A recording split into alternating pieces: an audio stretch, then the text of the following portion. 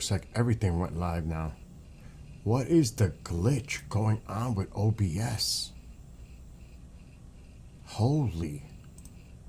I got Facebook working again, I think. I didn't get no error message. This is bizarre. This is bizarre. No more Trovo. I got rid of it. I'm gonna start getting rid of platforms that are like a waste. Kick and Trovo are done. Rumble stays, YouTube, Twitch, Facebook for now. I may start going to my X.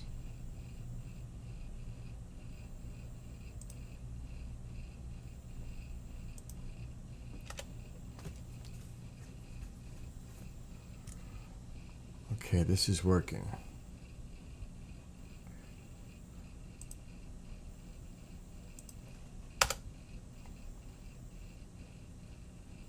Rumble is working. I think.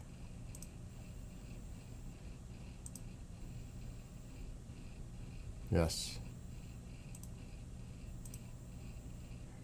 I'm doing some technical rebuild, and I gotta do it while I'm live testing. It's the only way.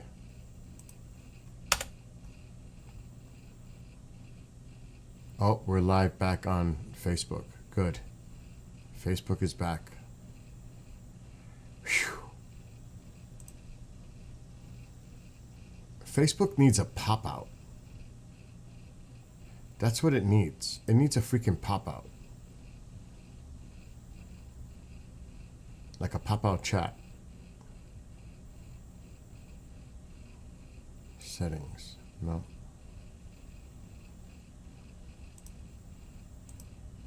Yeah, that's just opening up a little window. Let me see if I can pop out this chat. Fuck.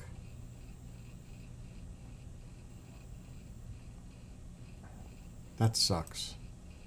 They really need to do a floater.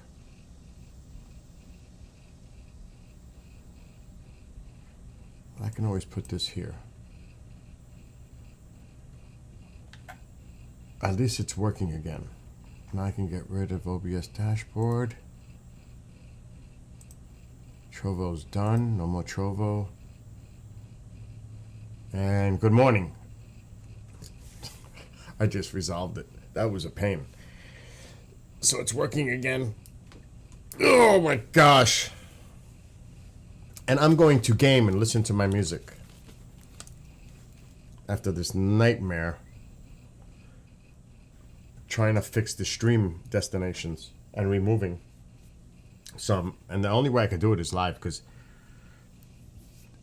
this thing can be glitchy. OBS Streamlabs can be glitchy. And there's a thing that you got to go to your dashboard that you can merge or unmerge your destinations, but you got to refresh it a few times, because sometimes you try it, it doesn't catch. I've learned that with Streamlabs, OBS. Sometimes it works, sometimes it doesn't. Well, for some reason, it works for Facebook right away, but then my YouTube wouldn't start. And I'm like, what the hell is that about? Then I stopped the stream and I rebooted it without touching a thing, and now YouTube is working. It's crazy. Rumble, never a problem. Twitch, never a problem. It's either YouTube or Facebook that has sometimes glitches. Not so much YouTube, though. Facebook, yes. Remember tomorrow. If you missed any of these chapters of the Rendlesham, I don't want to say necessarily, let me rephrase that. Echo Protocol, Veritas Obscura. I am still waking up, but Jesus Christ, it's a great animated series. 22 chapters. 4 have already aired. What's up, Headband? You don't have to shut up. Are you crazy? I want you to talk. Are you nuts? Piss me off. I'm kidding. No, dude. No. Don't shut up. We're not here to tell people not to contribute. Are you crazy? There's other people that do that, not me. But anyway, getting back to it. If you go to KJRADB YouTube, you can find the Green Veil chapters and catch up. There's 4 of them out already. 5 comes out next Thursday. And usually, if things work out with timing, we do a recap and a preview show every Saturday at 8 p.m. live. So you could catch up. You still got time. There's 4 out there. 5 doesn't come out till next Thursday. It's at 5:30 p.m. Eastern on Thursdays, even though, thanks to John letting me know there was a glitch. I'm telling you, I'm getting crazy with these glitches. They're driving me insane. They're driving me nuts.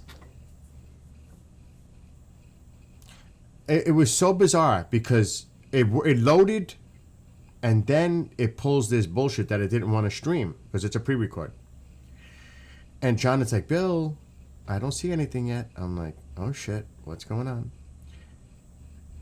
I deleted it because something was wrong. So then I went to upload the video. And then it tells me, oops, too high of a bit rate. I'm like, you. So then I had to compress the freaking file to bring the bit rate down, to reload it, and re-air it a half hour later as scheduled. I was tight because StreamYard's doing things. Oh my God. So it's like that. It can be like that. And I'm doing another live show. While all this is going on, I got to get ready for a live show, and I'm like freaking out.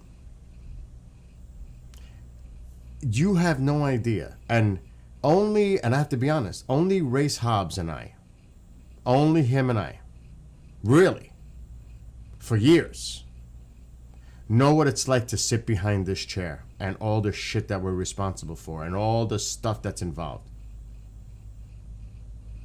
The responsibilities, the work involved. People think it's so easy. It's not freaking easy. It's not easy to run a network with all the programming and all the stuff that you're responsible for. Setting up streams, contacting hosts, contacting guests, setting up the streams, editing the show files, whether it's your stuff or syndicated. It's a constant barrage. A constant barrage. Setting, oh my God, it's constant. Technical issues that arise during any given show. Scrambling sometimes when a show is not going to air because someone is ill or something else happened, and now I got to scramble to set everything up again. It is a lot. So when one thing throws a cog in that wheel, it offsets me for everything. Because now I am so prepped every day to do my routine that if something happens, and another thing that drives me insane is when they throw shit at me at the last minute. I'm working other shows. I'm doing other stuff. You can't be hitting me with stuff. That's just not acceptable. What the protocol is, if you're going to set things up, now I can understand a show sending me something 24 hours prior because they want to keep it relevant and fresh content of the latest news that's going on. That's understandable, and even then, that's hard on me. Sending me 15 videos, 20 pictures for one show. That's still really difficult, but I'm okay with that. Because the main thing is that the show goes off exceptional. That's the goal. But my God, when shit is happening at the last minute, and yesterday was not anyone's fault but mine. But that's an example. When shit hits at the last minute, you can't be worried for emails coming in or texts or phone calls when you're doing another live show or prepping for another live show. It's just your focus is now, okay, I need 5 eyes, 4 arms. My focus is on that live show that it goes off without a hitch. Now I'm distracted by all the other shit that's going on behind the scenes. And that happens all the time. It's just it's the nature of the business. But that doesn't make it easier for me. And I know Race would agree with that 100%.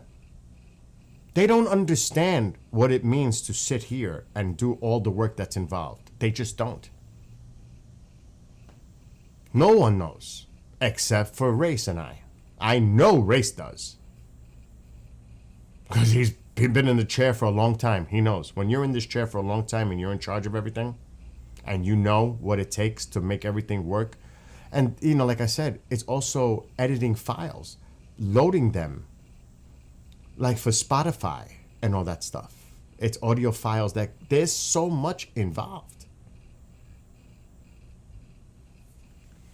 I love what I do, but sometimes it's like, my gosh, I need a vacation. We all do, right? When we work, it's like, I need to get away. I need to take this and throw it away. We all get that. It just comes with the territory. Even though I gotta say, I do enjoy it. I'm just saying, sometimes people underestimate how difficult it is to be in this chair. And I know Race and I probably the only ones, and maybe people that have that big responsibility of a network, not a show or a few shows, but a lot of shows. A lot of content. And, you know, you're also dealing with individuals and their character and their personalities. It's like you have to also get a degree in, like, communications. There's a lot involved. So, that's why I have my set protocols every day. Every day. I have everything set up. I'm days ahead, not just today. I'm always days ahead. I have to be, or I'd be in trouble. And another thing too is I cannot commit to other things and put a half-ass attempt on that when I'm so committed to this. That wouldn't be fair to the people that are asking me to do stuff, or for me to do something half-ass, because I don't do things half-ass. That's just the way I am. I'm a hyper, get-it-done person.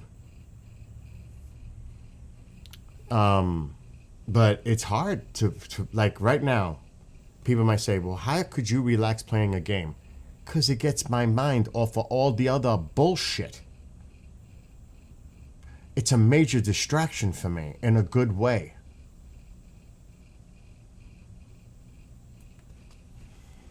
My God, it's not like I watch TV. It's not like I'm on my phone all day playing with social media posts and putting stuff up on Facebook and X and all that. You know, like posting all day long. So I don't do that. I'd rather sit here and play a game or Skywatch or something that takes my mind complete, or bike ride 100%. It takes my mind off all the other stuff, because in the moment, I'm listening to my music, I'm playing the game.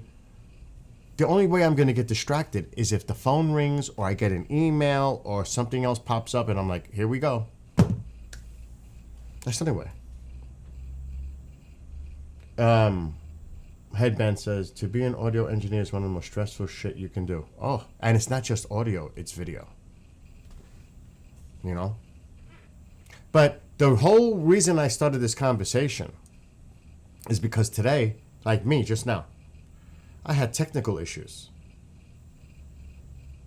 It hasn't been streaming to Facebook in a few days. And I'm like, what's going on? I didn't change anything. And this is, sometimes software gives a glitch. And I'm trying to figure out where's the glitch. Because I get pissed on shit like that. I do. It's not acceptable to me. Anything that happens, I have to figure out. Because it will piss me off. If I can't figure it out, there's a serious problem. Because usually I can. But it was OBS. OBS has a thing called, when you're messing with the multi-streaming platform, you have to go to your dashboard. It'll say it, dashboard home. I'm looking at it right now. So it opens up all the links that you're associated to that are it says merged. So like my YouTube, my Twitch, all these channels that I stream to are merged. Like right now, I got rid of Trovo. I'm done with Trovo. I'm done with Kick. They're gone. Kick's been gone for a few weeks now. I just said goodbye to Trovo. because I opened up another area of a destination. I have a destination as TikTok, but for some reason that's not working. But if I go on TikTok Live Studio, it works. See the glitch? It's insane. And that's a TikTok thing. That's not an OBS thing. That's a TikTok thing. So like right now we're streaming to my Facebook, 2 of my YouTubes, Rumble, which never gives me a problem. Rumble is so freaking reliable as a RTMP permanent stream key. And we're on Twitch. So we're on 5 platforms right now. Now I could open up TikTok and share this screen from OBS onto the TikTok screen, and it'll work. But I'm not going to. You know why? Because I'm cursing and I'm doing all that. If I did that on TikTok, I'm done. I'm so pissed with this stuff this morning, with this, trying to figure this out with this Facebook thing on. But it's working now, because I could see my stream is working on Facebook over here. But that just drives me nuts. You had no idea. Stupid shit like that. But that's how I got into the whole working behind this chair, like my old brother from another mother, Race, knows. It's not easy to sit in this chair and maintain everything smoothly. There's always something that comes up to stick it in. And like tonight, I'm prepped. Tonight's going to be good. Well, of course, Martin has, his show was on last night live. I run the rebroadcast for audio only. But thanks to Martin, I can run it live on KGRA's Rumble. So Martin is awesome. Then the Bishop is going to be talking about the blood moon, I think. Let me see. See, that's another thing. I have all the show titles and descriptions. It's so long, you wouldn't believe it. You wouldn't believe what I'm looking at. That's how much shit upcoming. It's huge. And I have to scroll just to find it. Blood Moon Curse Fact or Fiction. Tonight, Bishop Long takes a deep dive into the phenomenon of the blood moon. From ancient myths and legends to modern scientific explanations, he'll explore what's fact, what's fiction, and why the striking lunar event continues to capture the human imagination. Join the discussion as history, faith, and astronomy come together under the glow of the blood moon. So that's tonight for the Bishop. He's on for 2 hours. Then, Jason White, Into the Fire. He's got a heck of a guest. And again, you know, people may not like it or like it. That's up to the person. He will have former County Sheriff Mark Lamb, also known as American Sheriff. After being a business owner for over a decade, he has joined the world of law enforcement in his 30s and has thrived as a leader in his field from day one. Valedictorian of his training class, Rookie of the Year, Officer of the Year, Detective of the Year, now Sheriff of Pinal County. He has always risen to every challenge in his path. His empowering leadership skill, Western attire, and huge smile have set him apart from his peers, and no-nonsense approach to law enforcement has made him a beacon of hope to many in his county and all over the world. He's a frequent guest on Fox News and other national outlets. Lamb was featured in 20-plus episodes of the #1 rated cable TV show Live PD on A&E. Then that happened between 2017 and 2018. Featured in season 5 of 60 Days, on and on and on. So this guy's going to be on it from 8 on. So 2 shows are going on at the same time. But not me, thanks to Amanda Curran doing the work she does for the station as a producer. She does Into the Fire, Briefing with the Chief, iDetective. She's got her hands full, and I thank her from the bottom of my heart doing what she does. Then at 9 o'clock, I don't know if Annie's going to be doing the show tonight, but Annie and Jeff usually do a show on the conscious spiritual sense, positive messaging, usually. And then tonight at 10 is a World Awakening. Now, I don't know how Annie's feeling because she's been getting her treatments and she's going through some, health issues right now. But if Tony Rathman is on tonight, and he's a dear friend of mine, Cherie, his wife, the family. I actually went on an investigation with him in Staten Island with his team at the time. And he'll be the guest. He's got this device, Statacom 3.0. We've got a bunch of clips. Now, if Annie can't make it, I'm going to do the show as the guest host with Tony. No doubt about that.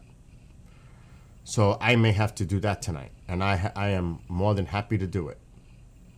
And I'll have a lot of fun with Tony talking about this stuff because I know this stuff well with him. It's actually one heck of a device. That's what I'll just, without cursing. It's awesome. You have to, I'm going to have the clips on the screen. I loaded them. You have to just reach your own conclusion, but it's impressive. It's impressive. So there's my night. It starts at 6 till 11 at least. So what time is it? A little after 11?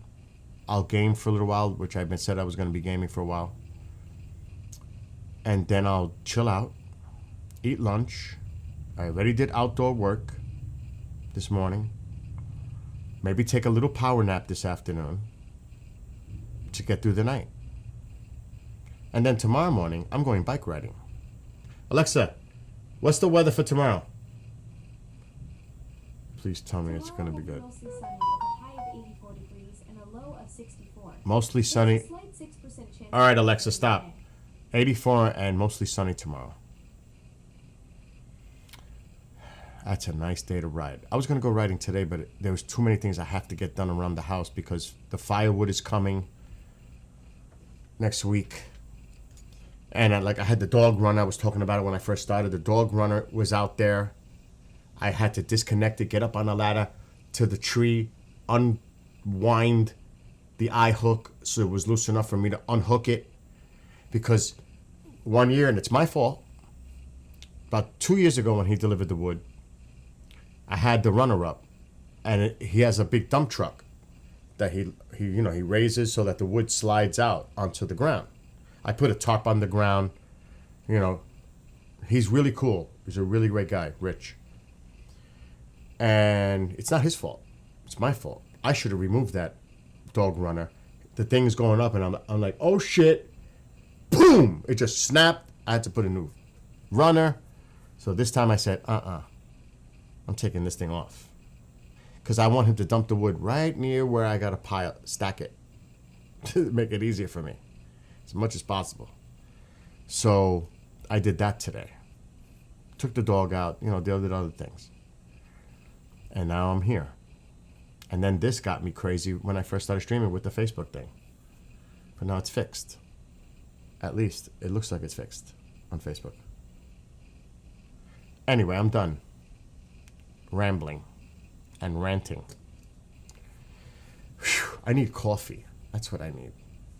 It's a beautiful day here. Let me see. Let's go to Ring. Ring. Ring, ring, ring. It is a beautiful day. Thank gosh that hurricane has moved offshore. I looked at the maps. There's nothing that looks like it's coming our way. I'll just say for the next 5 days because I don't trust the models. That's all. It says nothing for 2 weeks, but I don't trust it. Okay, game. So the dog runner, you would see it on the camera in the past going this way to a tree. Back there. Not this. All the way in the front of the house. So it's gone. I disconnected it. It's gone. So that was a big deal this morning, getting up on that ladder. And it's high. It has to be high. So that it's high above the ground. And then I have it perfectly measured, the cable that attaches to it, for him to be on it, where it's just right. He has a little slack, but not a lot. Because he's going up and down the runner. Huskies are notorious for escaping. So that harness, if it gets too loose, he'll find a way. He will find a way. Oh my gosh. It's just enough for him to be comfortable with a little slack, but not that he can pull the line sideways and go insane. Like if you have it too long, oh God, I've had that nightmare in the past. And then getting tangled with other stuff. Because I have the tripod out there. I have other things out there. Not good. So it was perfectly measured. And he loves it. In the summertime, spring, fall. Winter, I don't use it with him. There's a lot of time there could be snow there, which is... Last winter, though, it was crazy cold. Normal, actually. Normal cold. We didn't have much snow anyway. Though we could have gotten more, but we didn't. Because the temperatures were good.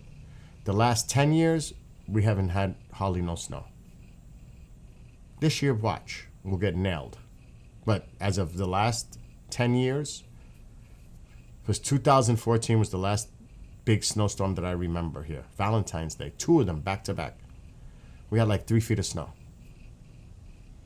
That was a big one. Nothing's happened like that since. And it used to snow a lot. I remember when I first moved here 20 years ago.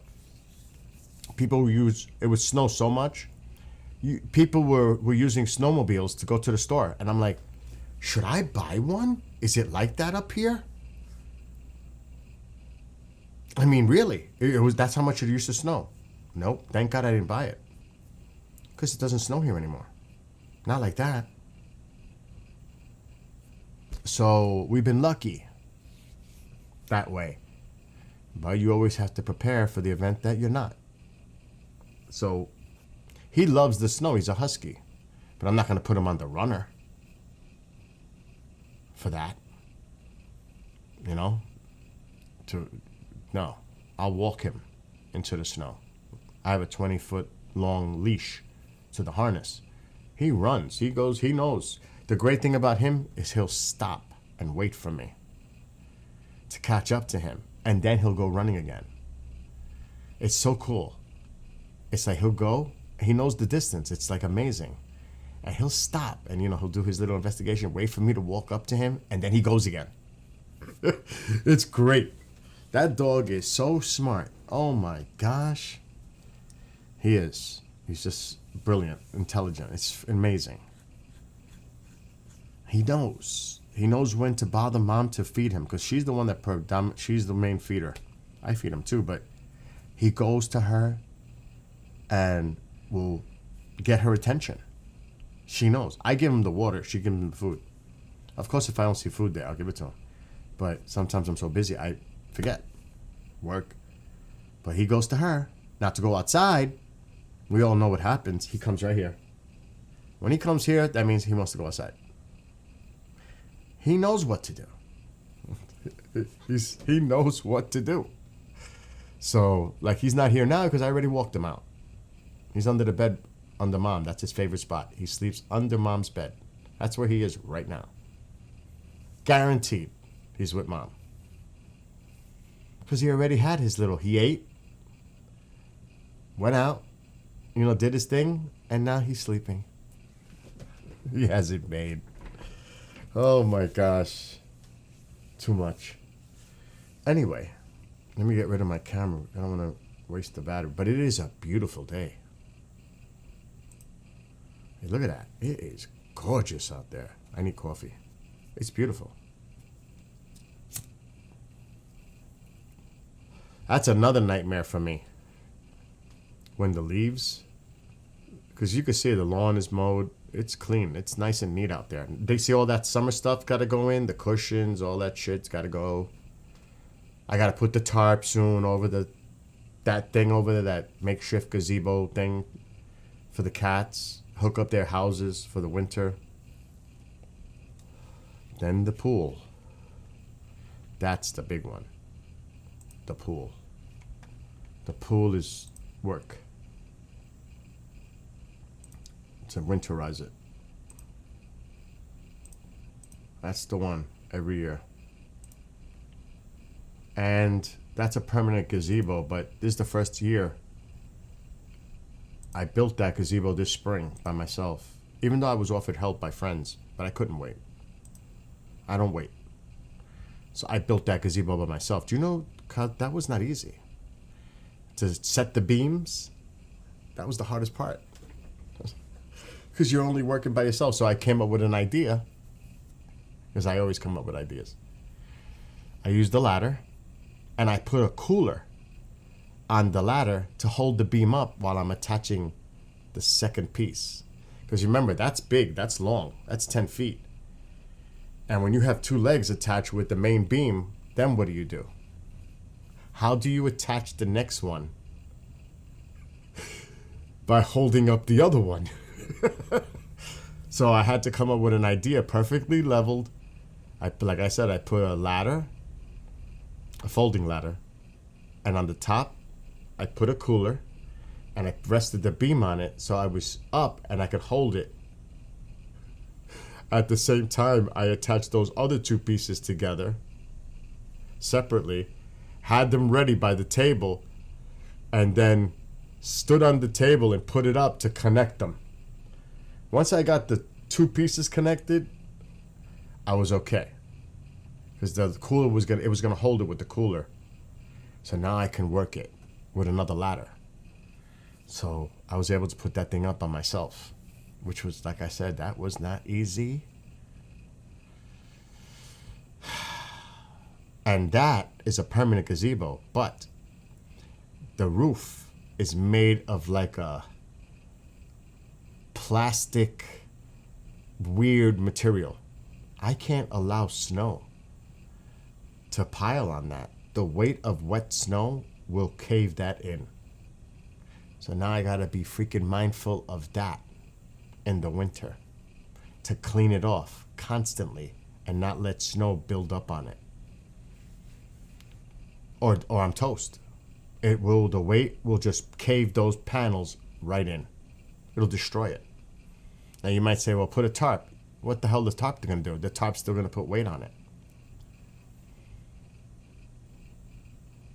Unless I was to build a secondary, which would be insane thing, but still the weight of it, that weight could collapse on top of that gazebo. So I'm gonna have to keep an eye on that throughout the winter. If there's a threat of a snowstorm, I'm done. If it happens at night and it's like 2 inches per hour, I'm gonna have to stay up just to make sure it doesn't pile up on that. That's crazy, but that's the reality. Now, could I? Because you want the light to get through, and it might look ugly. Could I put, which I am thinking about it now, sheet metal, like the ones I put in the gazebo in the front of the house, on it? I bet I could. I bet I could, now that I think about it. At least as a temporary thing for winter. Shit, I just thought of that. See, in the front of the house, you'll see it. How I built it to this thing to keep it alive. That shit is 20 years old, and I'm surprised it's still standing. You see this? See how I put the metal so that the snow will fall toward the sides? You see that sheet metal? Well, I can do that same concept in a different way. It wouldn't have that bubble. I would just run the sheet metal straight down and space it so it's not going to put pressure on the middle where the panels are. I could definitely do it. I just got to think of the way. The sheet metal would be better because the snow's not going to put too much weight on it, and per inch it could still come down a little bit, but it's thick, it's heavy, it will slide before that happens. So I have to think about that. I'm actually really I'm glad that I'm thinking about it. Now I'm gonna look one more time. I would have to cut it. The top is toast. I'm not taking that shit apart. Because that has, I don't know if that has panels. It does, I think.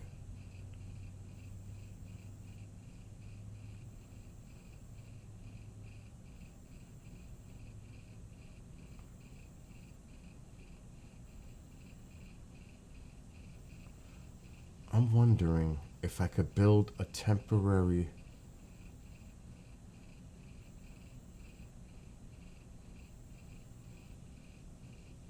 I would have to go outside and look.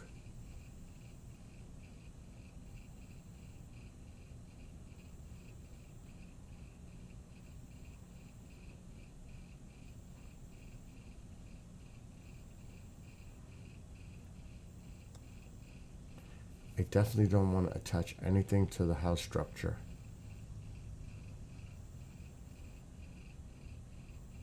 Because I'm thinking if I put that sheet metal, this is high. I would have to get something that goes up this high at an angle coming down. But that would be insane. Because you see these studs, these 4x4s, I can apply a stud to that, another 4x4, and screw it right in to bring it height. And then put something across it to connect the two, to rest that sheet metal. But then here's the problem here. I don't want to do anything to the structure of the house or on the weight of the gutters. So I would have to come up with an idea on how to support that here. But it can be done. I'm just gonna have to really think about that. I don't want to put weight here at all. It would have to be a standalone. I'll just think about this. But I have to come up with a plan.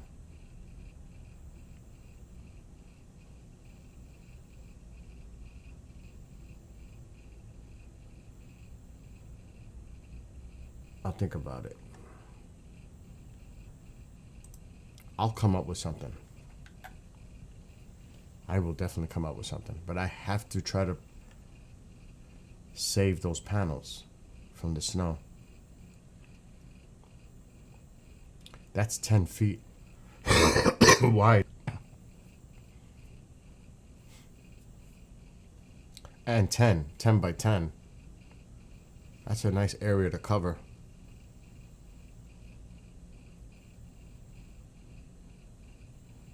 I'll just see what happens with the weather, but we haven't gotten much snow, but watch, this year I'll get pounded and I'm gonna pay. I'm gonna pay.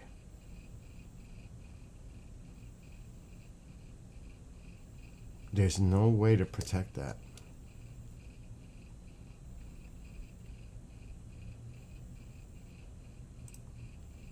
Let me see something. And now with prices going up in lumber and everything else, fuck. Supply to supplies might be crazy.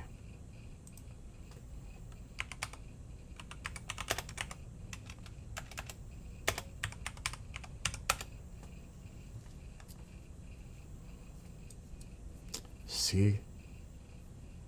Wow. That's just insane.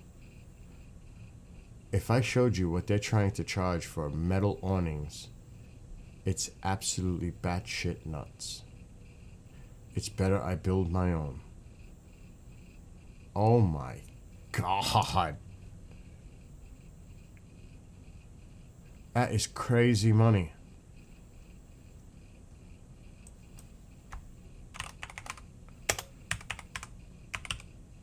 I'm gonna look for sheet metal. Oh, I should have put roof.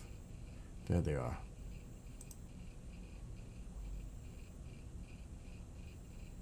Wow, it went up to $44. That shit used to be fucking $30. It's gone up. The 3 foot by what? Oh, that's a 3-pack. Let me see. Free ship to shore. Store. I wanted to shit on fucking home. Delivery. Free. Pre-cut 3 foot. That's short. That's why it's 3-pack.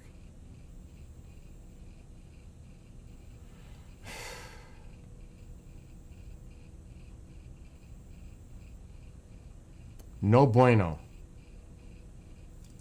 No bueno.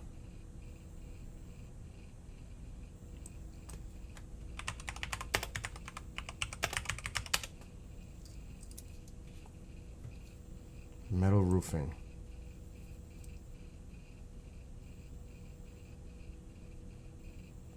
Okay.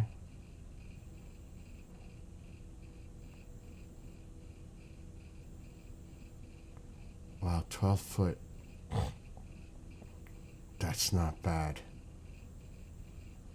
I gotta read the details on this.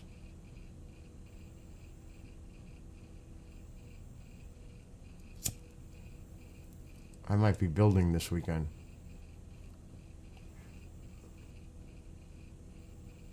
Specifications. Product length is 12 feet. Product width is 3.5. So I would need 4.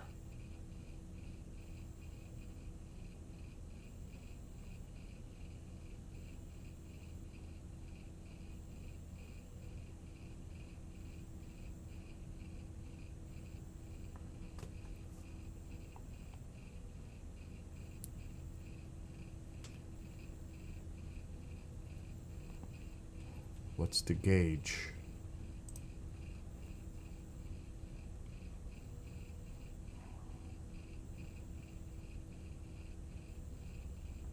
Has to be a good gauge.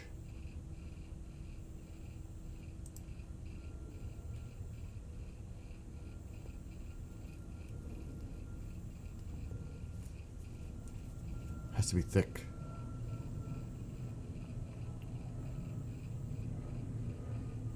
Product date specifications.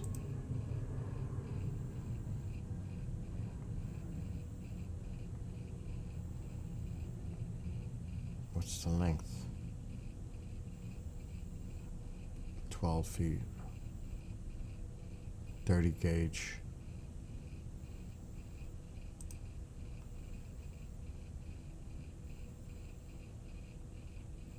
This is a 31 gauge. It's 8 foot though, no good. No bueno, no bueno. That's 29.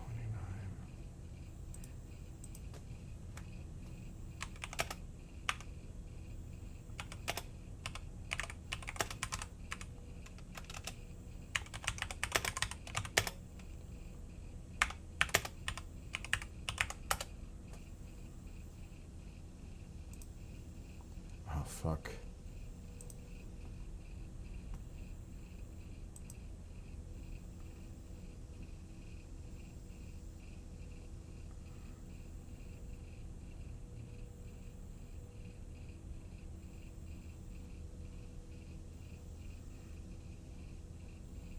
Okay.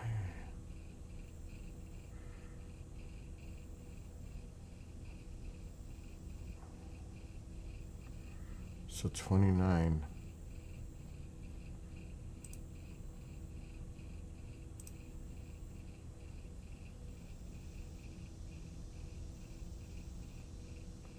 Here we go. 36-inch wide.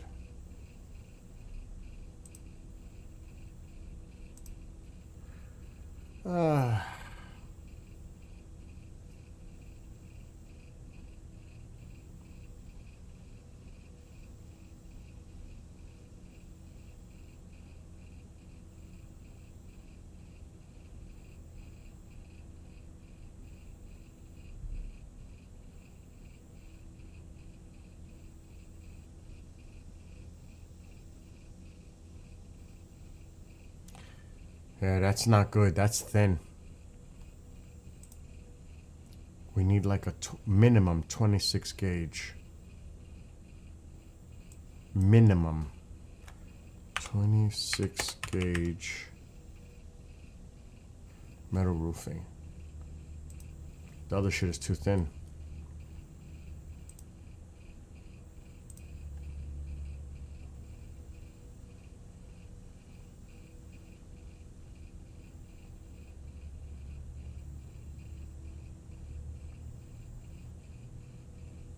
I'm gonna have to do research on this.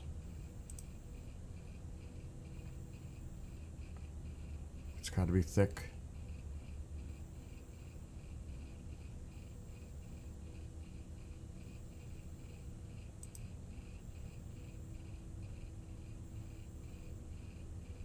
Dirty gauge, no good. Anyway, I'm not gonna obsess on that. I'm gonna have to look at it. What's up, Nick? All I know is I have to come up with something to protect that gazebo in the winter.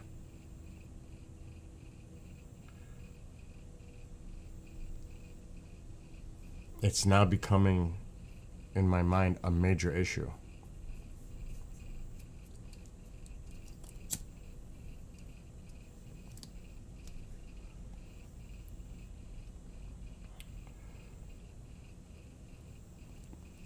Unless I just go outside and clean the freaking thing every time it snows.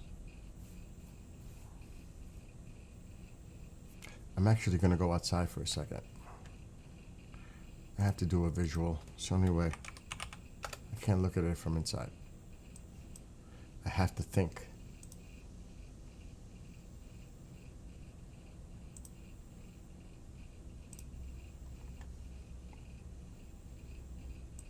It's the only way.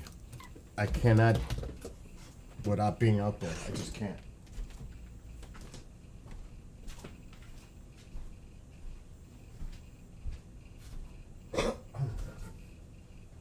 How would I do this?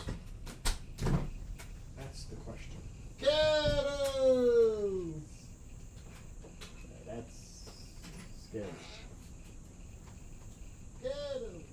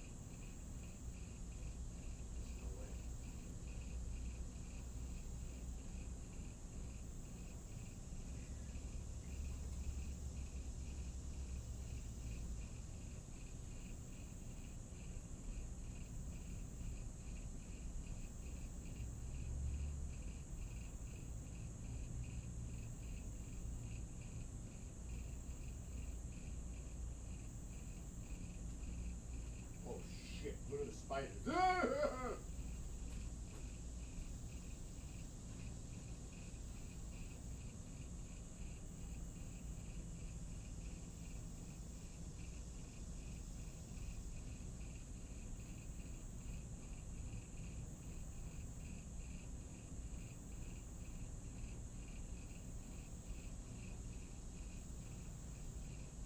Even on the top, that's gonna be a bitch.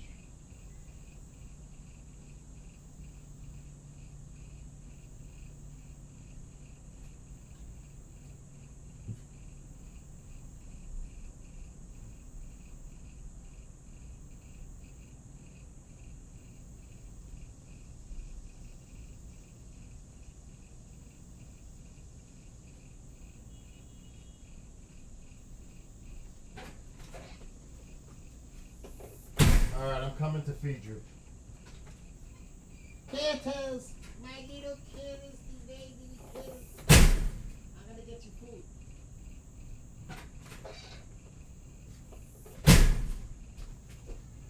They're waiting for food.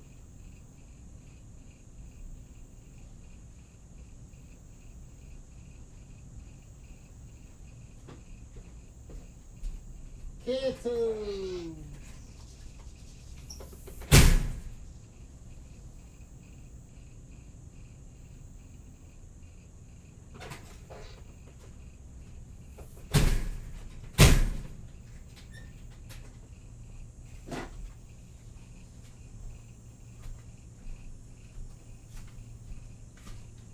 Okay, so I am not putting anything on top of that. I'm not going to worry about it because the panels, I forgot when I installed it, they're not that big. You got to think about the pressure per square inch and how much of a angle there is for stuff to slide off. Plus, that also isn't as weak as I thought it was going to be by looking at it. So actually, I'm not going to go nuts. I'm not. Because it's not as bad as I thought it was. Weak. So I think it'll be all right. If not with a foot of snow, that's a different story. I'll just keep cleaning it, but it's not as bad as I thought. Now what I'm going to have to get, for sure, and I'm going to see right now, I'm going to order that shit, is not a broom, a squeegee, like a long squeegee you would use for the driveways. Get a squeegee where I can get up on the ladder and pull the snow off. That's what I need. But a nice wide one. Not a brush. Squeegee. Broom? Broom. It's got to be long. Walmart might have them. Those are, see, now that's good. Free shipping. 17.5-inch wide. Let me look at this one.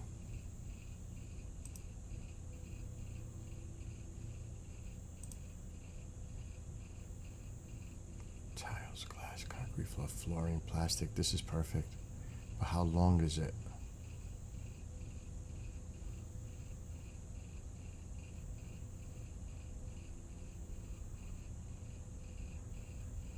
That's a 30-inch.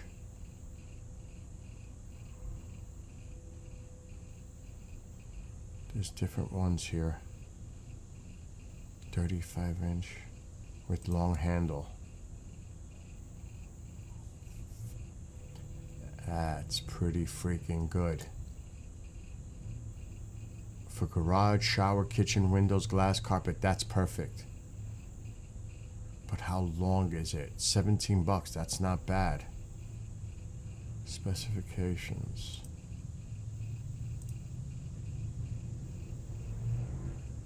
Are you serious? What kind of specifications is that? What's the length? Views all specifications.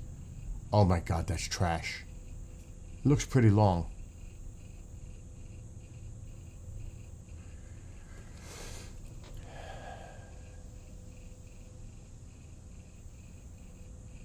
Uh-uh. 36.4-inch long handle? That is garbage.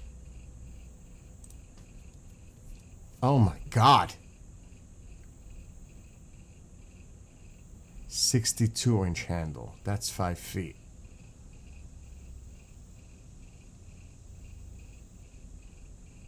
Five feet is adequate if I'm on the ladder.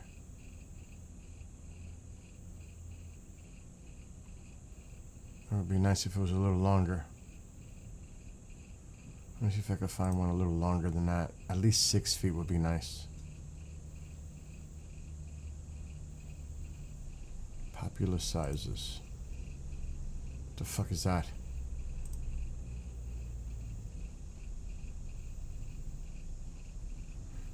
I'm gonna check Amazon.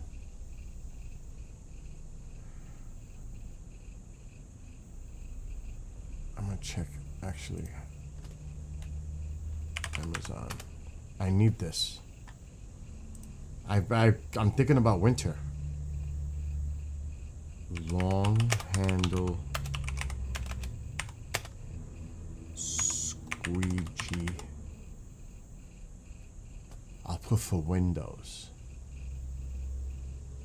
For outdoor windows.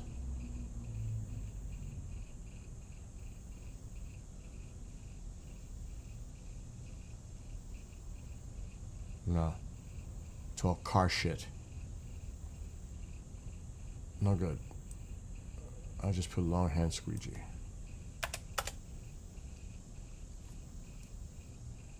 Oh, I like that one. it's small.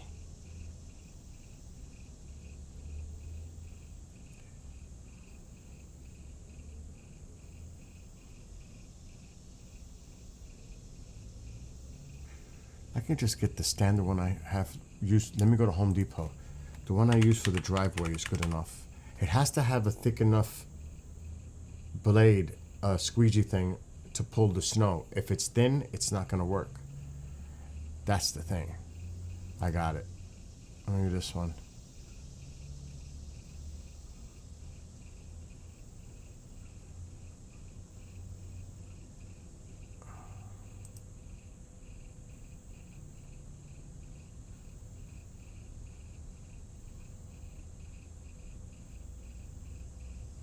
No good.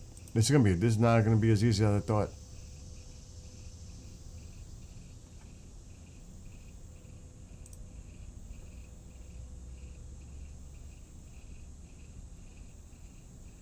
How long?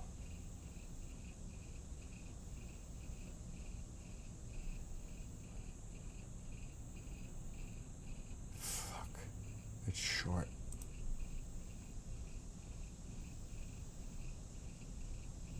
.50" 58".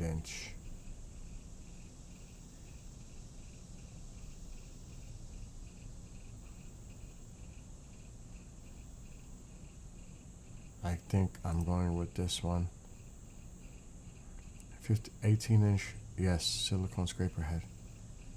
Concrete floor, multi-towel glass, pool cleaning, perfect. 58". That's 5 feet. Gonna have to do it. Yep, I'm gonna have to do this one. That's the one. Add to cart.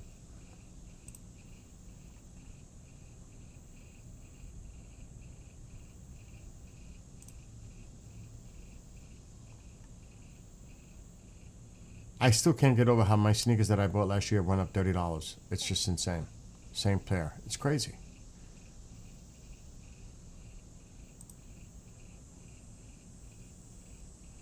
Okay, I got the squeegee. Now I can get off this topic. Oh my God. No, I'm trying to figure out how I'm going to clear that backyard gazebo in the winter with snow. I just bought a nice size squeegee to pull the snow off. Pain in the ass, actually. I'm good now. I got Facebook working again. Everything's good. And now I'm going to game for a little while.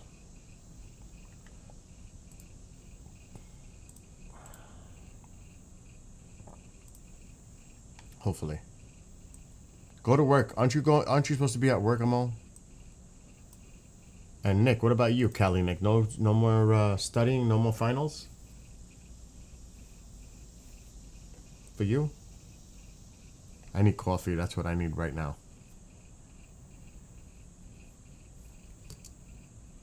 That's what I'm going to get. Coffee. I need coffee.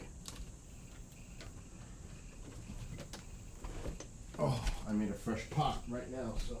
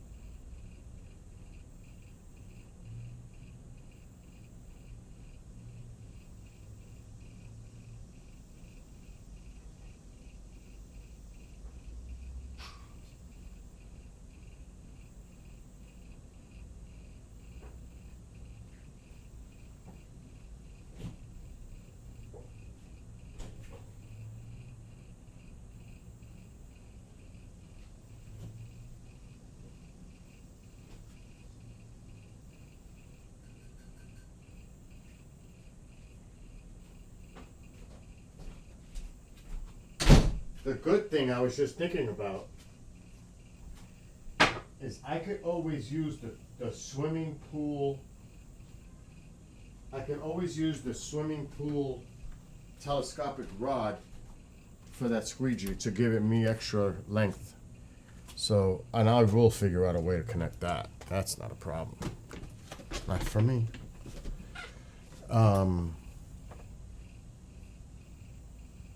Speaking of weather, it'll hit 105 degrees here today. Oh, sucks to be you. If we hit, I think we're supposed to hit 80 today here.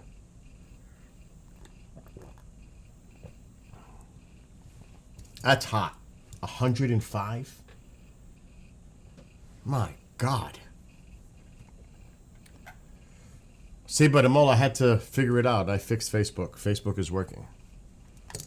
No more Trovo. I got rid of Trovo. Trovo's done. Bye-bye Trovo.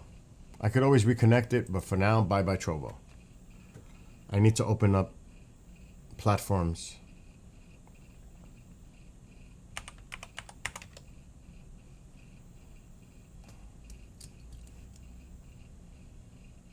There's Twitch, there's Rumble, there's YouTube.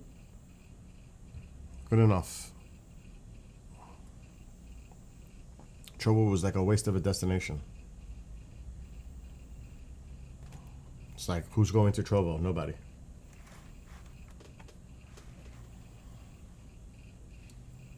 Now Facebook doesn't want to load. I tell you. Firefox, sometimes, I tell you. I bet you if I open it up with Google, which I don't like to use, it'll open. Let me see.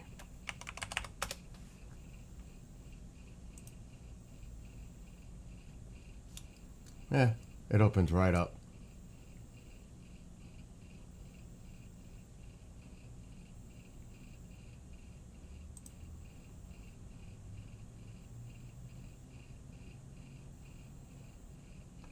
Okay, now it's time to game. With my music. And that's tough. As simple as that. Tough.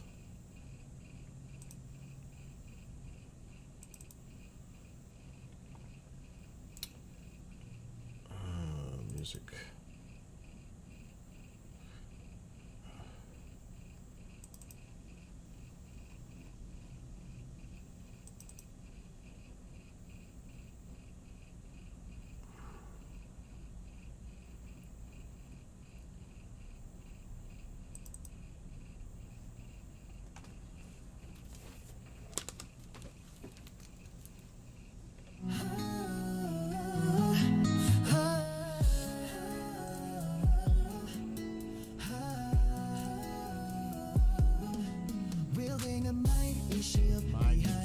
I gotta mute Facebook.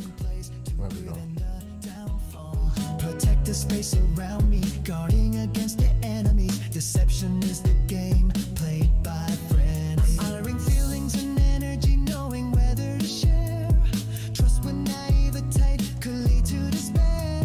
Communication breakdown, misinformation misguided. Birth of unfounded truths, scale way so one-sided. Crossing imaginary line, no respect for another. Stones thrown from a glass house, volleys hit to each other.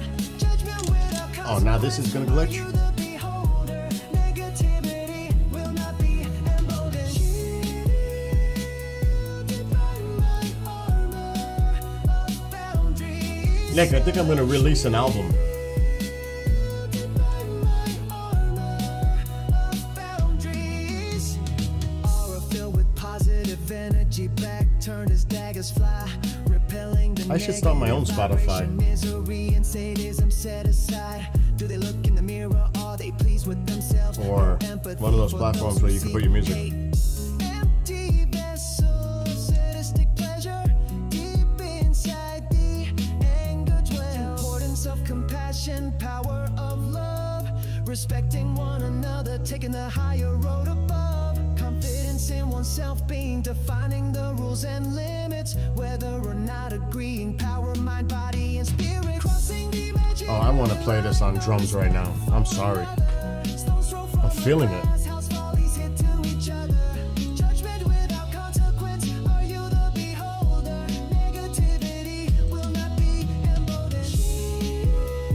I get in these moods.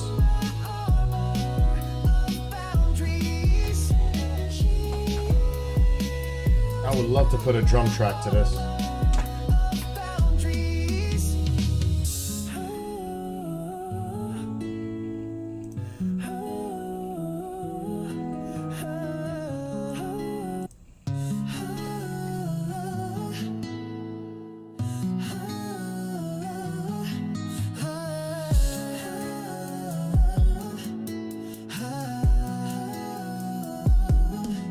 Wielding a mighty shield behind a great wall, countermeasures in place to prevent the downfall. Protect the space around me, guarding against the enemy. Deception is the game played by friends. Honoring feelings and energy, knowing whether to share.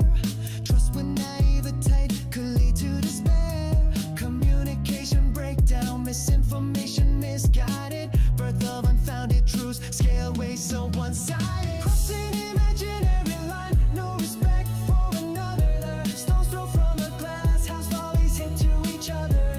Judgment without consequence, are you the beholder?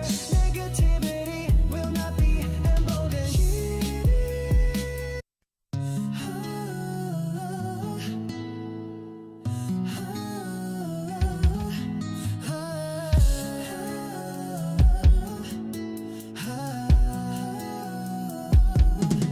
Building a mighty shield behind a great wall, countermeasures in place to prevent the downfall. Protect the space around me, guarding against the enemy. Deception is the game played by friends. Honoring feelings and energy, knowing whether to share.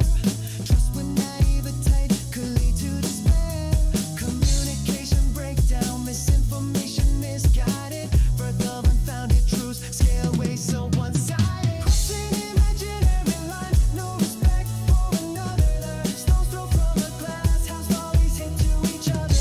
Judgment without consequence, are you the beholder? Negativity will not be emboldened. Shielded by my armor of boundaries. Shielded by my armor of boundaries. Aura filled with positive energy, back turned as daggers fly, repelling the negative vibration, misery and sadism set aside. Do they look in the mirror? Are they pleased with themselves? No empathy for those who seek hate. Empty vessels, sadistic pleasure, deep inside the anger dwells. Importance of compassion, power of love, respecting one another, taking the higher road above. Confidence in oneself being, defining the rules and limits, whether or not agree.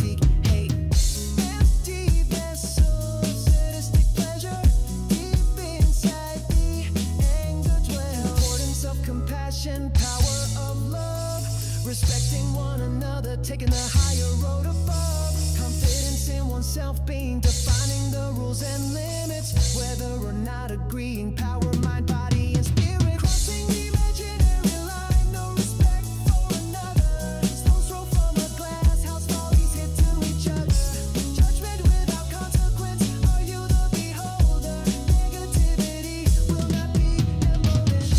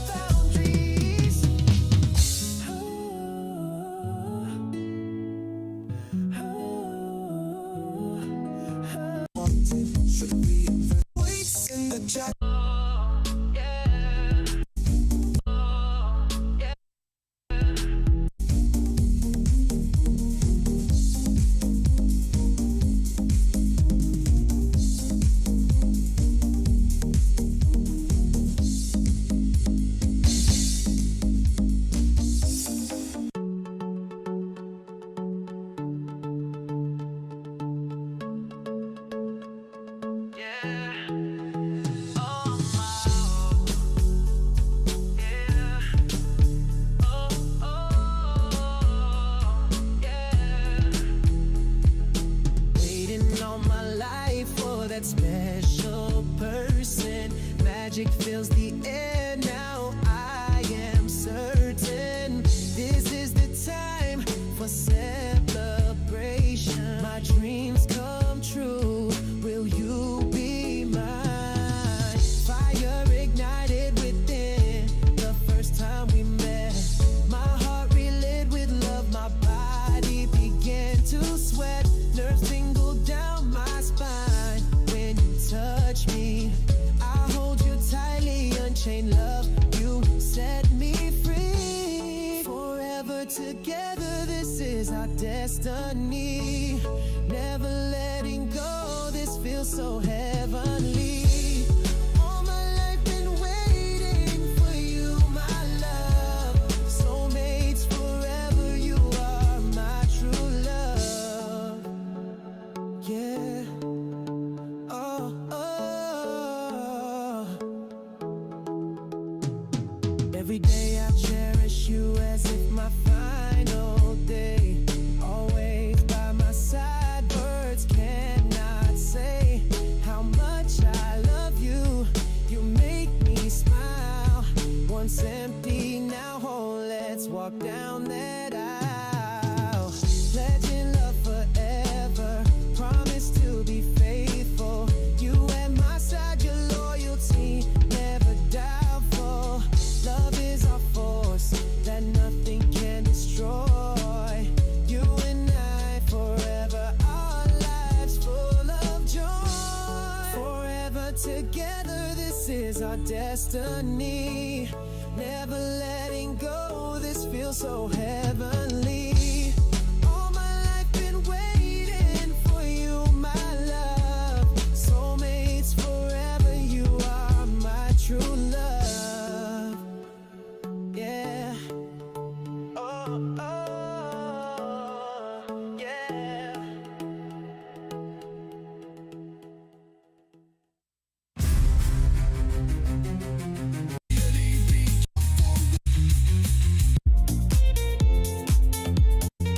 Despair, communication breakdown, mission.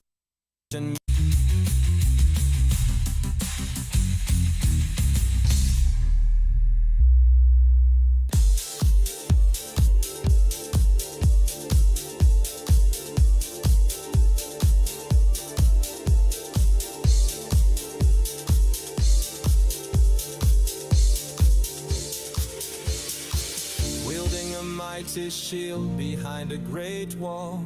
Countermeasures in place to prevent a downfall. Protective space around me, guarding against the enemies. Deception is the game played by frenemies. Honoring feelings and energy, knowing whether to share.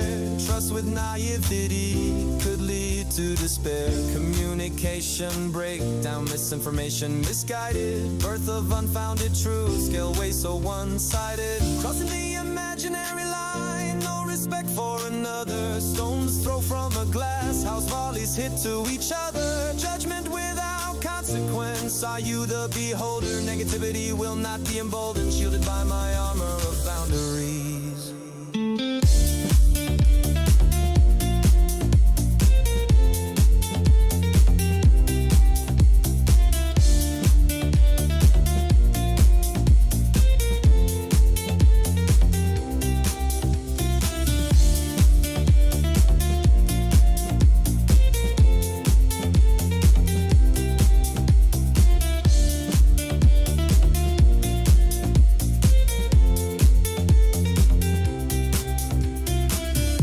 Aura filled with positive energy, back turned as daggers fly, repelling the negative vibration.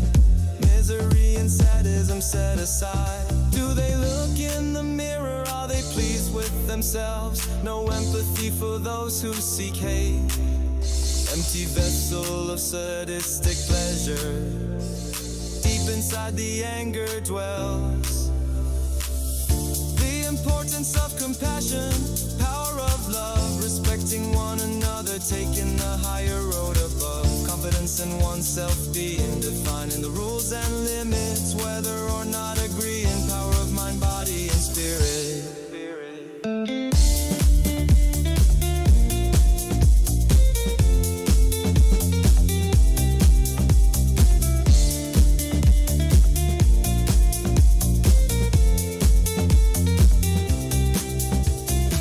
Crossing the imaginary line, no respect for another. Stones thrown from a glass house, volleys hit to each other. Judgments without consequence. Are you the beholder? Negativity will not be emboldened, shielded by my armor of boundary.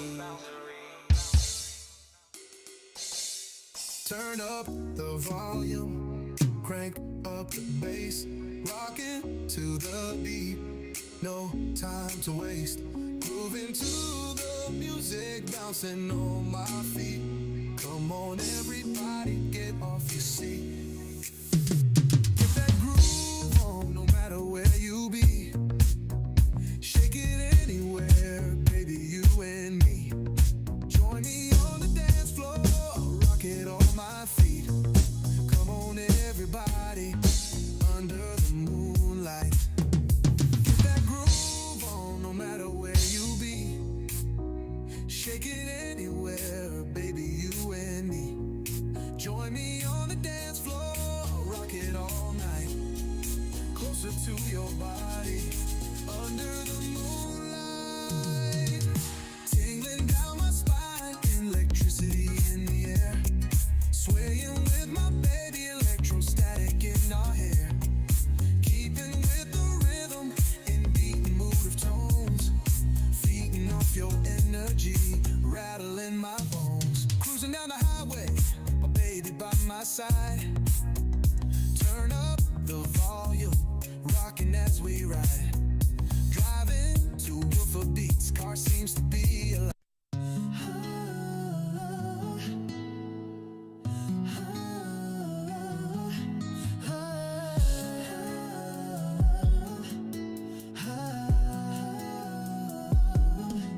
Wielding a mighty shield behind a great wall. Countermeasures in place to prevent a downfall. Protect the space around me, guarding against the enemy. Deception is the game played by friends. Honoring feelings and energy, knowing whether to share. Trust when naivete could lead to despair. Communication breakdown, misinformation misguided. Birth of unfounded truths, scale way so one-sided. Crossing imaginary line, no respect for another. Stones thrown from a glass house, volleys hit to each other.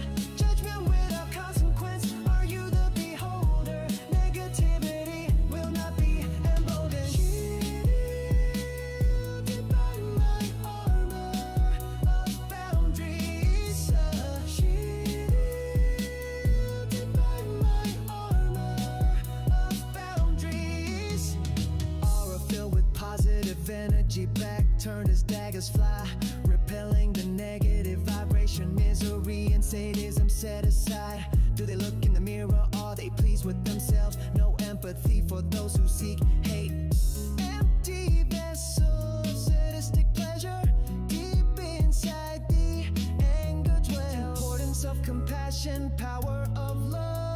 respecting one another, taking the higher road above. Confidence in oneself being defining the rules and limits, whether or not agreeing, power, mind, body, and spirit. Crossing the imaginary line, no respect for another. Stones thrown from a glass house, volleys hit to each other. Judgment without consequence, are you the beholder? Negativity will not be emboldened. Shielded by my armor of boundaries. Shielded by my armor of boundaries.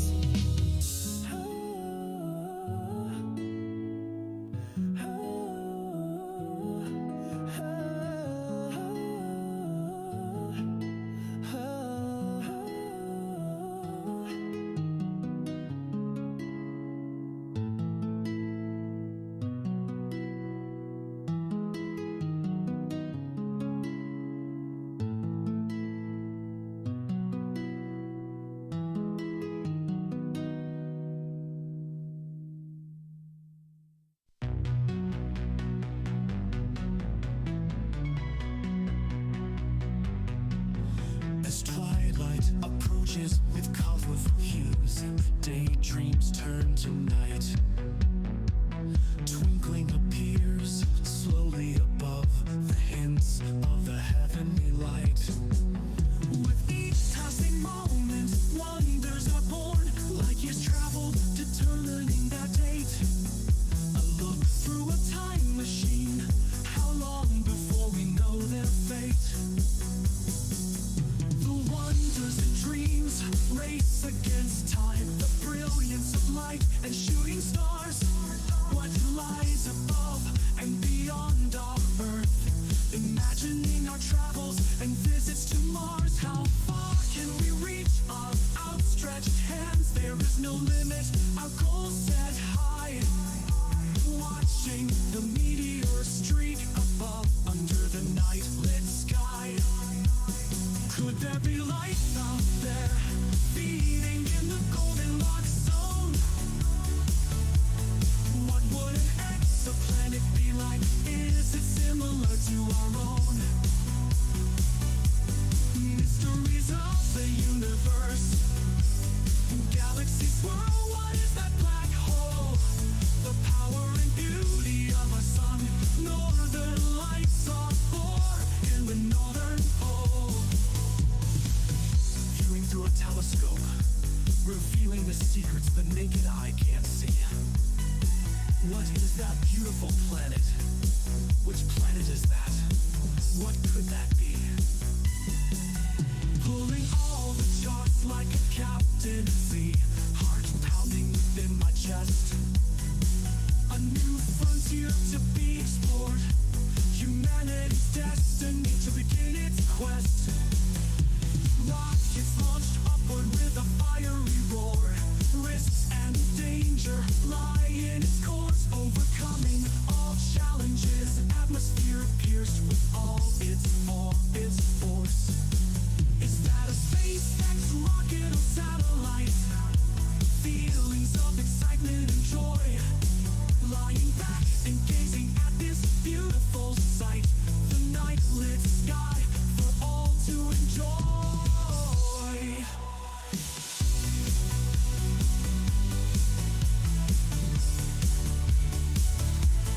Could there be life out there, feeding in the Goldilocks zone? What would an exoplanet be like? Is it similar to our own? Mysteries of the universe, galaxies swirl, what is that black hole? The power and beauty of our sun, northern lights are born in the northern pole.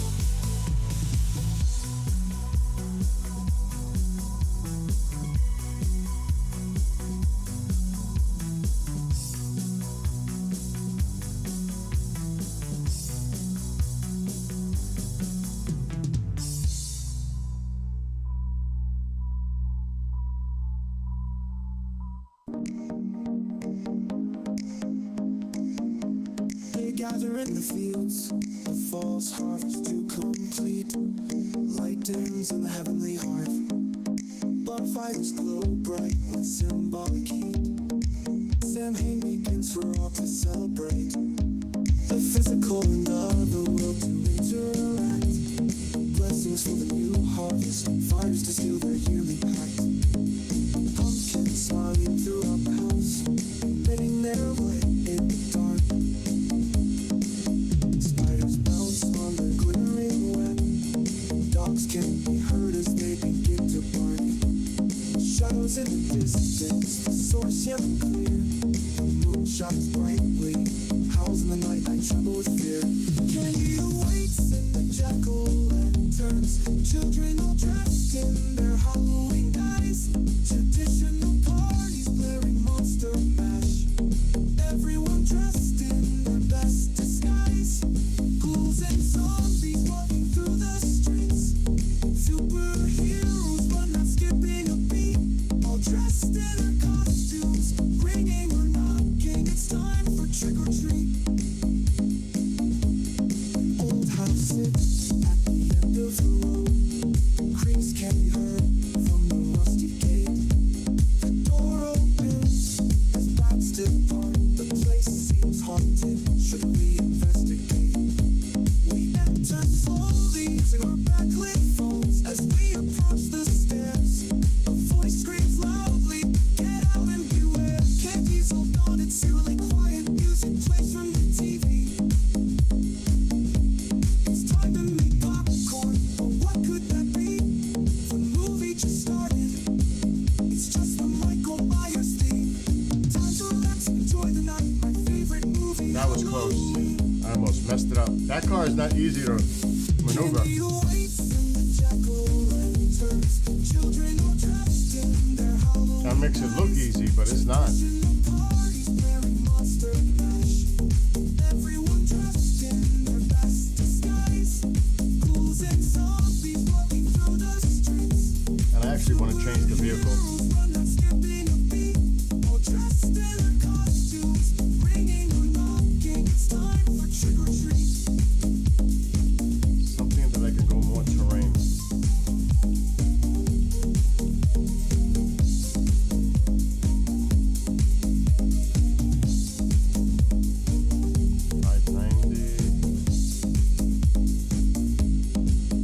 Oh God, no. That reminds me of something. Hell no. Children all dressed in their Halloween guise. Traditional parties bearing Monster Mash. Everyone dressed in their best disguise. Ghouls and zombies walking through the streets. Superheroes but not skipping a beat. All dressed in their costumes, ringing or knocking. It's time for trick or treat.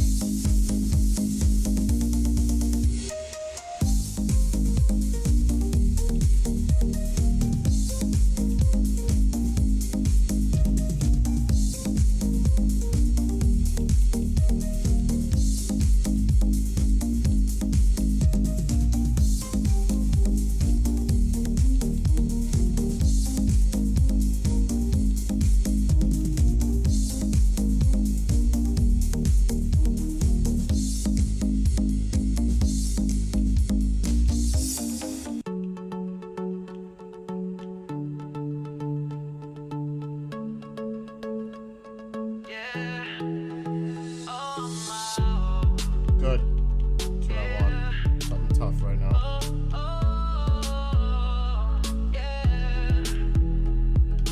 Waiting all my life for that special person. Magic fills the air now. I am certain this is the time for celebration. My dreams come true. Will you be mine? Fire ignited within the first time we met. My heart relit with love. My body began to sweat. Nerves tingled down my spine when you touch me. I hold you tightly, unchained love. What You the hell is set this? me free. Forever together, this is our destiny. Never letting go. Oh, this jeez. feels so heavenly. All my life been waiting for you, my love. Soulmates forever, you are my true love. Yeah. Oh, oh. Every day I cherish you as if my final Oh, this will be interesting. day. Always by my side, words cannot say how much I love you. You make me smile. Once empty, now whole. Let's walk down that aisle. Pledging love forever. Promise to be faithful. Oh my You at God. my side, your loyalty never doubtful. Love is our force that nothing can destroy. You and I Holy forever, our lives full of joy. Forever together, this is our destiny. Oh, he's cheating. Never letting go, this feels so heavenly.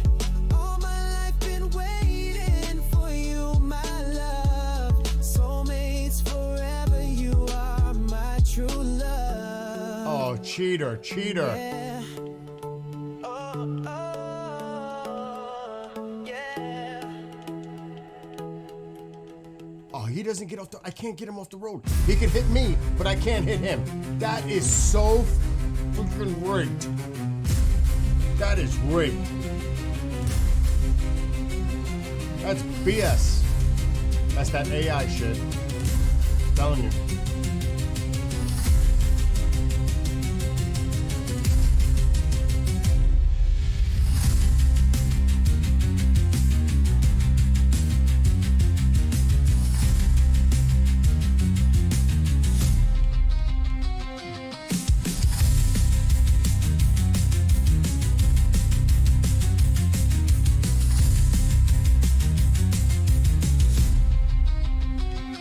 Thunder roars in the distance. Lights appear in the sky. Streaks zigzag above. Top guns blazing as they fly. Battle stations for the fleet. Defense countermeasures in place. Emotions whirl within with apprehension. Soon to engage face to face. What the fuck was that?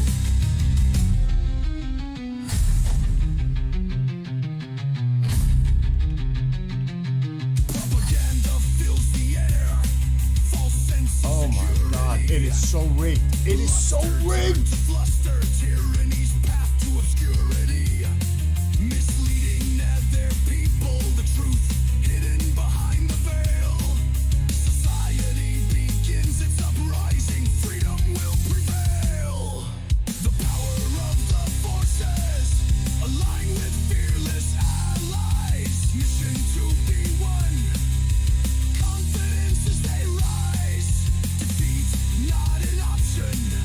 The enemy will lie in defeat. Oh my god. War begins. Get the hell out of my way. Thunderous with every beat.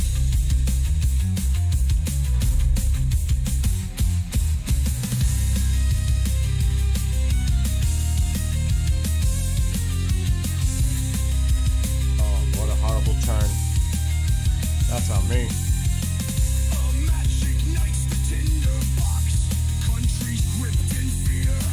Will this Oh, that's why. I'm turning it in the air. No good. No bueno. allies against the evil axis? Struggle between good and evil. Viewed through different lenses. In the eyes of the beholder. I'm in trouble. When you rewind, you're screwed.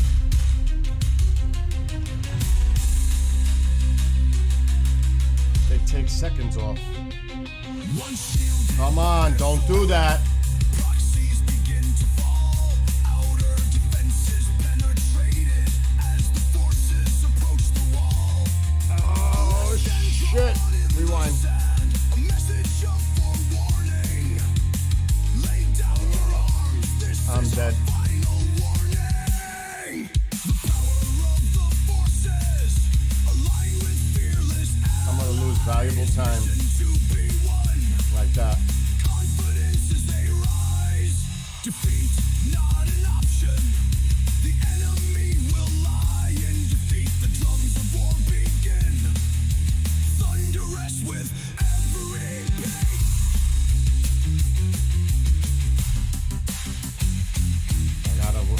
bass there.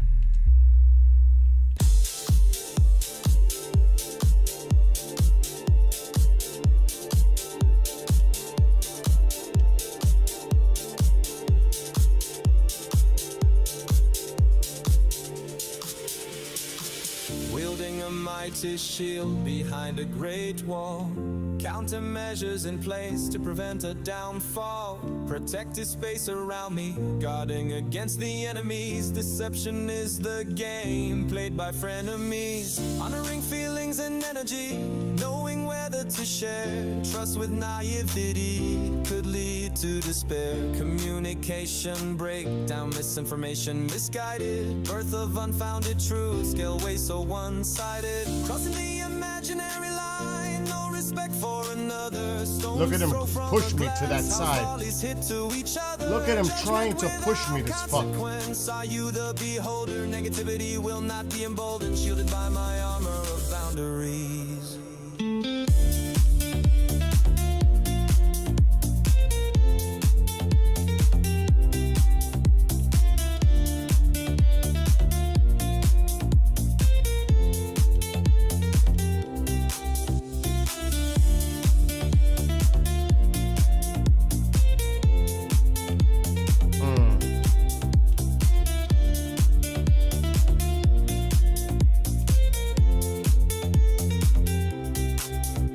There he comes. Aura filled with positive energy, back turned as daggers fly, repelling the negative vibration.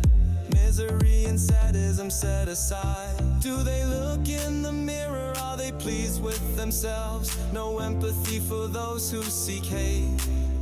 Empty vessel of sadistic pleasure.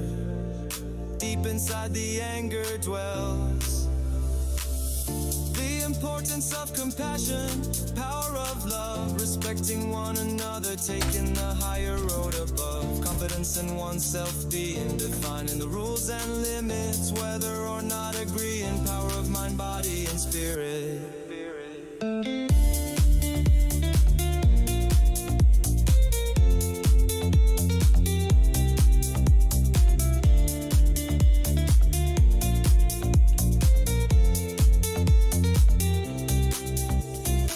Crossing the imaginary line, no respect for another. Stones throw from a glass house, volleys hit to each other. Judgments without consequence. Are you the beholder? Negativity will not be emboldened, shielded by my armor of Boundaries, boundaries.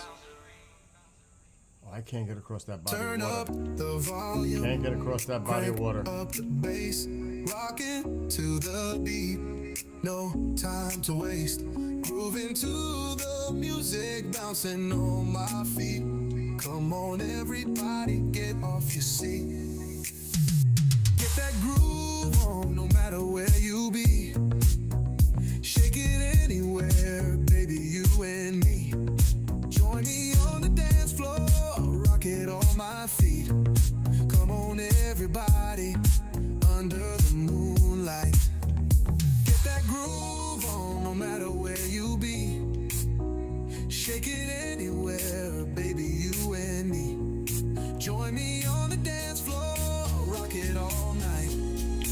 We're not gonna get around that.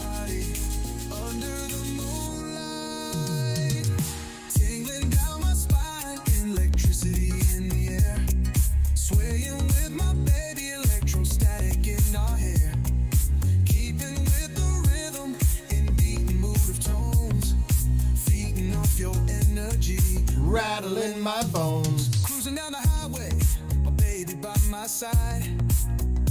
Turn up the volume, Mountains, rocking as no? we ride.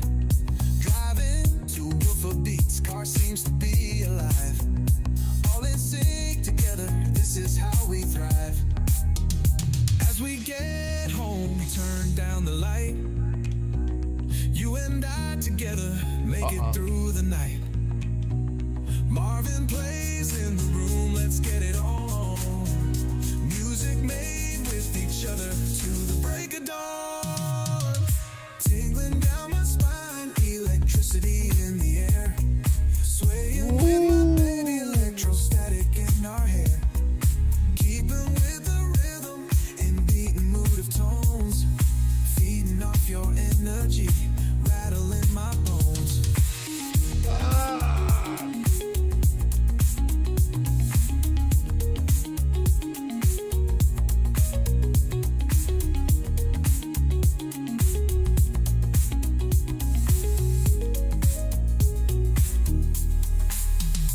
Cruising down the highway, my baby by my side.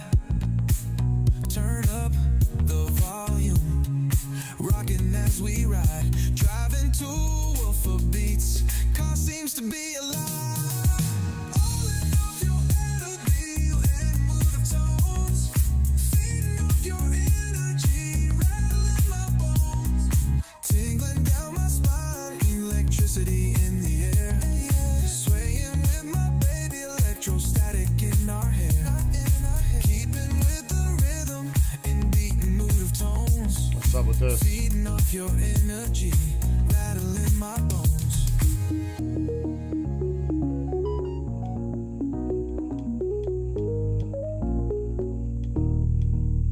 I'm ignoring my phone for a change. For real, I'm ignoring my phone.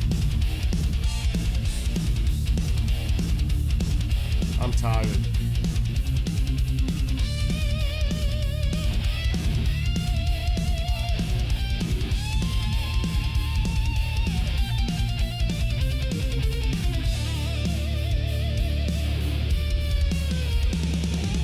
Wielding a mighty shield behind a great wall, countermeasures in place to prevent a downfall. Protective space around me, guarding against the enemies. Deception is the game played by frenemies.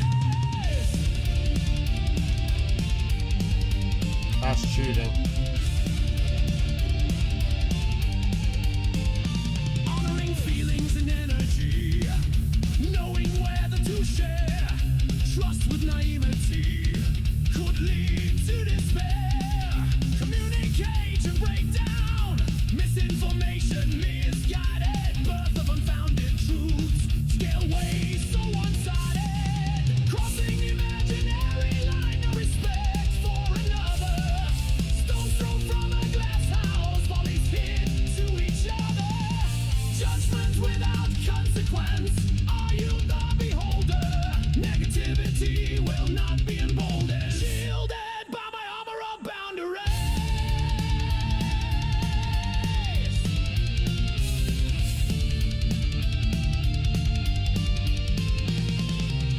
Aura filled with positive energy, back turned as daggers fly, repelling the negative vibration, misery and sadism set aside. Do they look in the mirror? Are they pleased with themselves? No empathy for those who seek hate. Empty vessel of sadistic pleasure, deep inside the anger dwells.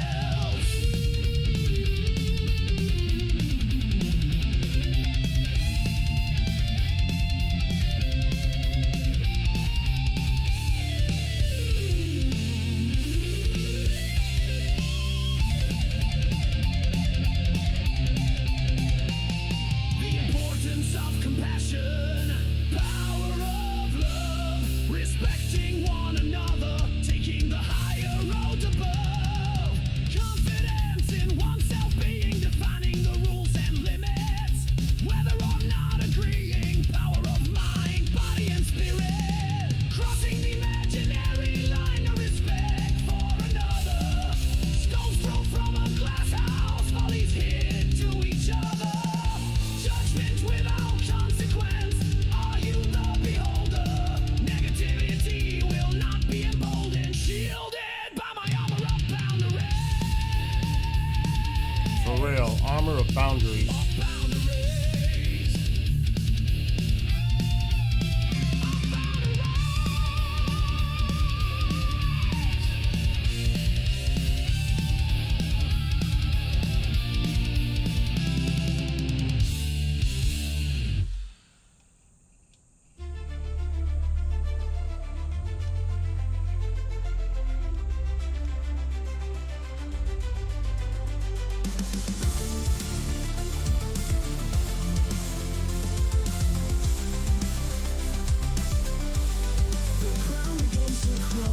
cracks and fissures to form. Foundations attacked.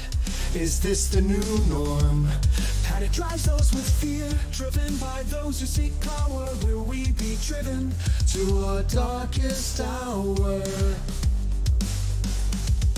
Rumors world, what should we believe? Blame shifts to each other, falling on deaf ears. We build our own borders. Who will survive? Will it be law and order? Is it just conspiracy? Masterminds of the global new order. Oh. Standing in the front line, ground trembles under my feet. Under my feet, forces aligned to wage war. They will be the ones we defeat. Standing in the front line, caught in the crossfire. Anger fills the air, leads to chaos and disorder. Well, I'm going in a freaking truck. I don't expect to break speed. On the wall. What will it take before we all fall? One side pits to destroy each other, the cauldron of fire to be released. Ashes to ashes, dust to dust. Is this judgment day or the eve of the beast? Yes, let's make it harder, please. Anger voices heard above each other, too late for this finality. Lines drawn in the sand, now wiped away by gale force winds. We all need to respect each other, or in the end no one wins. Standing in the front line, ground trembles under my feet. Forces aligned to wage war, they will be the ones we defeat. Standing in the front line, caught in the crossfire. Anger fills the air, leads to chaos and disorder. Whoa, whoa, oh, whoa, oh, whoa, oh,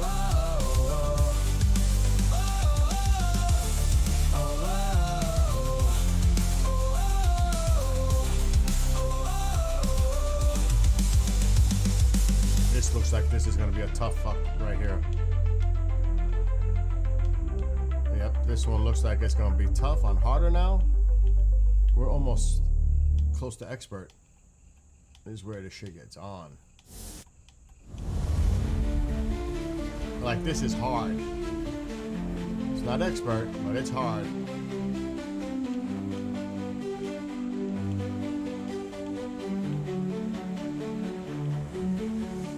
Standing in the fault line, ground trembles under my feet. Can't even catch this dude.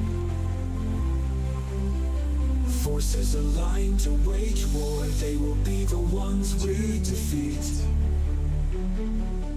Standing in the fault line. You make one mistake, you're toast. Like just what happened. One mistake. That's all it takes.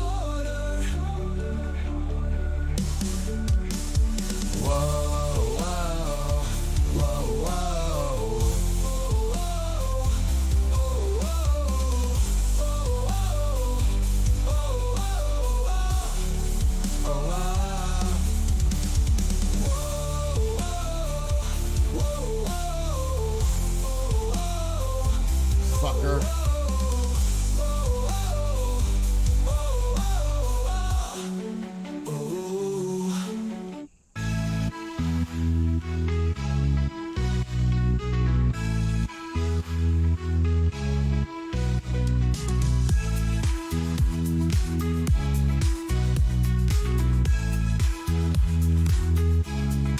Innocence of youth, dreams fill their minds, visions of fantasies, seeking treasures to find. Memories stored away to the future. I tried to cheat. Past. Measurements of height, Caught me. the clock ticking so fast. The hourglass of time, when the years pass by. Reality awaits, the chosen path meets the eye. The yin and yang of life, what should I do? Choices must be made, broken mirror, is this you? Approaching the crossroads, the train crosses the tracks, storm clouds grow. Should I turn and go back? Approaching the crossroad, in the still of the night, I must close. drive on and continue to fight.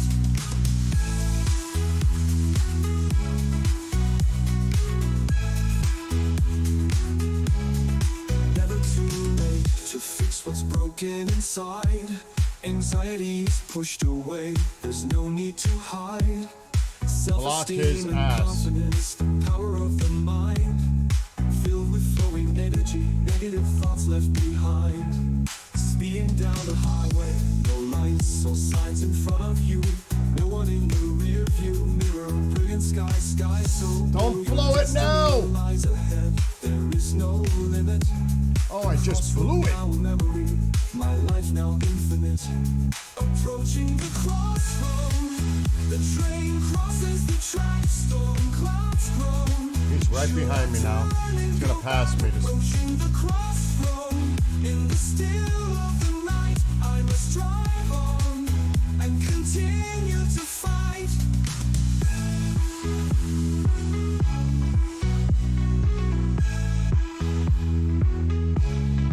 Navigating the crossroad, the train crosses the track. Storm clouds grow. Should I turn and go back? Oh, that deciding turn. Approaching the crossroad, in the still of the night, I must I got drive you. on and continue to fight. Continue to fight. Oof.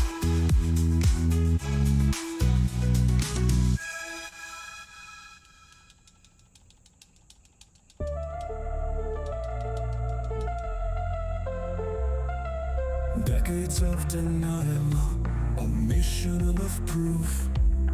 Top secret clearance, obstructing the truth. How long have they been here? Where do they come from? Is this just conspiracy? Do they think we are dumb?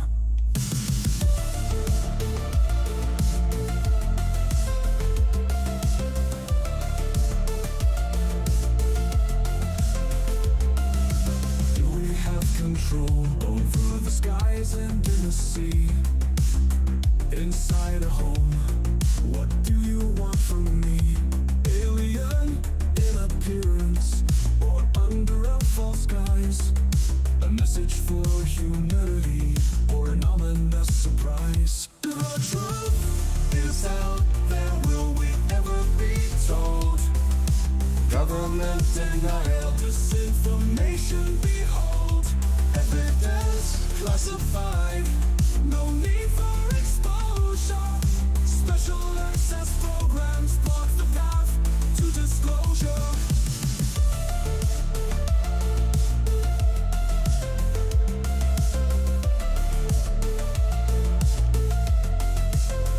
Whistleblowers seek protection under fire and scrutiny. Threats and intimidation, doubts of credibility. Sown by those denying the truth. Disinformation campaign, false flag propaganda. Attention starts to wane. What will it take for Really? disclosure to occur? A landing at the White House, undeniable truth creates a stir. Declassified documents finally released. The proof is now out there, but will humanity believe? The truth is out there, will we ever be told? Government denial, disinformation, behold. Evidence classified, no need for exposure. Special access programs block the path to disclosure.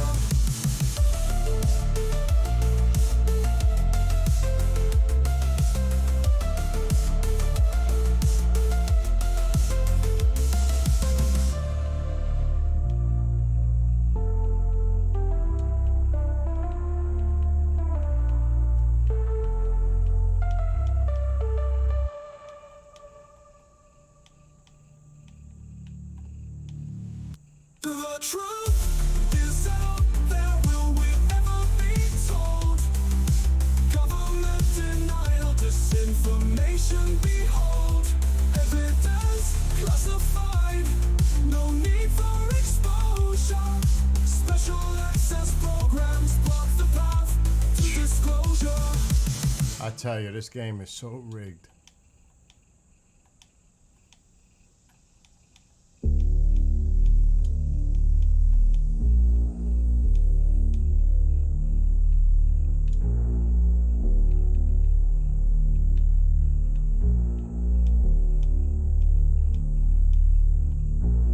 Lights appear above the horizon.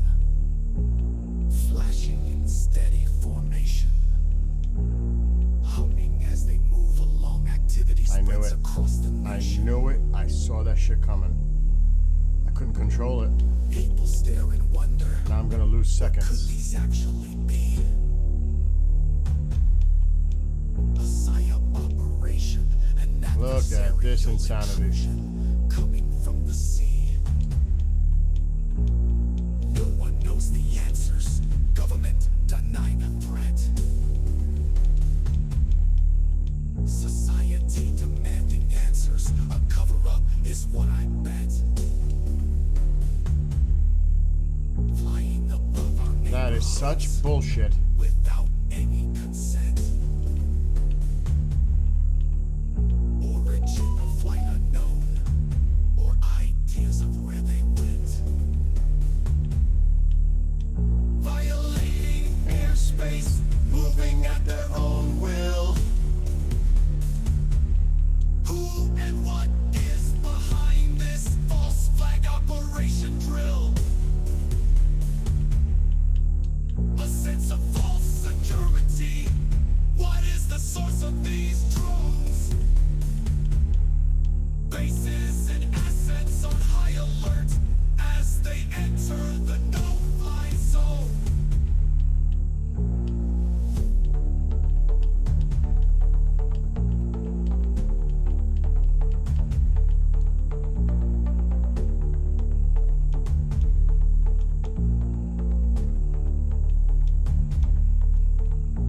Tired on all the non-answers. Told to remain calm, not to fear. What are we to believe? The truth is what we want to hear. No more lies from our government. Trust diminished over Good luck time. with that. Officials bluster with frustration. Denial is the true crime. What will it take for action? Who will stand for the truth? Will it be our next president? Transparency presenting the proof. We tire of the status quo. It's time for us to stand. We may finally get our answers. Security in our homeland. Oh my god! Violating Oh my god! airspace, moving at their own will. Oh my god, that is so fucking rigged. Who and what is behind this false flag operation drill? A sense of false security. What is the source of these drones? Bases and assets on high Rigged. alert. Oh, as they're they right behind me. enter the no-fly zone. I got third out of that. At least I made top 3. That was so rigged.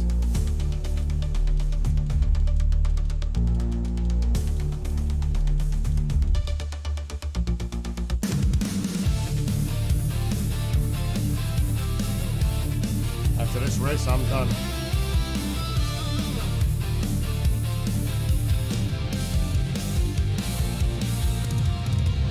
Wielding a mighty shield behind a great wall. Countermeasures in place to prevent the downfall. Protective space around me, guarding against the enemy. Even my own music drives me nuts after a while. Oh my god! Winter is coming! Winter is coming. I swear, today I got scared on the ladder. I gotta open up some doors. It's starting to get warm in here. I got scared. Do you see how with working out, how I'm looking more bigger? Not in a fat way. Because every day is a workout routine, whether I bike ride or not. There's still workout to do.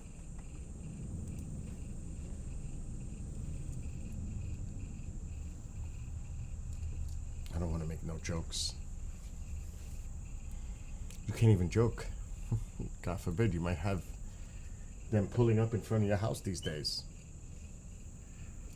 Oh my God.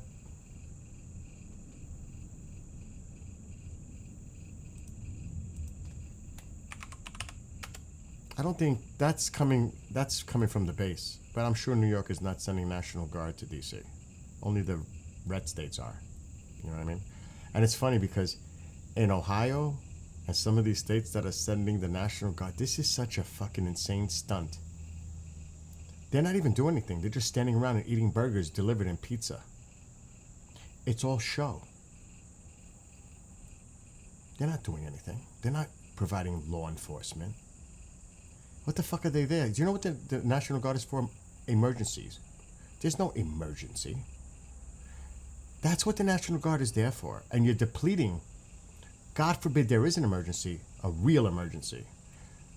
And it is such hypocrisy what's going on right now. It's so sad. It's such a distraction, and people think this is okay. If fucking Biden did this in a Republican city, could you imagine the backlash? Bringing the military branch? It is... That's jets.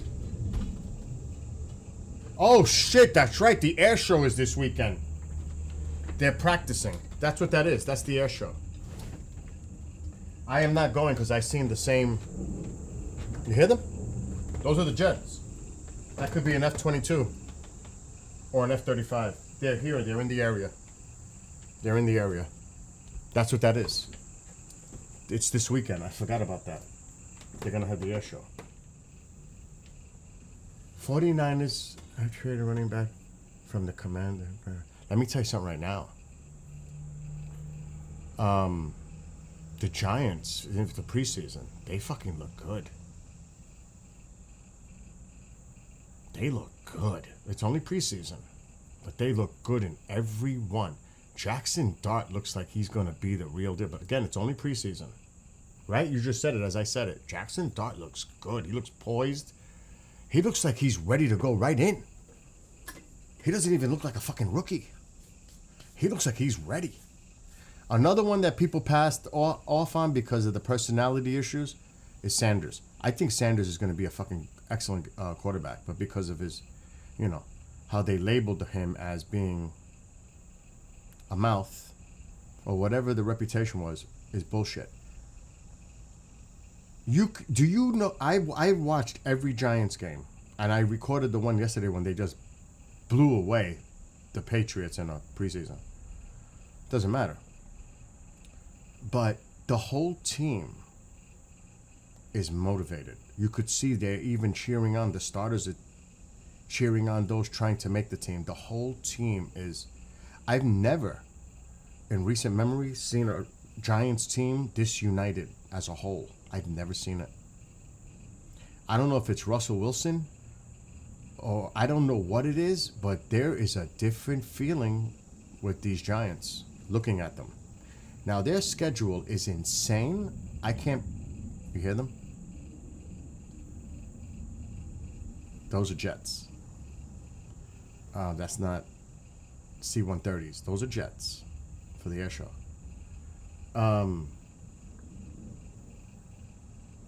They look good on their offensive line. They look good, pretty good on their defense. And some guys are still not playing. The Giants look, but their schedule is I can't believe how hard their schedule is for a team that didn't make the playoffs. I mean, Commanders, Dallas away. Let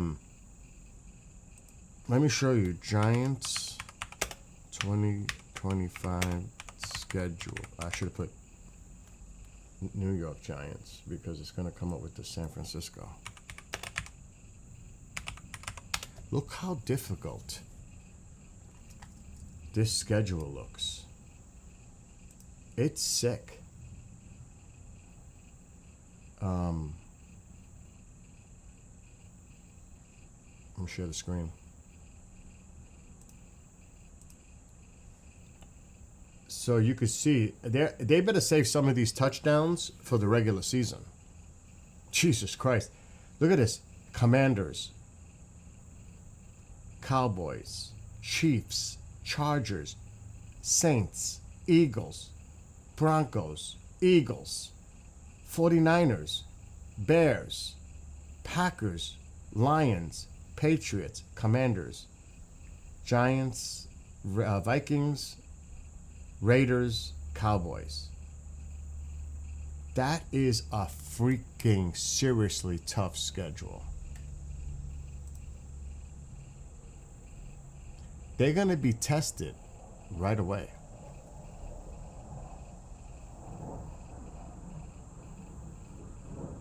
Hear them? I probably could see them outside right now. You hear them? Those are the Jets. You could hear them. They're practicing before tomorrow.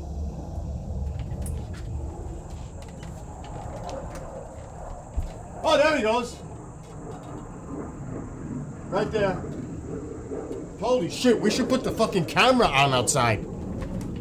Oh my God, we could have put the camera, the ring.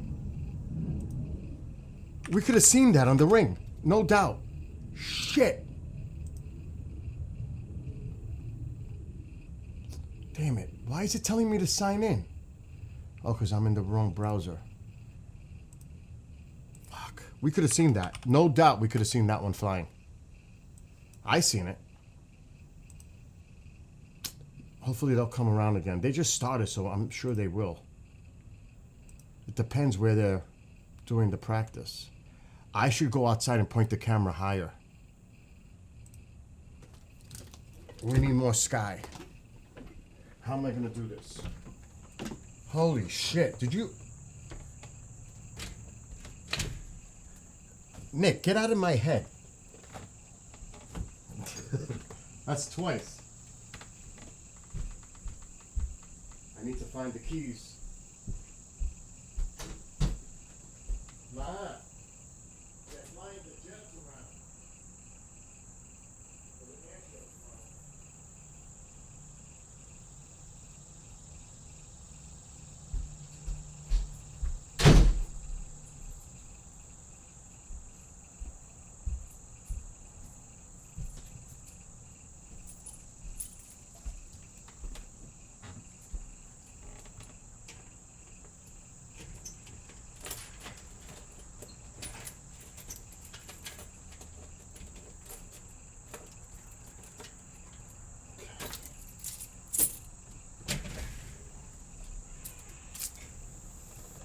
How can I put this though? Oh, here they come.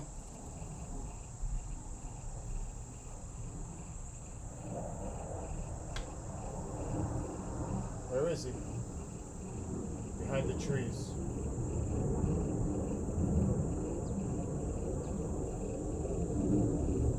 He's behind the trees. We have to set this somewhere. He's behind the trees.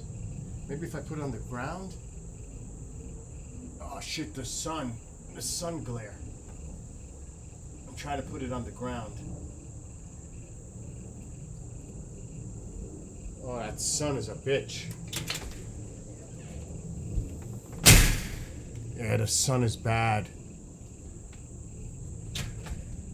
Gotta get it out of the sun. I gotta keep it somewhere in the shade. How? There's nowhere for me to put it. I could fall and break. Ma, what is it? I thought you said you could find the jet. I'm trying to show the planes on the camera, please. They have the planes going around. Where can I put this?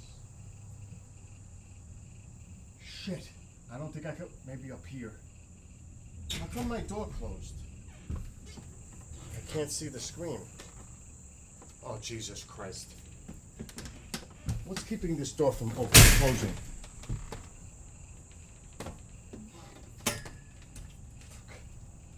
Are you kidding?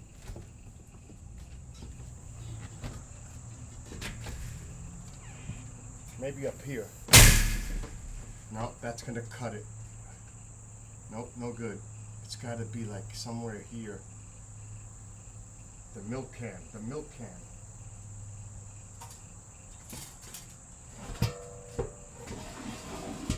Milk can.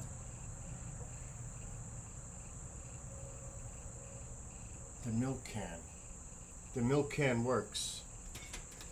You gotta be careful closing this door that it doesn't slam, because then it's gonna make it knock it down. All right. The milk can. That's good.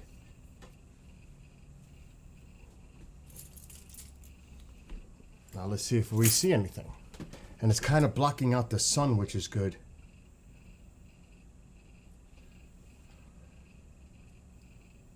They don't practice for long, because it's a waste of fuel. It costs money.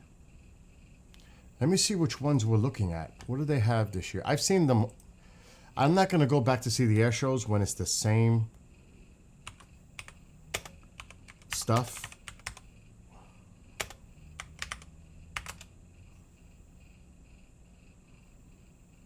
Here it is. Orange County. It's tomorrow. It is tomorrow. F-22. I knew it was the 22. That's the Raptor. I've seen that already. I even have the shirt. Oh, they don't have much good shit this year at all. This is what they have this year. The Raptor, Osprey. I've seen these. I never saw the NORAD Intercept. I've seen that. Panchito, I have video of that. I've seen that. I've got most of this. And I've seen the Raptor. I mean, that's not really a great air show at all, to be honest. And that was the 22 I just heard it, and I seen it. He's flying around.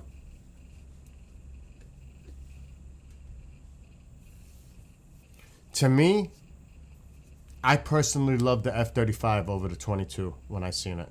For me, my opinion. I couldn't believe it when I was seeing the 35 do. It was awesome. Oh my God. It was amazing. I might even have... Yeah, here's one. Here's a badge for an air show. VIP. This was old. This one's in 2019. Flightline VIP.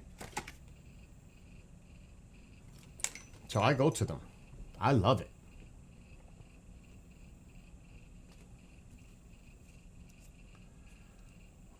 So I don't hear them now. Damn, I wish I would have had this like this a few minutes ago. I don't hear them anymore.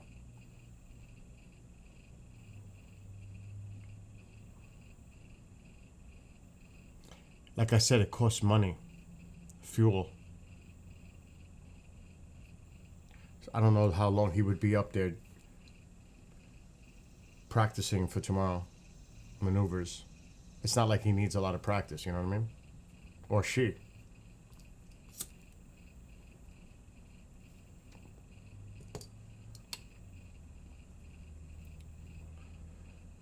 I'll give it a few more minutes. Oh, in the meantime, let me see who was trying to bother me while I was streaming.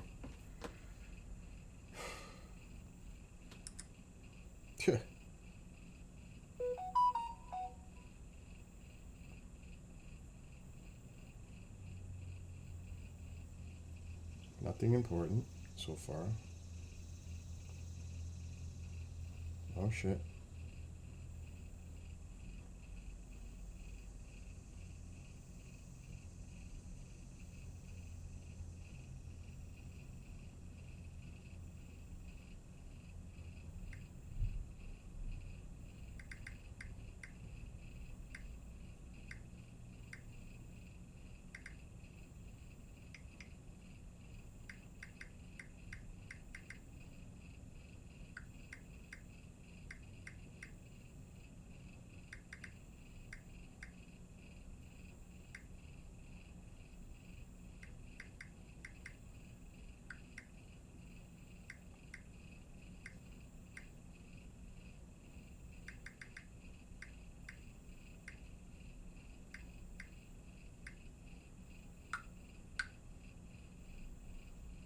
Oh, this is important.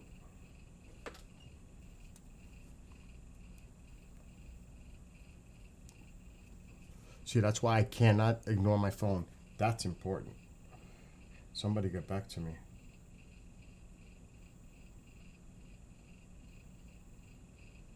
See, now there's more important stuff here. See, this is why I can't say shit like that.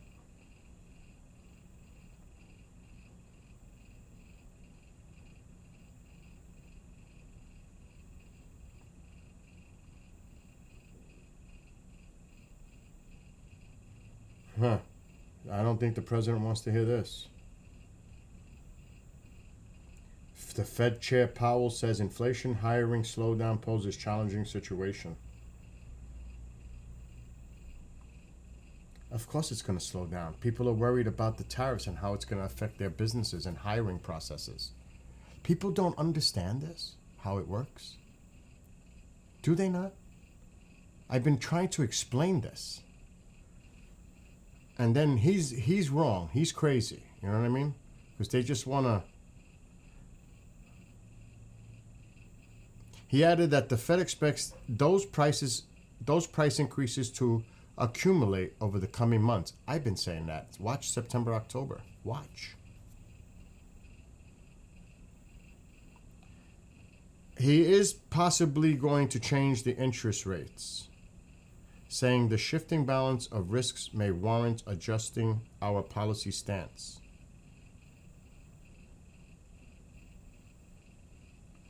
So they took that as a possible cut in September for the rates.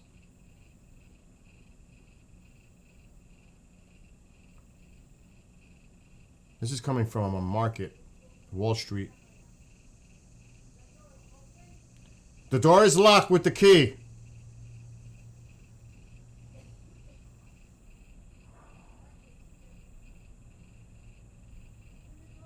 Oh, she's going to drive me nuts now, too. No, he's not. He's not. Tycho is not here. I don't know. He's under your bed. Let him in. Let him in.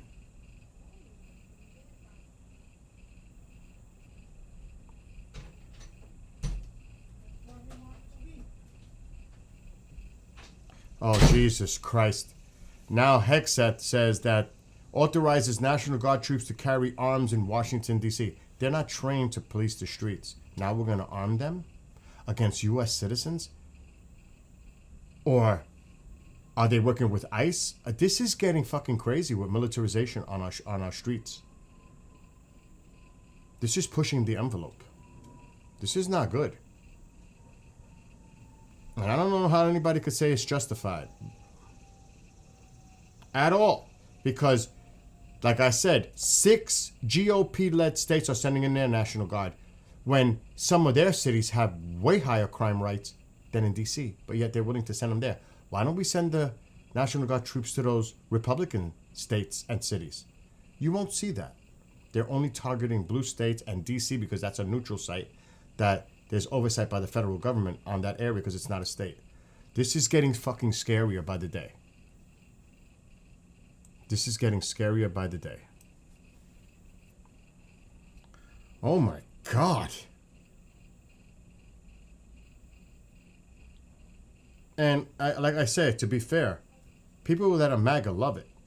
What's the rest of the country thinking right now? Forget about the Democrats. We know what they're thinking. What are the independents saying? This is too much. This is overkill. This is way overkill. It's all a publicity stunt to show, so they can take video and show it all over the place. Look how much Fox lied, their hosts, during the 2020 election, and a lot of that shit just came out, and how they knew that they were pushing the lie, but they said they'll do it for ratings, all of them. Do you know because of narrative like that is why everybody went into this 2020 election lie? Because they sold it. They went along with it. Can you imagine how things could be different if they didn't push the lie that they knew that they were pushing? Could the narrative be different? Yes. And, you know, they had to pay. the network. There's more coming out about that too. Like today, you see they went to Bolton's house. Why? Oh, because supposedly he had classified documents and sharing secrets with sources? Or was it because Bolton has been speaking so highly critical of President Trump and they fucking targeted him? And you got to remember, the FBI director, Kash Patel, is going to do whatever the president says. This is not an administration or the bureau or agencies that have independent, what they're supposed to, independent control of what's going on. No, what the president says, they do. That's the difference. This is dangerous. People may not realize this, but this is freaking dangerous. If people disagree with you, let's get them. Let's fire them. I'm telling you, we are in serious shit. This is scary. Exactly, Genghis. And like I said, I'm a moderate. I used to lean Democrat, but since I lived up here, I become more of a conservative moderate. There was a time when I was in the city, I was a fucking Democrat. But so was Trump in the city. But up here, living here for 20 years, I've become more conservative. But I'm still a moderate. And I'm independent. But this shit that's going on, like I said, if Biden would have done this, or Obama would have done this, can you imagine the reaction sending the National Guard into cities, now arming them with live munitions? They're not trained for that. They're not a law enforcement branch. They're there to provide emergency assistance. And you see, they're all standing around like, what the fuck are we doing here? You got to remember, a lot of them have jobs, have families that pay more. To be called for this? You don't think some of them are pissed? You called me off my job for this? For a stunt? Because that's what this is a stunt.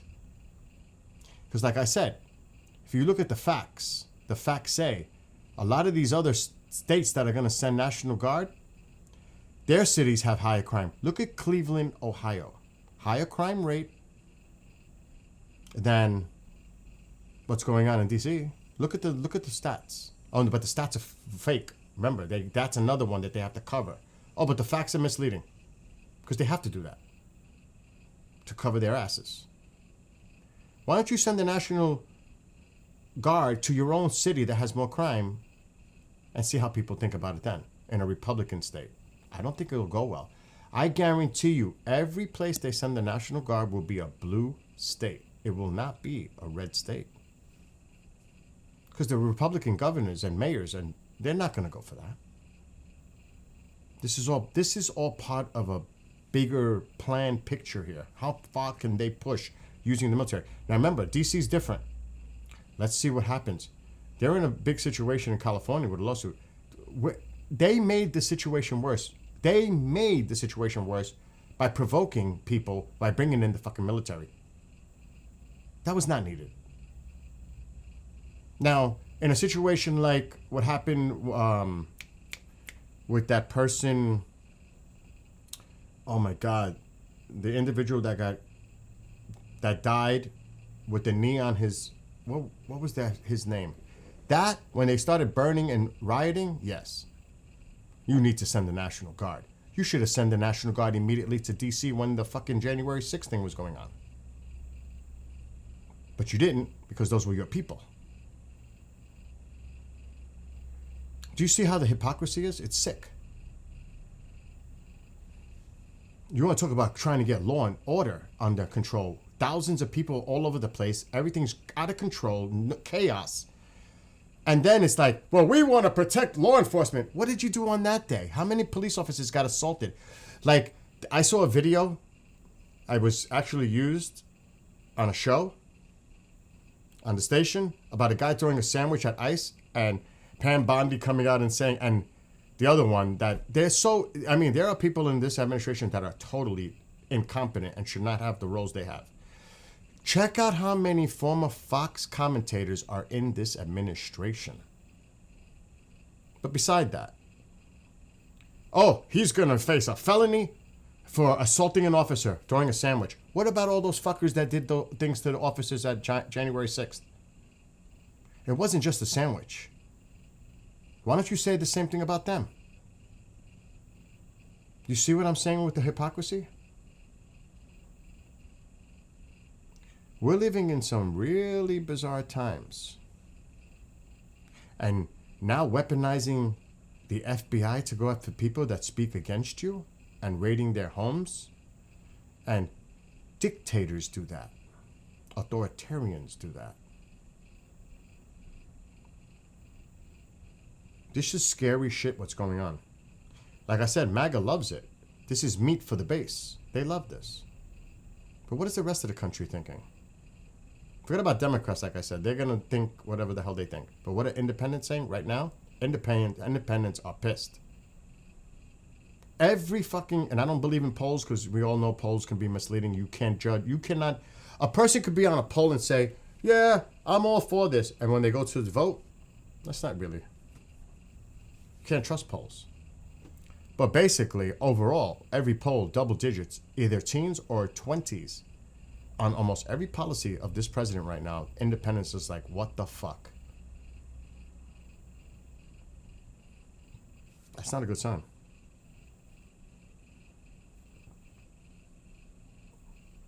And I'm sick of it. Like I was talking to somebody today. We need somebody more moderate to bring people together, not divide them apart. We need somebody moderate. Now, preferably, to make things work a little better, maybe easier, I would like a Republican moderate. Not so, because right away, if it's a Democrat moderate, it could turn more progressive, liberal, because they got to, but just like in both parties, they have to deal with their extreme base. So that's real difficult. But something's got to change. This shit just can't go on like this. And you see Putin totally played him. Like, no, like, oh, now I figure it out? Come on. Really? Played him, even putting it in his head again about the elections. Again, Putin told me, what? Mr. KGB told you what?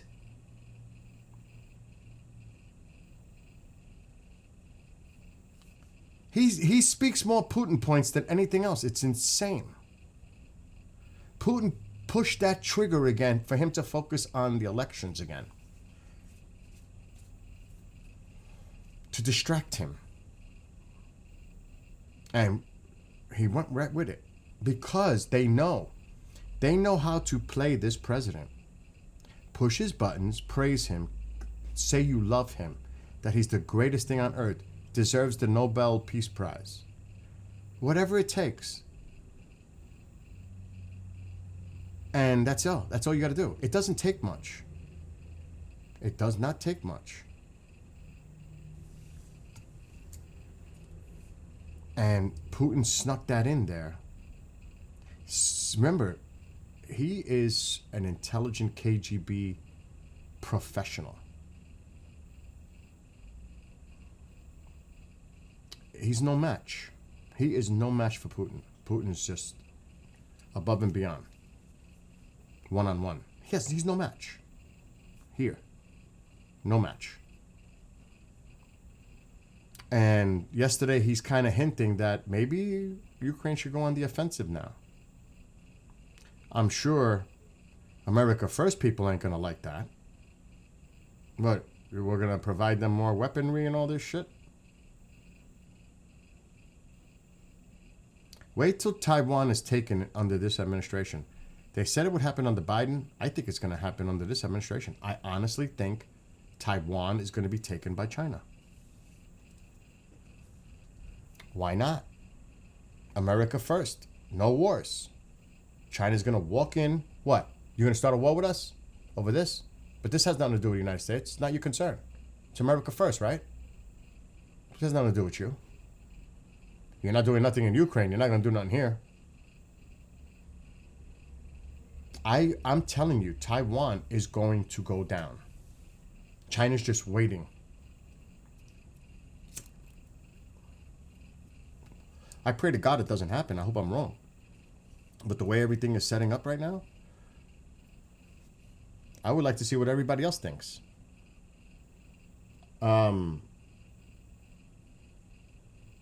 Exactly, Genghis.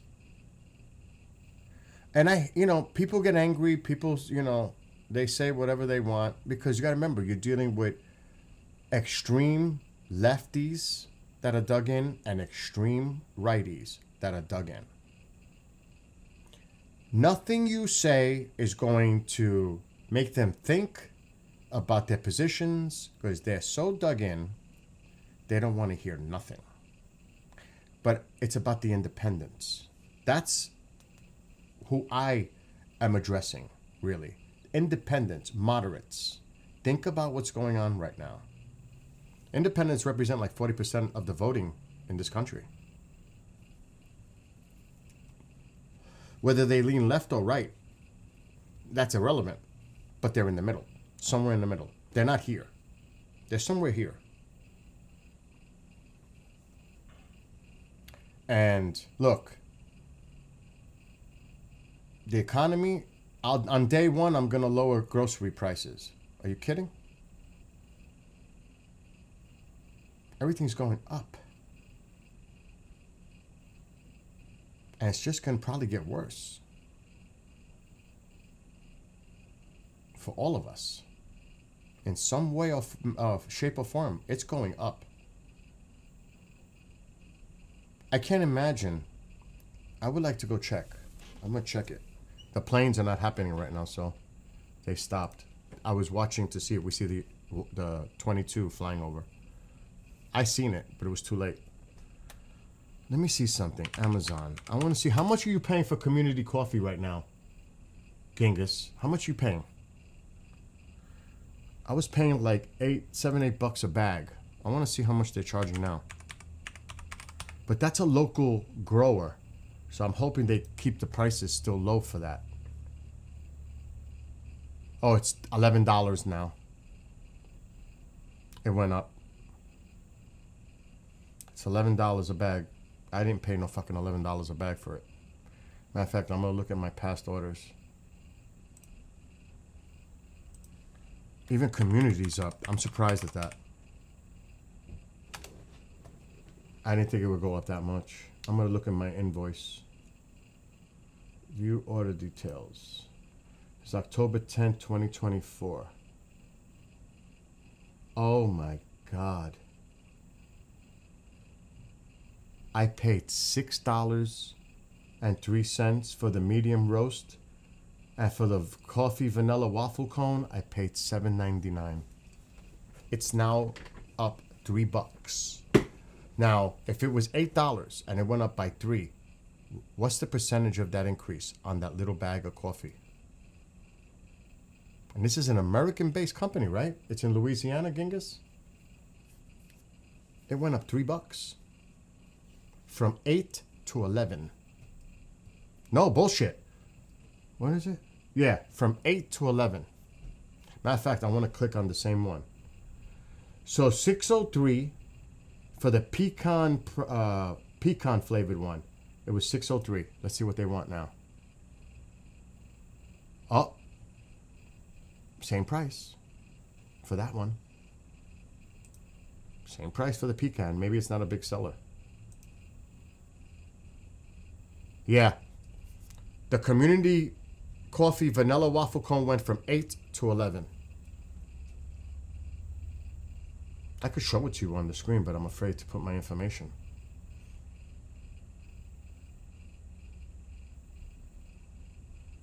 It went up $3. Community coffee. On Amazon. And Walmart came out with a statement too. It wasn't just Home Depot. What did I say? One is going to start the chain and they're all going to start coming out and saying we're not eating the cost anymore. Holy shit. Walmart has recently raised prices on various products due to tariff pressures. The increases are a response to higher import costs stemming from tariff imposed by the administration. Some products seeing increases up to 51% due to tariffs and other cost factors. This trend reflects broader pricing changes in the retail market as companies respond to rising import costs.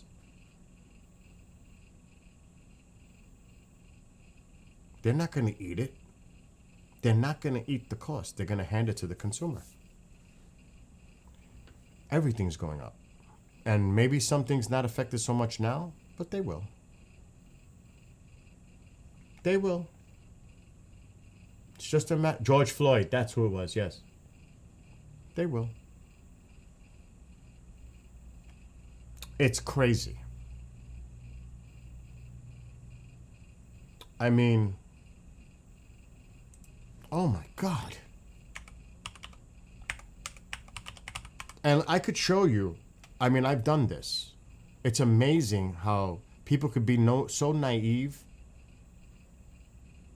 and not realize what's going to be affected the most. Like your state, Louisiana, they're going to get hit hard by the Medicaid cuts.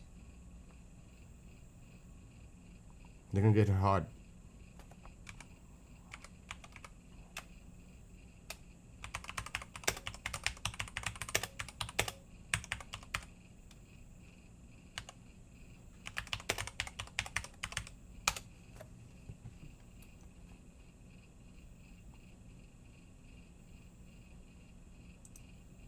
Let me see if I could find it.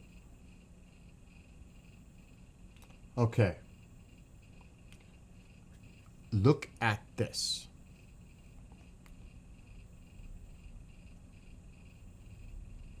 This was March 10th, before the law was even fucking passed. The big, beautiful, ugly bill. Look at this. This is before it passed. Look at the top states dependent on Medicaid assistance from the federal government. State government dependency. State total score. Overall rank. Alaska. That's why she made part of that deal, because she knew that was going to help delay it in Alaska. Why do you think Lisa Murkowski made that deal to sign it? Because they gave Alaska a little pass. Did you know that? In the negotiations? That's why she said, well, I did it for my people in my state. Yeah, you did. But you didn't give a fuck about all the other people in the other states. Alaska's number one. Kentucky, West Virginia, Mississippi, South Carolina, Blue State, New Mexico, Louisiana, Arizona, Indiana, Alabama. 9 out of the 10 top states are red. Federal dependency on Medicaid. It's not the blue states. They hurt their own constituents by doing this. Now, when you see these town halls that they're not having because they're getting yelled at, yeah, a little bit of it is Epstein, but it's not really. People are hurting. They're hurting. They're going to hurt in their pockets. They're going to hurt on their health care. That's why they're pissed. Because they're calling them, you went along with it. Have you seen any of the town halls in totally red areas, what the people are saying? 9 out of the top 10 states are red that are federally dependent on Medicaid. Because like certain states, they put more into it from what their budget is. They put more into it and less dependency on the Fed. And you can see it breaking down. States government dependency rank, states residence dependency rank. So when you combine the numbers, you can see where they lie. So the state kicks in a lot of it too. And the plan is to increase that in 2027, where the states are going to have to even put in more. Which means they're going to depend more on federal assistance in other ways, because that's a whole different number. On who puts into the pot or who takes from the pot overall from Fed government money. It's red states.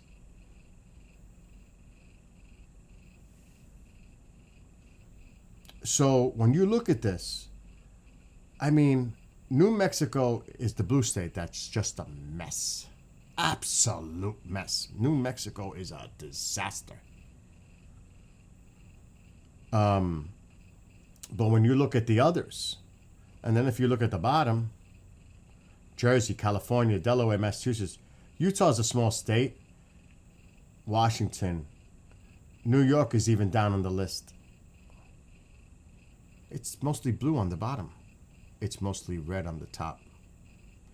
And most and least federally dependent states, overall, it's red. And this is just overall. Overall, like I was saying, Kentucky ranks 2. Do you know how much money they get from the federal government every year because they're in the red to keep them afloat? Tens of billions. It's not millions, it's billions. So when you see this, you may not know about all this stuff. But those are the facts. And forget about the Medicaid. Ugh, it's fucking worse. Okay, Medicaid map. So can you imagine when this goes into effect full bore? How many people are going to hurt?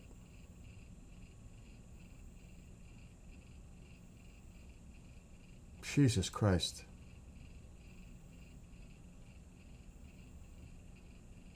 I'm looking for actual stats.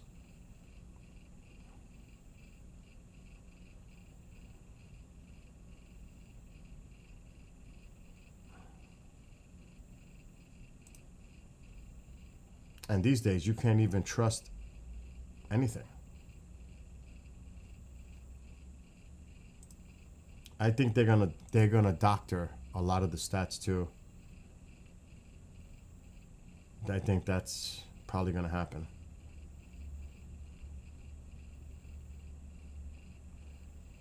Oh my God, where is it? Come on.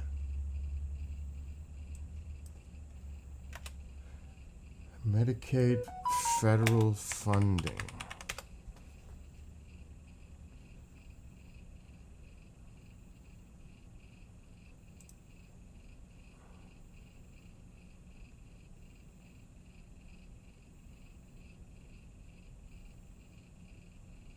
Okay. So here it says, the majority of Medicaid spending comes from the federal government. As much as 67% of the program is federal government funded. And this comes from the state budget office, which they're now in denial that that's any of those numbers true. If you saw Vance say yesterday, oh, we can't trust those numbers. Of course you can't, because you know how bad it is. Many states are therefore worrying about the impact of the federal government spending cuts will have on Medicaid, especially for those that rely heavily on government funding to run the program. Mississippi is the state that receives the most support from the federal government to run Medicaid, as the Federal Medical Assistance Program, FMAP, in the state is 77%. So can you imagine the impact this is going to have on residents in Mississippi? Try to sell it to those people. Try to sell this to those people that are going to hurt. Because even if they don't get removed by healthy workers on Medicaid, they're still going to have to... See, this is all connected to the Affordable Care Act to make people pissed at it, too. Because now the cost for that, for those programs, are going to go up. Their rates are going to go up. And people are going to be like, what the fuck is this? Why is my rate going up now for the ACA? Because they want to make it look really bad. They want to destroy it. This is an indirect way to affect the ACA, the Affordable Care Act. So people's prices will go up. Their health premiums are going to go up. And then people are going to get pissed off at the ACA, which is the next thing that's coming down the pipeline. This is all connected. This is all connected. So be mindful how these things are all tied together.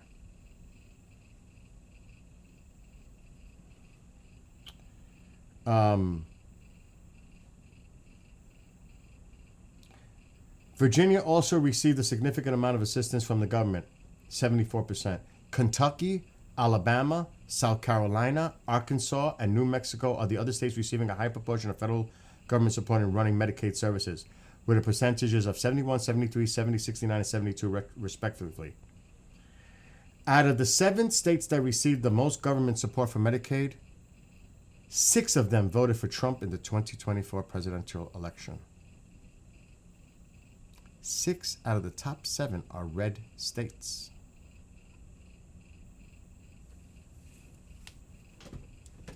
Enough said.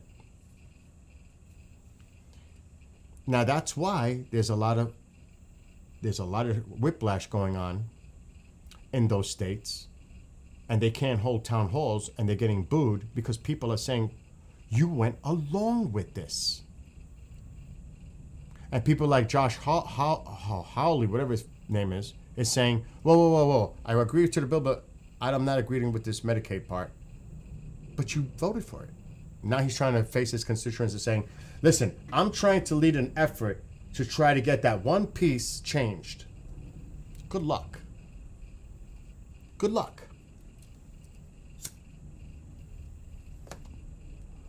And that's not to even talk about the SNAP that's going to be cut by the same people that are dependent on it. As prices go up in the supermarket, their SNAP is going to either be cut completely because they no longer qualify for it, or they're going to get a cut in their overall amount. So as costs go up, their SNAP is here, and it's there. Let's just say they get, because I have no idea. Let's say they get $200 a month at current costs. But this keeps going up, and they're still at $200. That's bad enough with the COLA, the cost of living adjustment. But if it gets cut, SNAP, down, and this is going up, how are these people going to survive?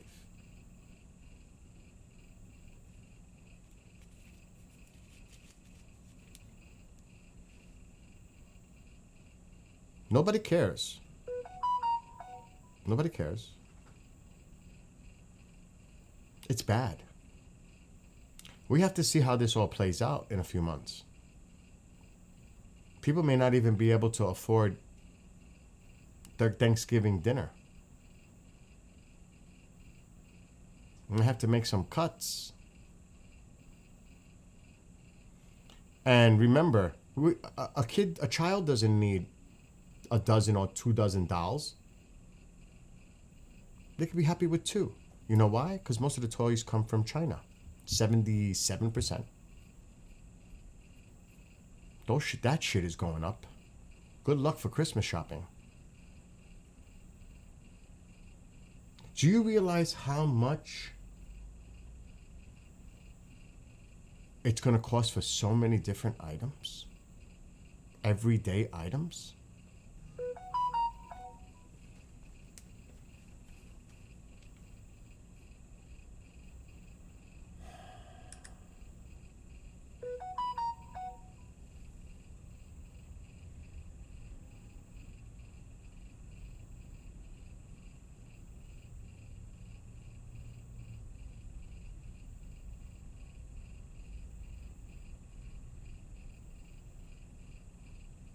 There's a lot of shit going on every few minutes. It's just like crazy. So Cheddar says, nobody's lost care yet, nobody will. If you believe that, you bought the whole big, beautiful bill. That's not realistic. That is not realistic. That's wishful thinking.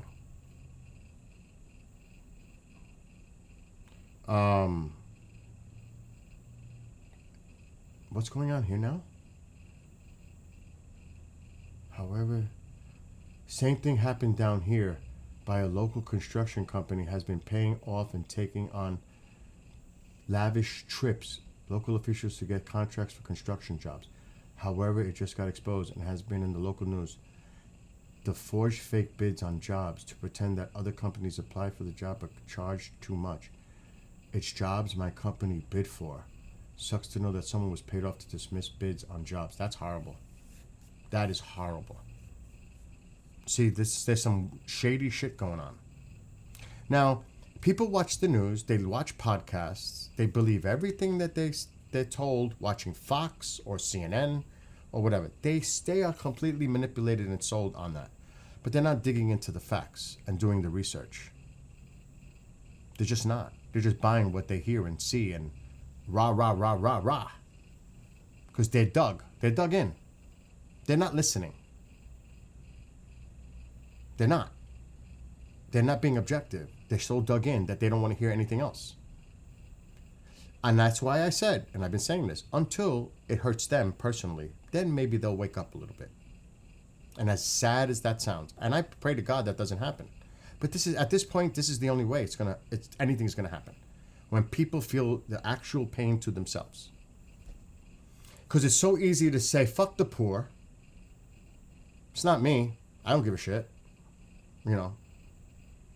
But when it starts to affect them on a personal level, or people they love and care for, maybe then they'll understand what's really going on. But until then, it's going to be the same.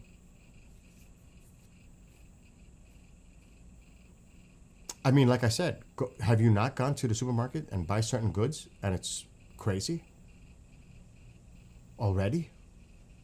And remember, they stockpiled. They built up their inventory preparing for these tariffs. You think companies are stupid? They stockpiled. But those stockpiles are dwindling now. Now they're going to have to pay the rates. And who's going to pay for that? The consumer is. Because look, I just showed you. It was public. Home Depot said they're raising prices. Now Walmart is saying they're going to raise prices on some items. That's how they're saying it, some items. Everybody's going to follow suit. They're all going to start raising prices. They're not going to swallow it. They're not going to swallow it for shit. You think they want to take a loss? No, they're going to hand it to the consumer. Validate, like doctors. Get a second opinion. I agree with that. It's like going to a mechanic. A mechanic is looking at your car and they say, oh, no, you got something else wrong with your car here. This has to be fixed. No, I want a second, even a third opinion. You just don't buy it on, usually people get sold immediately. It's like, they take the bait, they're done. Sucks to know someone was paid off. Yeah, like doctors, a second opinion, like you're saying, do your own research in case you are being lied to, manipulated. Validate the information before you take it to heart. You have to. You have to do the research. Opinion is one thing. Research, data, statistics matter, which is being removed, by the way. They don't want you to see the past statistics. And you know how much I feel about the weather, how it pisses me off, how they're removing historical data, because they don't want you to see how it's going like this. Because they're in total, denial of what's going on. They rather say it's engineered satellites causing weather disruptions than deal with the reality of what's really going on. I cannot fucking believe that they're going to those extremes to explain off certain things going on. And weather modification exists. It existed for decades. Cloud seeding, all this. But this is taking it to a whole new level. This is the rational thinking. Just think about that. There are people who actually rationalize that. And it's a lot. It's like 35% of this country. And you know who I'm talking about. They believe this. Because they've been sold this for so long. Because it's all about fossil fuel. And against green. Just like the liberals. They're for green and they're against fossil. It's the same thing, but reversed. So it's both sides. It's not picking on one side. They're both like that. Just look at what Hochul's trying to do here in New York State. promoting green and trying to disrupt fossil. It's the opposite.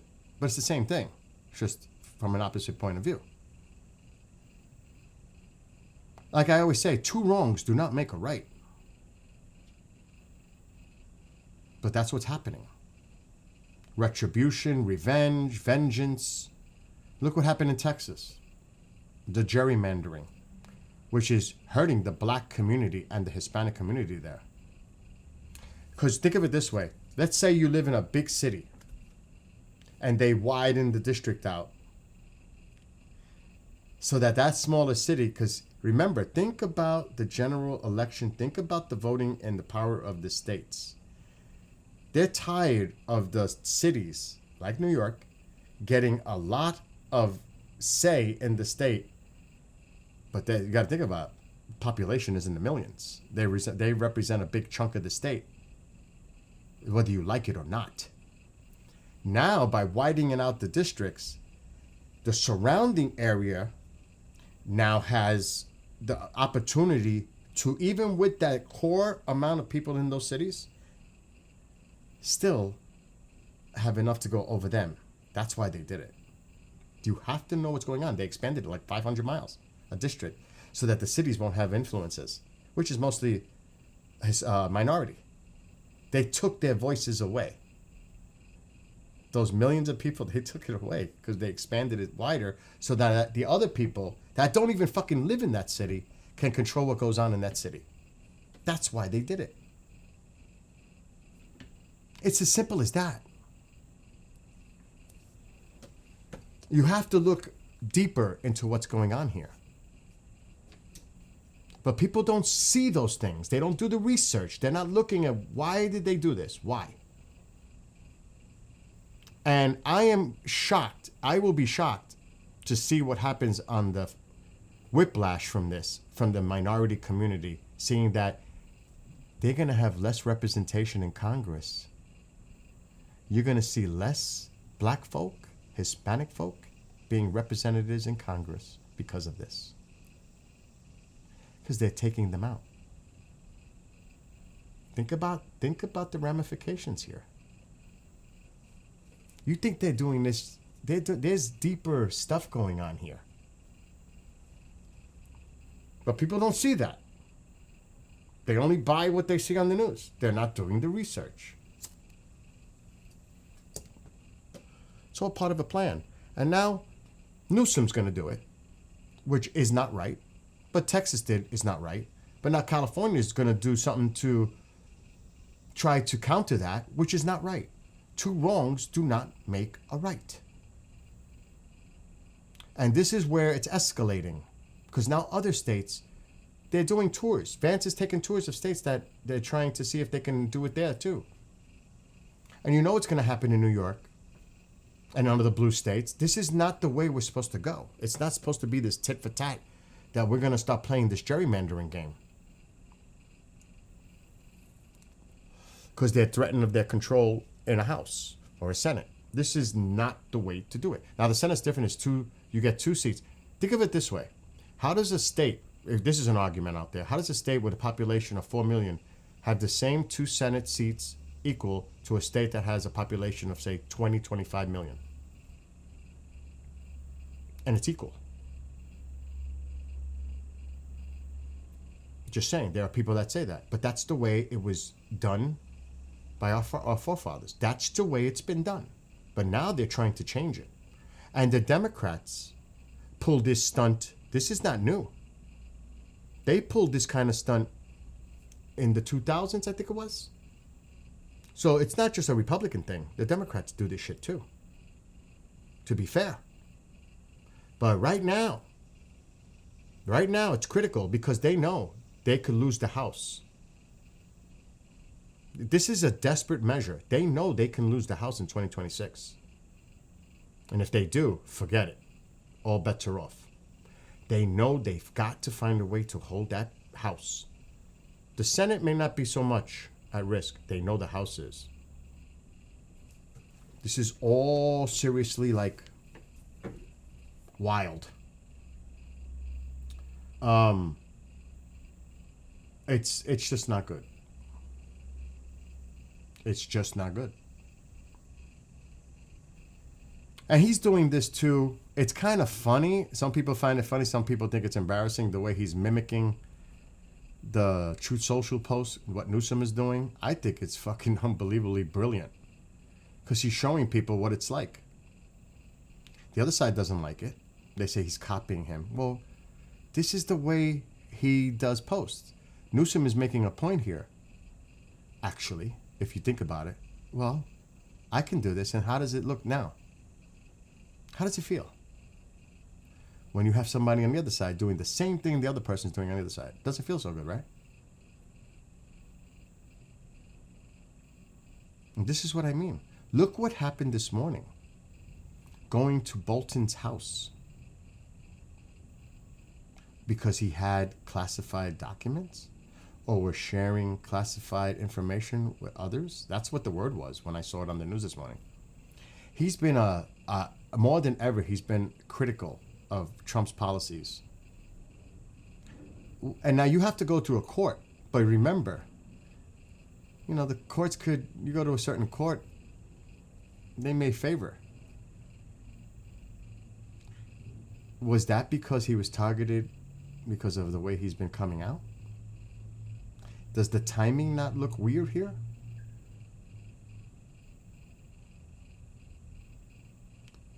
You see, here's the problem, and see, Genghis raises the most really important question. So what can we do differently? It's getting good opponents. Where are they? That is the question.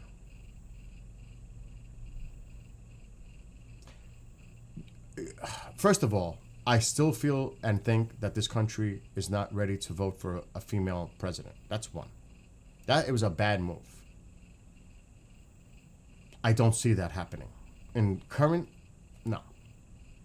I do not see that. I do not see that for many reasons, and I'm not going to get into the reasons why. Is it going to be somebody that represents more of the middle demographics and the younger? Because you got to remember the control of demographics. Like, is who really goes out to vote? Middle-aged, older folk. The young are starting to get more interested in the voting, which is a threat to the Republican Party overall. Like, who can you get to represent? See, for me, I want a moderate. I want a fucking moderate. I want somebody who could bring people together and not divide. That's what I want now. I'm tired. I'm done. I want somebody who can work both sides, compromise, and get things done. But who is that person? Does that person exist? That's a great question, Genghis. That is a great question. And right now, I don't see it. I can't think of anybody. I honestly, if I sit here, I can't think of anybody who's a moderate. And it would, if anybody, it would be a Republican for me. A Republican moderate. But who is it? You know? And hello to Fringe. I don't know who that person is. Who's a moderate Republican that had to leave because they couldn't deal with it? Kinzinger? Forget about Cheney. Like, who is out there? That's the problem. Because Newsom, it's going to be the same shit. He's talking a lot of trash talk now. That doesn't seem like it's bringing people together. It's still like this. Who is the person? That's a good question. And that's why I don't have really... I don't know. That's a great question, though. Really. Breaking for lunch. Yeah, I got to get off soon, too, because I got work to do. It's already 2 o'clock. Oh, my God. But, I mean, let's see what independents do. Now, you got to remember, 2024 election. a lot of independents voted for President Trump, especially Hispanics. Put him over in some states. Big swing states. So we got to see how this plays out. We still got over a year before the primary, before the actual election itself in November next year. But it's going to be interesting what happens from here to now, to then.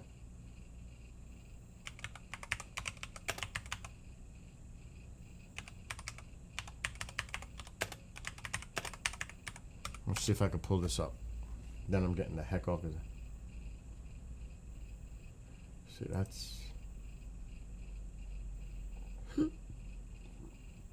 that's not the one. I have to bookmark it if I find it because it's updated all the time.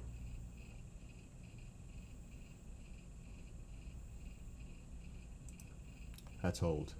I gotta go to recent. Anytime? No, let's do past week. That's not it.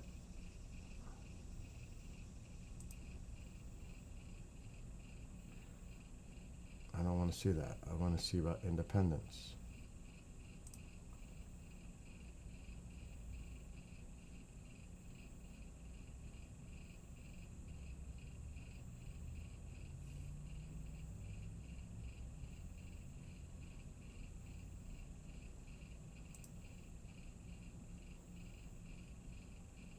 If I find the site, because it's updated daily.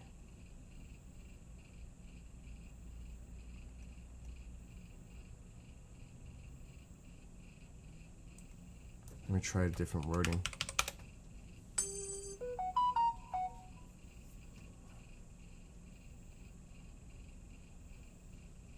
Daily tracking poll, but that's overall. I'm trying to find the independence. Forget about the overall.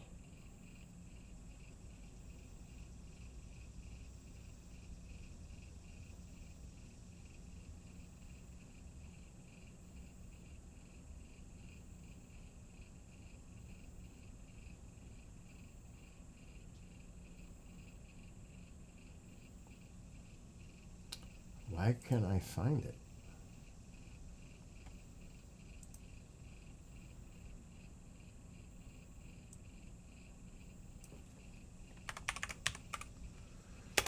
I tried to bookmark it, but it didn't save for some stupid reason.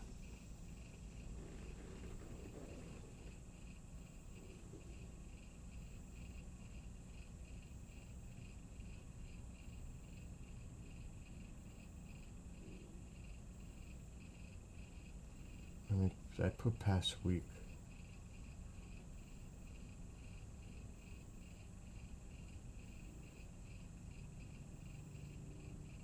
Let me do past month.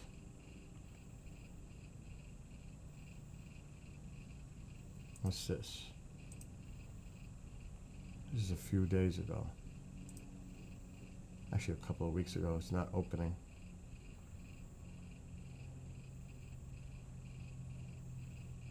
Oh, here we go. I think I found it. I have to book. It is bookmarked. So how come it's not coming up in my freaking bookmarks?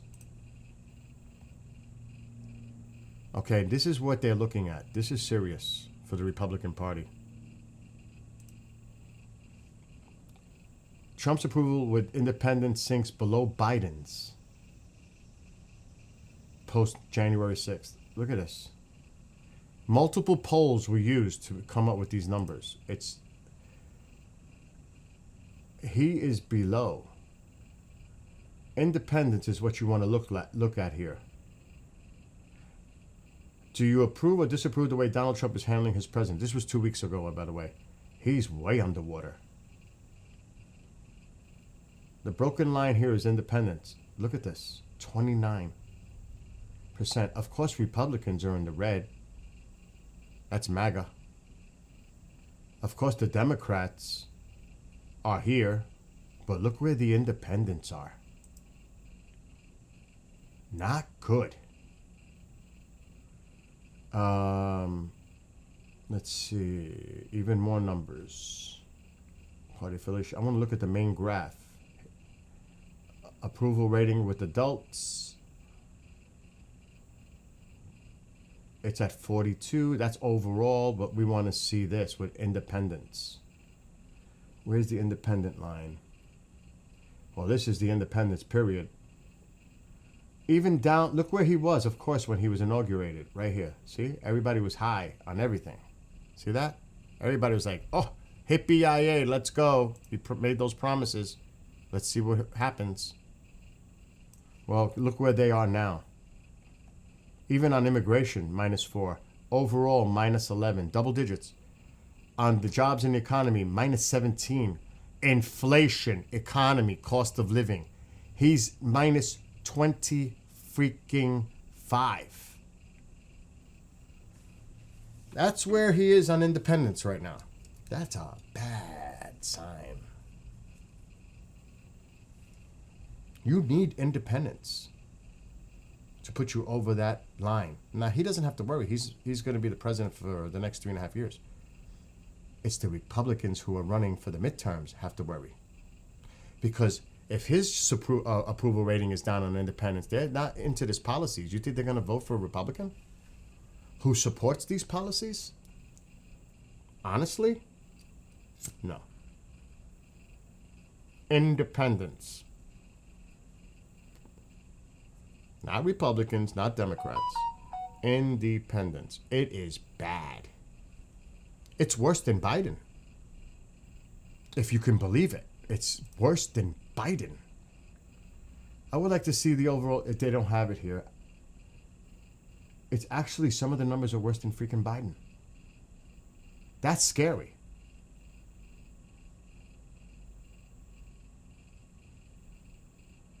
Look at this. As it turns out, 29% among the independents is also on the record low for Trump. Here is the trend for Trump among independents in his first term. He bottomed out at 30. Because after what happened at January, that's when it went down, January 6th. That was the low point. But these are scary numbers.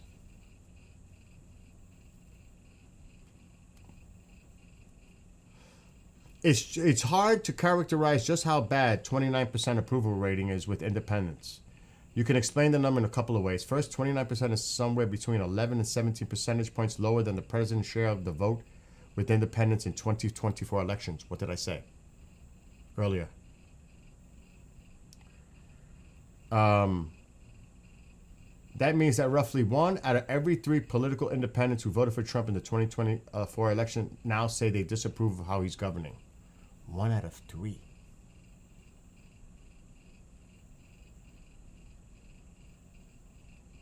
And if you think the trend is going to get better, no matter how they try to distract from, people aren't stupid.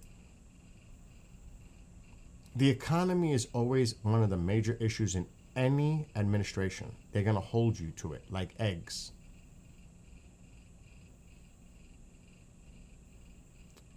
And the way things are trending, prices going up, you don't think people are going to worry about the money they're spending in their pockets to spend more on goods? The economy is going to be a big deal. Yeah, you have all those other things, immigration, foreign policy, whatever. But the main focus is, how does it affect me? And how much I spend? How much does it cost me? Electricity is going up everywhere. Our relationships with our global partners has completely deteriorated. Ask Canadians if they want to come to the United States to travel. Do you want to see those numbers? Last year, the tourism industry made $30 billion on Canadian folks coming here to vacation. Those numbers are down 35%. How does that affect the industry? Hotels, restaurants, etc. And Fringe is in Canada, and she says, we are paying dearly for everything here. How do you think these people look at the United States now? With disdain. Disdain. This is bigger than people realize. It's actually sad.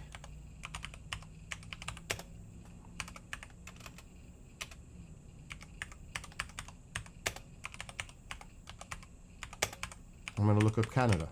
Just Canada. Forget about the other countries. They're not coming here either. Why should they cross the pond? They go someplace in Europe to vacation. They're not going to come here.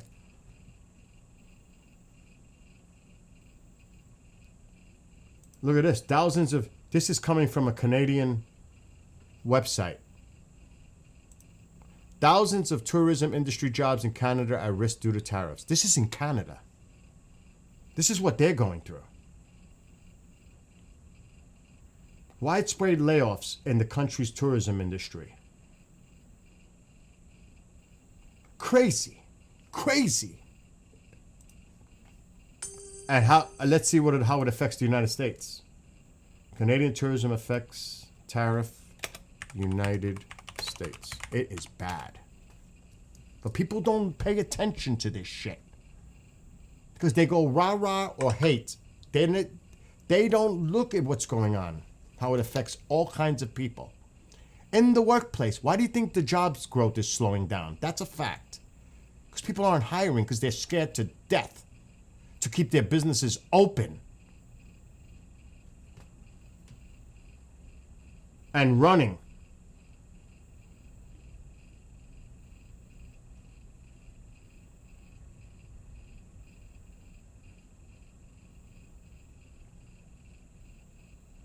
Let me see if I can find it.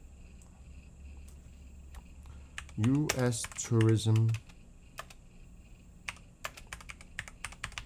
down, Canadian. Because I look into all this. Canadian visitors.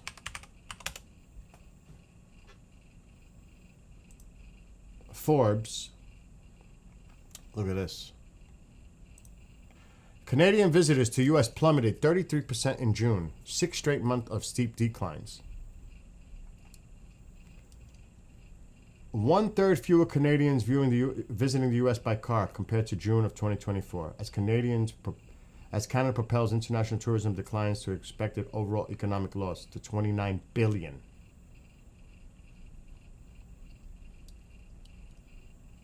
Look at this. How much does it cost us here? I would like to know.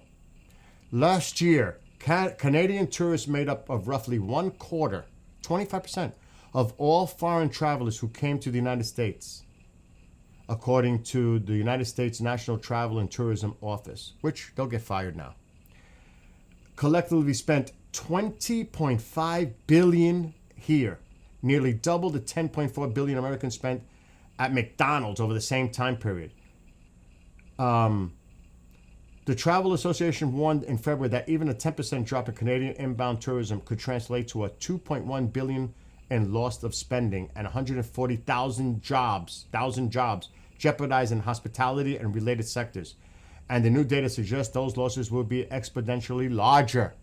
So what about that? People losing their jobs, people closing down restaurants, all this stuff that goes on affected by tourism in the United States.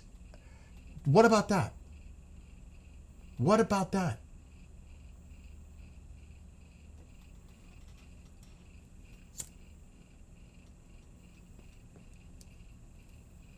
No could should. It's already happening, Cheddar.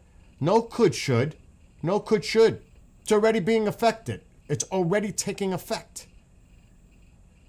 It's clear. Canadians are not coming. They're not spending tour dollars here in the United States. They can check border crossings. They can check flights coming to the United States. That's not a should or could. It's happening. Statistics can prove that. Data can prove that. That's not a could, should, would. It's actually happening. Their travel boycott. What about international tourists from other countries? The U.S. is looking at a significant 9% drop in U.S. international arrivals for 2025, a drop of $8.5 billion in international visitor spending relative to last year, according to the latest forecast at Tourism Economics.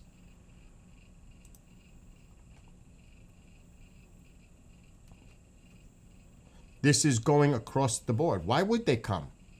Why? They're feeling the pinches in their home countries.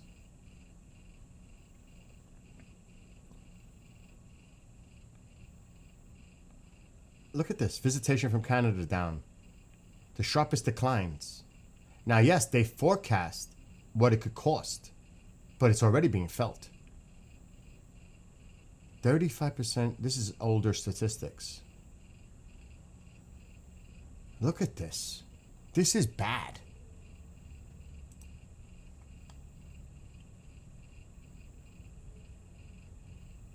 Bad. So, again,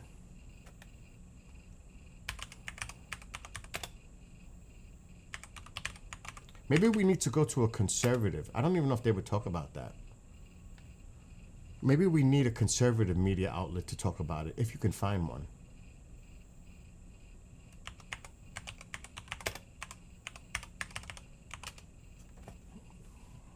You think they talk about Epstein now? I wonder. I don't watch the news, so I wouldn't know. Let me see if I could find. Yeah, see, none of the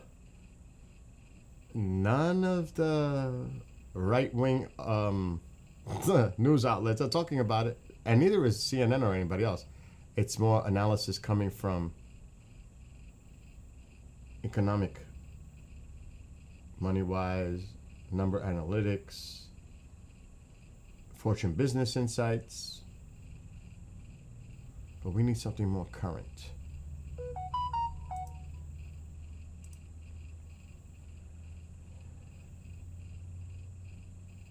MoneyWise. Every one of them, every Financial Times, every one of them are reporting it.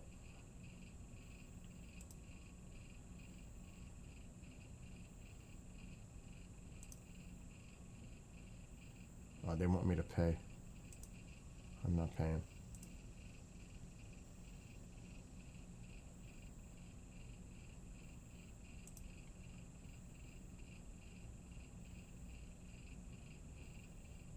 I hope I don't have to pay for this one.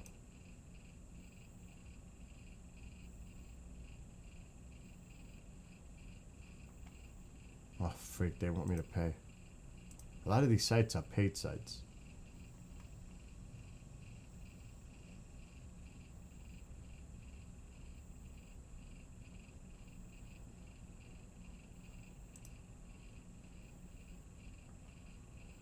I don't want to use media outlets, whether they're left or right.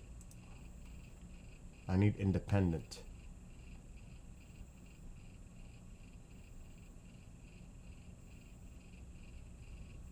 It's affecting Las Vegas.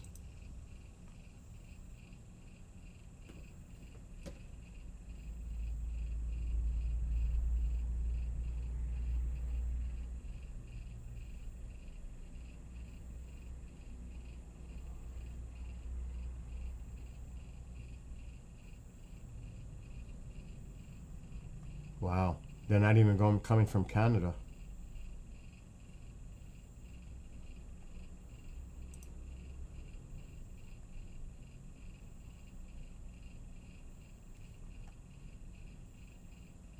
Wow.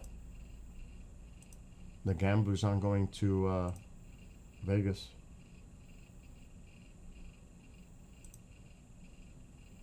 Oh shit. A lot of these sites want you to pay.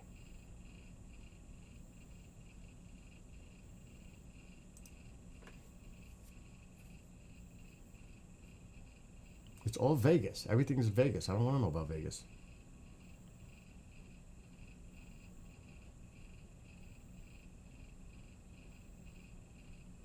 I guess Vegas is making the news. How it's down.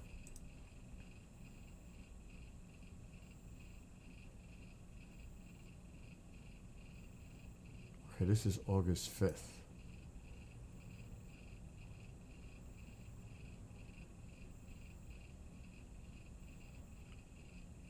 See, you got to look at the sources, though. Kind of what Cheddar said. Where are they getting the information from?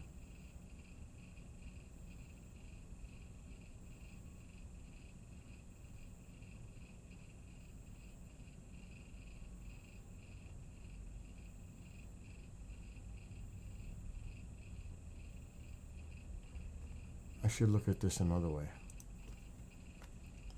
Tourism impact businesses. Because they're the ones that are suffering. Businesses due to tariffs. Let's see what comes up.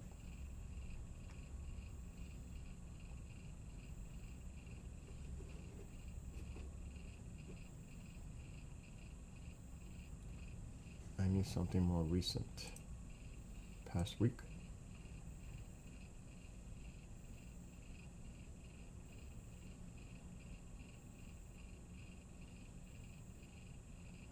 Everything is Vegas.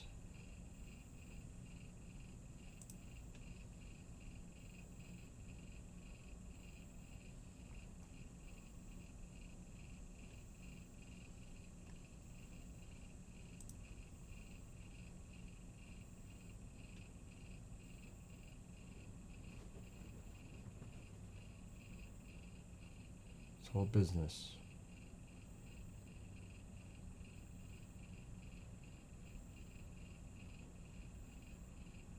Kentucky, they're talking about all kinds of shit. How their liquor, Canadians are not buying. I think they could have took it off the shelf. A lot of American-made alcohol. Kentucky must be pissed.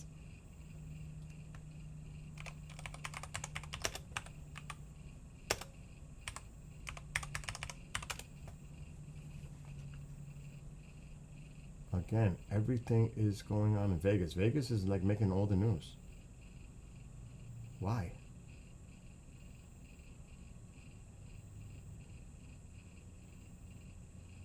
Is it that bad in Vegas?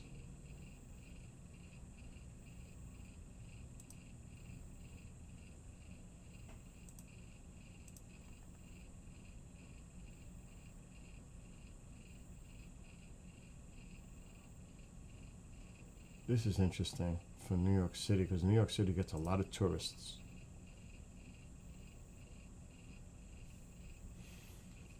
New York City is mostly tourism. When I go on my bike rides and all that, it's mostly tourists.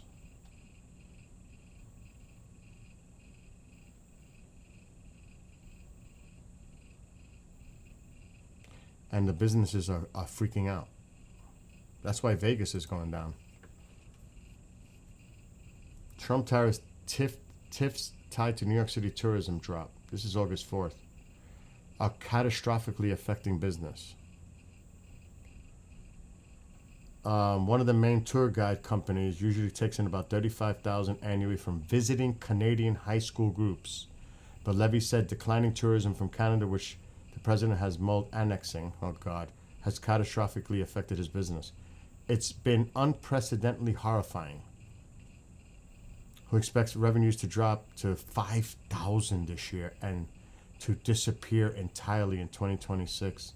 He won't bear the pain alone. So these are business owners telling you that they're going to have to shut down. They're going to have to close up shop because the tourism industry in New York City, this is everywhere too.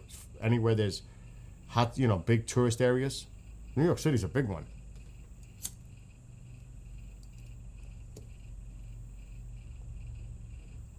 Decline largely in arrivals from Canada, France, Germany, and Mexico.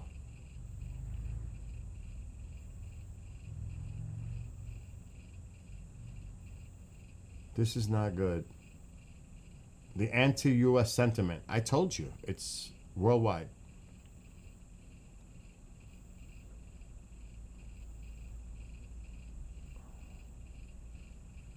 New York City is the top destination for travelers to the United States. Is the top destination. Is the top destination for travelers to the United States. And definitely is the health of the city and country's tourism industry are tightly linked. They are.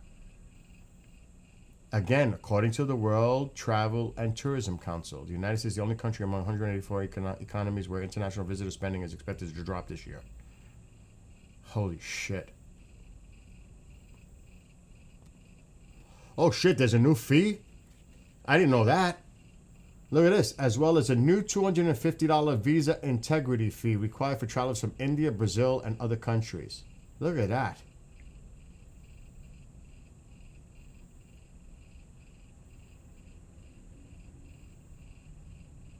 We may have to look at that. Overall, the visitation from Canada to New York City will drop 20% this year. And they're all dropping. That's just New York City. That's bad. So they're feeling it. You can only imagine. This shit goes on and on and on and on and on. On and on and on and on. Oh my God.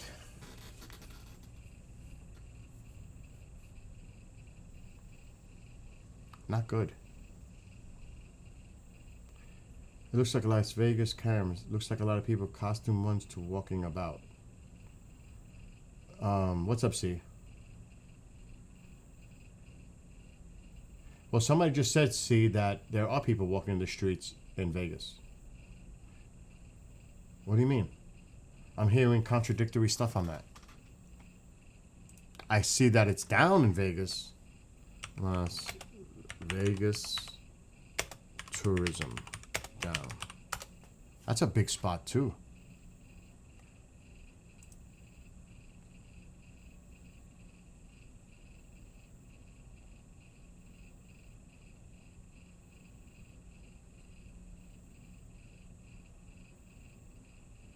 I can't go based on what a mayor says because it's politically motivated. You know what I mean? I can't do that.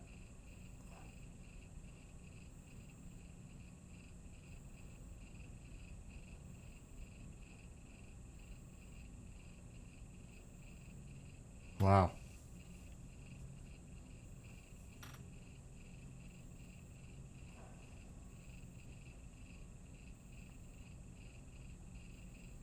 You're right about the airlines. They got the data. Canadian airline data shows fewer passengers from north of the border arriving at Harry Reid International Airport in Vegas.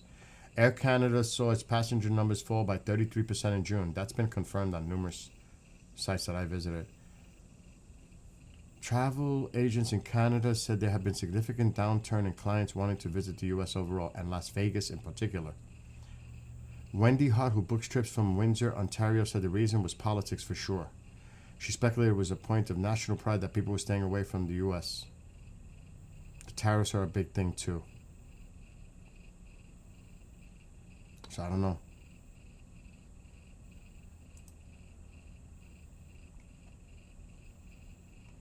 And it's AP is reporting, the Associated Press, they're reporting it too. Everybody's reporting it across the board, except for conservative media.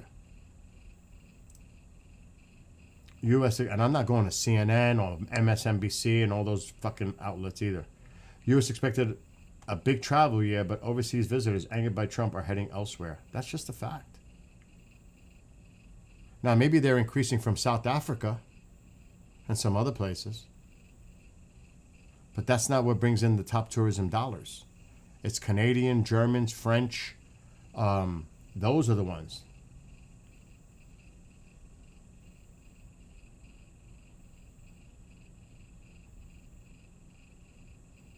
Tourists being arrested at the border. Some citizens of other countries staying away from the U.S. What the fuck is that? Weeks-long lockdowns of European tourists at U.S. borders parks. What?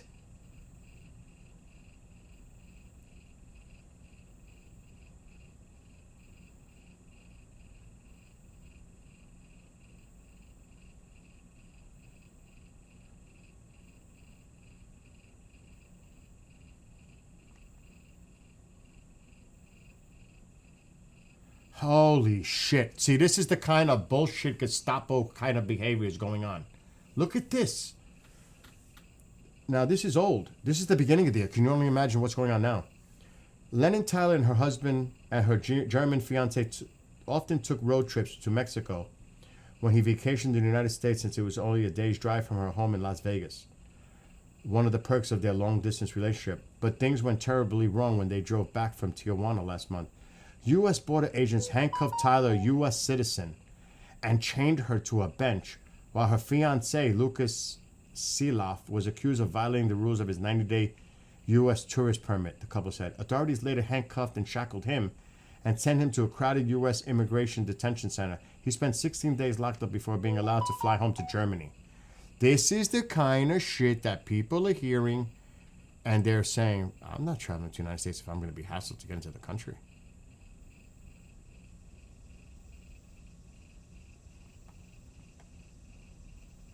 I mean, that's crazy.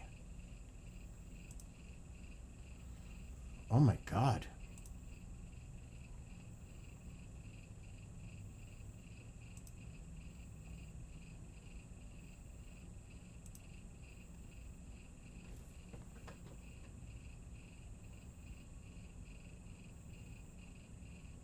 Now this guy, part of the union, say what you say about unions, the largest in Nevada, he represents 60,000 hospitality workers.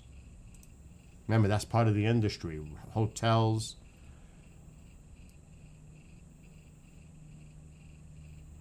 And this is local from Vegas. This is coming from Vegas locally. Starting from his days as a busboy at the Sands, Teddy has seen the evolution and the turmoil in Las Vegas has endured as a 42-year member of the culinary, that's cooking, union, the largest in Nevada, now serving as Secretary General for over 60,000 hospitality workers. He does not mince words about the economic outlook Las Vegas has faced in recent months. He paints it as a warning to other cities, and that's true. When the economy sneezes, Vegas gets the flu. Those words ring as a reminder that Vegas' status as one of the America's crown jewels of tourism is often dependent on healthy national economy. The policies of the tariffs and immigration have taken a toll on the city's economy and job prospects, because they got to lay off. Look at the numbers. Look at this. Even that, 400,000 fewer visitors than June of 2024. That's a big hit on their economy that depends on tourism. Those are actual numbers. And the hotel. Look at this. Strip hotel occupancy has slipped 78.7%. Look at this. The Canadians again, nearly a third, has skipped Vegas. The only one forecasted. See, forecast is a model. So it's across the board. It's everywhere. The tourism industry is getting smashed because of this. Tens of billions of dollars total. So what do? Do they hire people when there's no tourists coming? Or do they lay off people? Or do they worry about closing down their small restaurants that depended on this? What do? The job growth is slowing down because companies are concerned about freezing hiring because they're worried about how this is all going to shape out in the next few months with the tariffs. They're scared. They don't know. Think, like I said this earlier, think about a small business right now trying to survive. That they got to pay more. And that's going to, of course, they're going to hand it to the consumer. It's not like Walmart waited and Home Depot waited. They're going to hand the cost out. And where do you think people will go? Let's say they go to a local hardware store. They'll go to a Walmart and try to get the cheapest price or online. Those smaller businesses have no chance to compete. It was bad as it always was, but now it's going to be worse. A lot of these small businesses aren't going to survive because it's going to cost them too much. You think they could hire people? They can't hire people. They're trying to survive. That's why job growth is slowing down, because everybody's concerned on how this is going to go forward. There's a lot of uncertainty with businesses.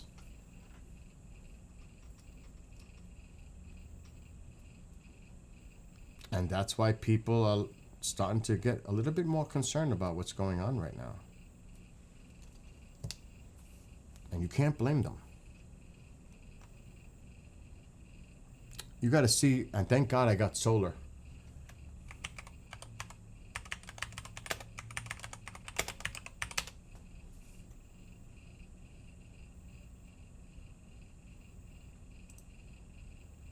this is one thing that really pissed me off. That's why they're done with me.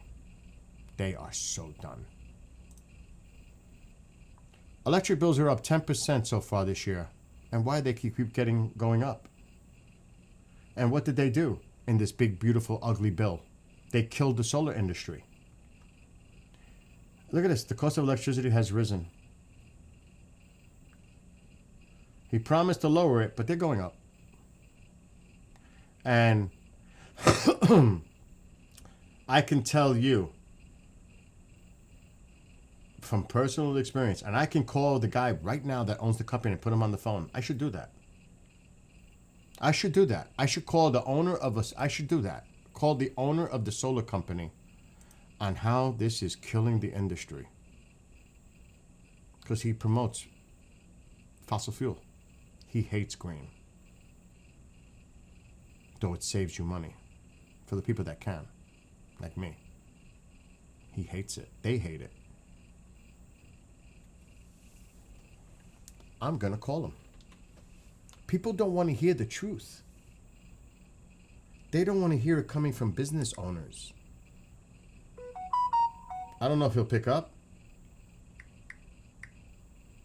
I'm going to call him. He's the owner. He owns big. See.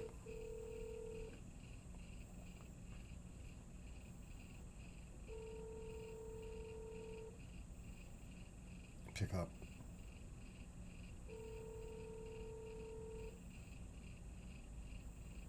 Your call has been forwarded to voicemail. He's probably going to message me now. We're not going to have his number go out.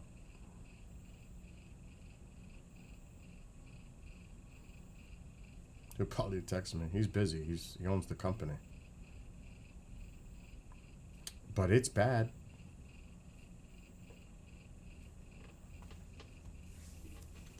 Do you know how many jobs are associated to solar in New York alone?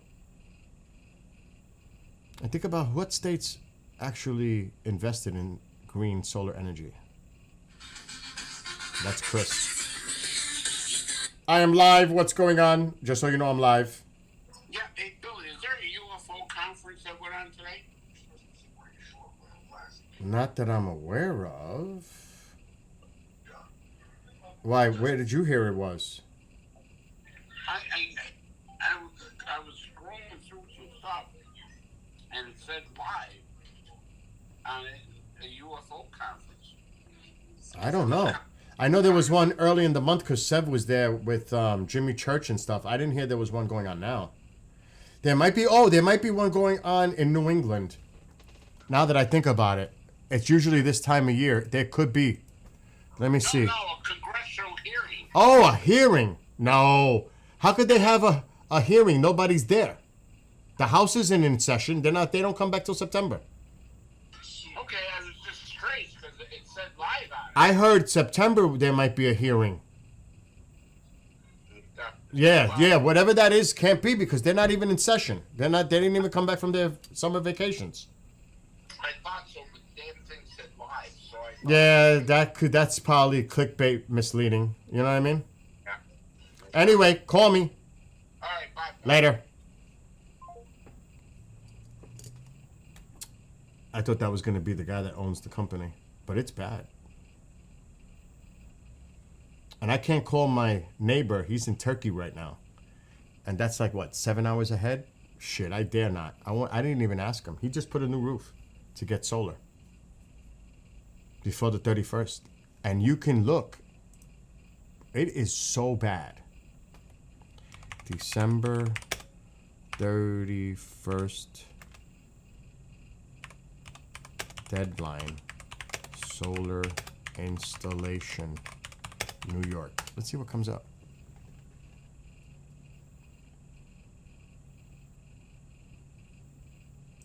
And this is the credits they killed.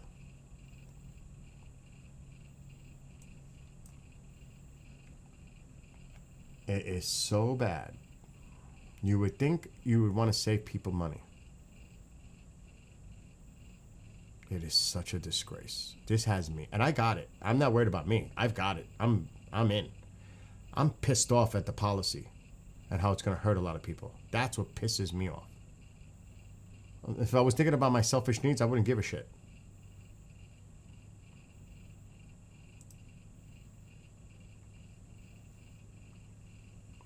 And here it is. And this is what they did. And that's why my freaking neighbor had to get his roof ready for solar panels, because he has to get it installed by the 31st of December, because then the 30% federal tax credit is gone, and it's been there for the last 20 years, but not with this administration. No incentive. New York really, and California, these states should just step up and stop putting money into the federal pot. They should just, if they want to take shit to a level, like I have to say what Gavin Newsom said, fight fire with fire, maybe it's time to really start playing in the gutter along and fight fire with fire, literally. Seriously. Maybe they need to grow some set and start doing stuff. The days of generous solar incentives are finally coming to an end. Over the coming months, several solar incentives that are currently available to New Yorkers will be phased out. Of course, targeting the blue state. Of course. But there's still time to take advantage of these programs before they're gone for good. New Yorkers have access to some of the best solar incentives in the entire country. These incentives have been giving everyday homeowners free government assistance, with the average homeowner getting 40-70% of the project cost covered by incentives. Look at that. But those homeowners who install solar after 2025 won't be so lucky. Because of this, they killed it in the big, beautiful, ugly bill. Saving people money.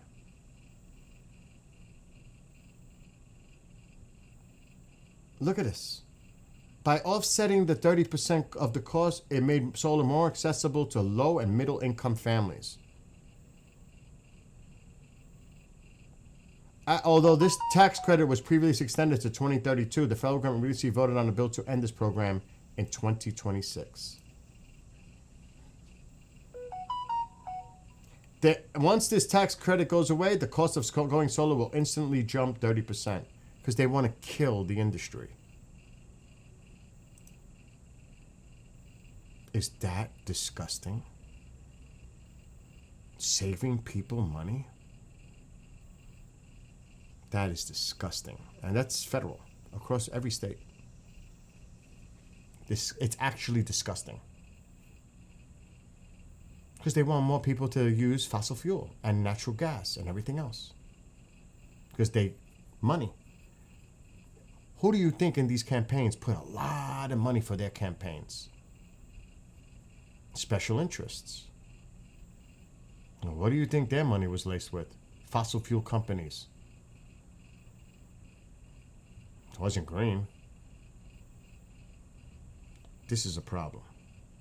I save, and I've said this and I can prove it on the screen, I save at least $1,000 in the summer months alone using solar than getting my electric from the grid. At least $1,000. That's money saved. Forget about getting the panels, the 30% incentive with the federal tax credit, all that. Forget about that. Once you get them, you save money. Instantly. It's instant save. But now with this bullshit, and rates going up with the utility company, how does that make sense? Dollars and cents. How does that make sense? On practical, rational, logical terms, it makes no sense. But that's what they're doing. That's why he had to get his roof done, because he has to get that shit installed by the 31st to get the credit, because it expires after 2025. Then the whole solar industry is going up 30%. How is that competitive? People are going to pay a lot more because they want it to go up so it can be even based with fossil fuel. Because now people are going to say, well, if it's going to cost me that much for solar, why should I go solar? I would just get natural gas or oil. Because it's going to help that industry. It's going to kill jobs. Do you know how much jobs in New York alone the solar industry does? It's like 100,000. They're going to lose their jobs. They're going to lay off. What about that? Those panels are made here. Not in fucking China, not in North Korea South Korea, anywhere else. They're made here in New York State. Despite what you might hear and see on the news, this is a disgrace. And that's why they're done with me. Even though I have it. But the policy is horrific. Horrific.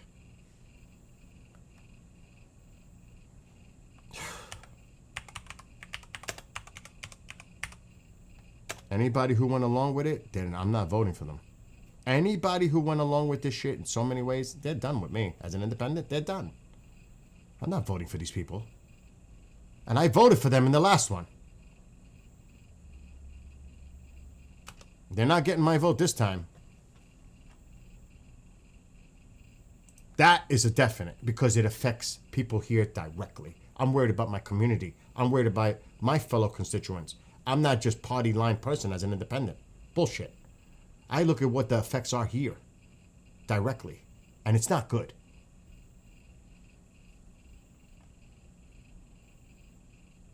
Screw that. Look at where I got my panels from. This is my company. US made panel backed by a 25-year manufacturer warranty. And yes, it does have in-home monitoring system because I can monitor them right now. This is the company I deal with. Made in USA, baby. Made in USA. Well, you talk so much about manufacturing in the USA, you're killing one of the biggest manufacturing industries in the United States. So much for manufacturing stuff in the United States. You're killing a company in the United States.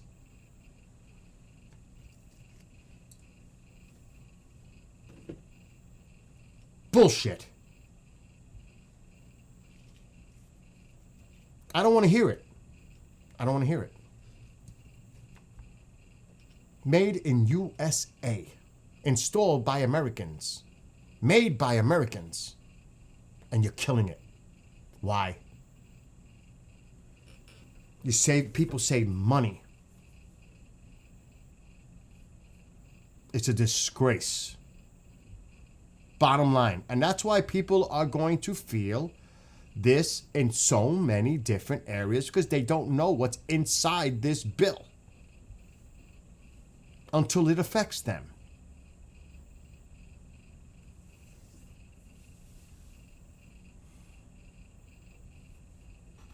It's shameful. This pisses me off.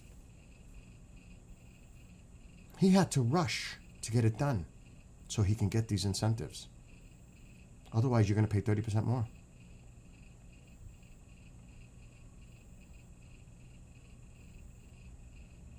Just try calling one of these companies and talking to them directly and see what they tell you. Talk to the people. Talk to the business owners. Talk to them. See how concerned and worried they are. If you don't believe in statistics and numbers, go talk to somebody. Go in your neighborhood and ask them how worried and concerned they are. Go to a small business in your area. Ask them. Are you concerned? Ask the owner. Are you concerned about the rising costs due to the tariffs? See what they tell you. Don't take my word for it. Don't take anybody's word. Go do it yourself. Ask them. You'll see what they tell you.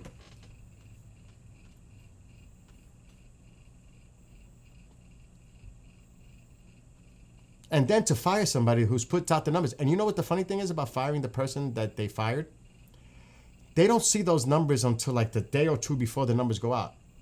It's done. It's compiled by hundreds of people that put the numbers together. It's not that person.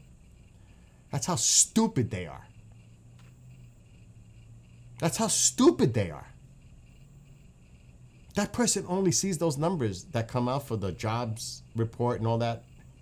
They see it 2 days before it goes out. They're not responsible for putting those numbers together. That's how stupid they are.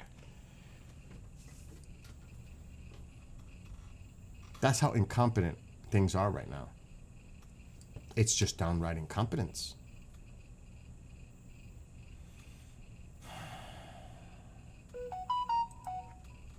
That's what we're dealing with right now. And that's just, I'm just hitting some.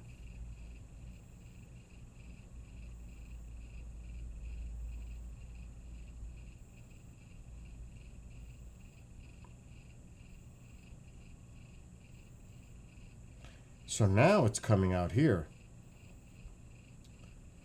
Maxwell provided DOJ with no incriminating info about Epstein associates. This just came out just now. I just got the message. The woman who had the most knowledge, direct knowledge of Epstein's decades-long claims there was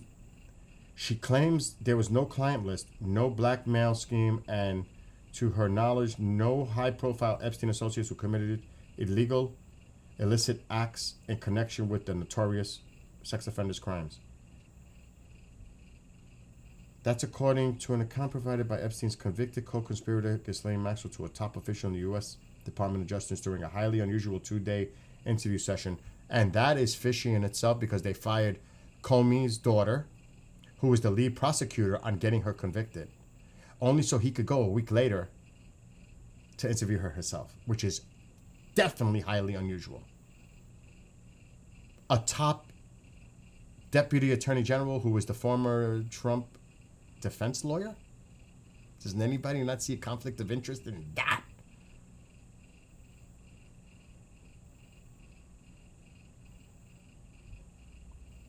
Maxwell told Deputy Attorney General Todd Blanche that during her time with Epstein, which ranged from the early 1990s to the mid-2000s, she never witnessed nor heard any inappropriate or criminal activity by President Trump, former President Bill Clinton, nor any of the well-known men associated with the Epstein. Oh, MAGA's gonna love that. It's not what they want to hear. She did not incriminate, according to this, Bill Clinton or Trump. It's not what they want to hear. You could bet on that. A transcript of Maxwell's interview with Blanche and an audio of the interview were among the items provided by the DOJ on Friday to the House Committee on Oversight and Government Reform. That's why the information is coming out.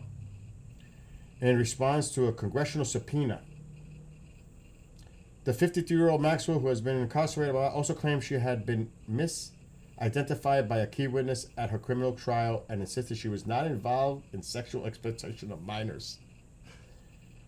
Blanche, and it goes into what Blanche is. This is a bombshell. This is a fucking bombshell that's coming on right now.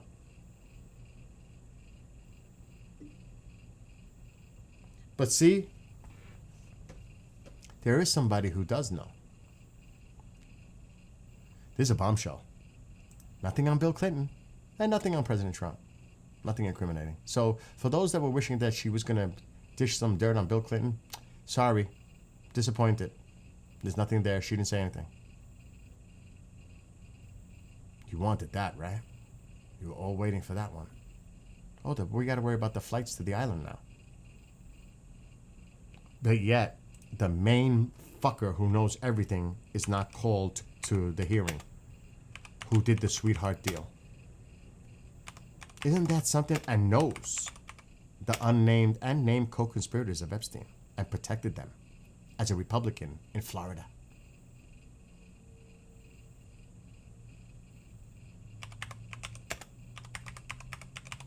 How the hell do you not call this guy in?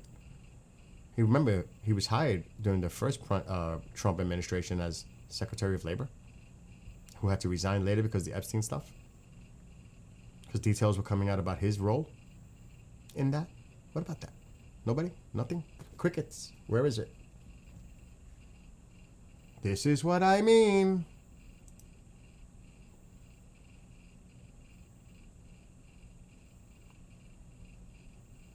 Oh my God.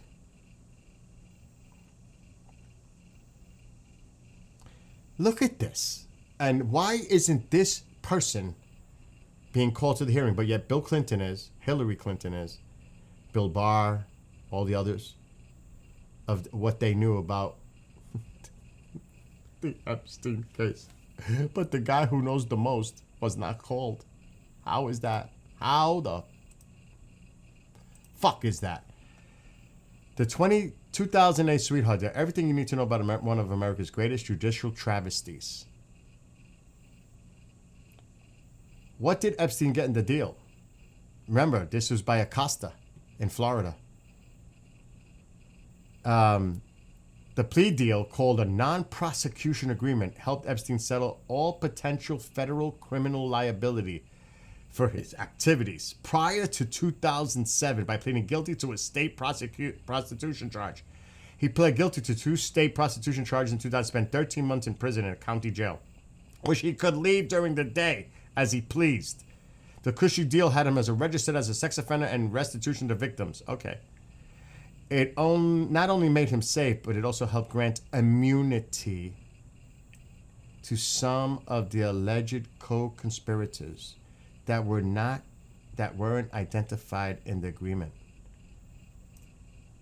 Oh, we need to see this. I didn't know CNN had it. Prosecutors had identified 36 victims of Epstein, most of them who had no knowledge of the plea deal, and had no opportunity to give inputs in the case. It had appeared a little out of character for Acosta, who was known to push for longer sentences. However, it was a meeting with Epstein's lawyer that allegedly smoothed in the deal. According to an investigation by Miami Herald's Julie K. Brown, the 2 former colleagues who had their career roots in Washington-based met at the Marriott in West Palm while the negotiations were still underway for Epstein's convenient deal. Look at this. At the time, Herald reports Lefkowitz's wealthy client was facing a 53-page federal indictment, could have ended up in federal prison for the rest of his life. Acosta has not denied meeting with the attorney, but has insisted that he met him after the deal had already been through. Okay, you need to testify under oath. However, negotiations going on, had a meeting that happened over breakfast. Epstein's deal was struck in September. However, the deal had been pled many times by his lawyers until June the next year. How strong was the evidence? Blah, blah, blah, blah. So, they covered up. He knows the unnamed and named co-conspirators. I would like to see the CNN document if they got it. I want to see this document. Oh, it's probably gone. It's fucking gone. We need to see that document. 7-page agreement. We need to look that up. So, who knows the names of those clients that were protected by this sweetheart deal that was struck in Florida by a Republican protecting, giving immunity to co-conspirators, named and unnamed? And he's not called to the House to the hearing, but you call Bill Clinton and Hillary Clinton, all these other people? He knows. He knows. He made that deal. Who are these people they're protecting? What about getting to the truth? Huh?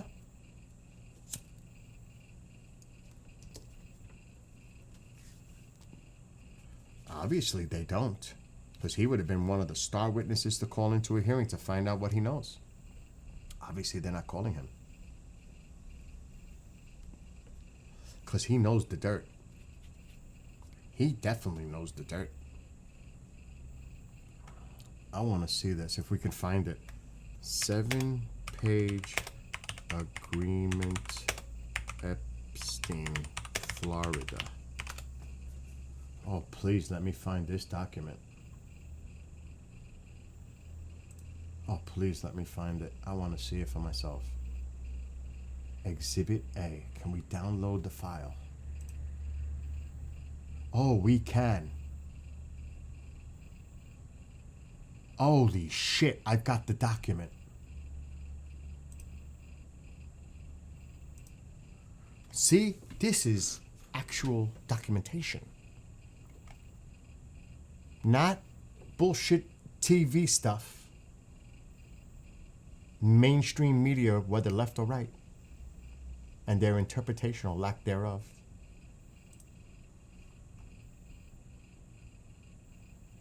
Non-prosecution agreement, investigation of Jeffrey Epstein.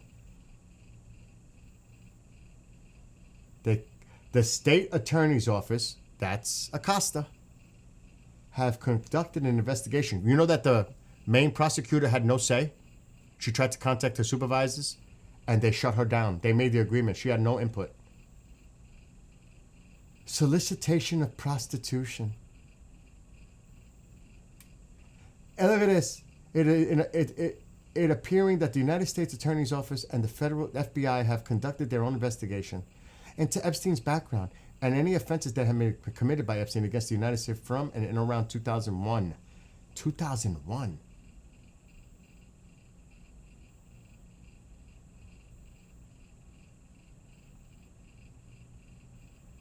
Look at this. They even have the charges. Knowingly, willfully conspiring with others. That's Maxwell. And who else know? Who else? Who we don't know who else. With other known and unknown to commit an offense. That is to use a facility or means of interstate or foreign commerce, money, to knowingly persuade, induce, or entice minor females to engage in prostitution. Are you fucking kidding me?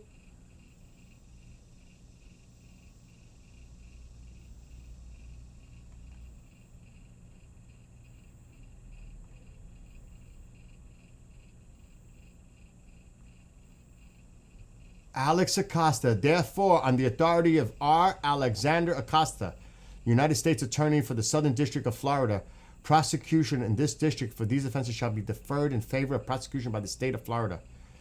So he is responsible. He knows everything. Provided that Epstein abides by the following conditions. Are you fucking kidding me?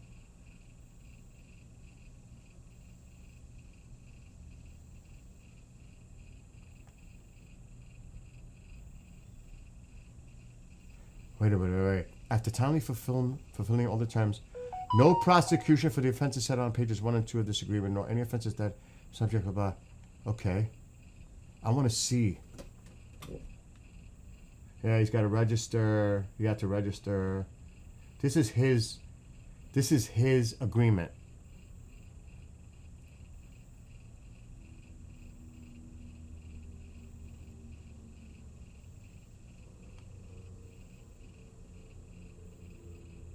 He signed. This is what he had to a civil.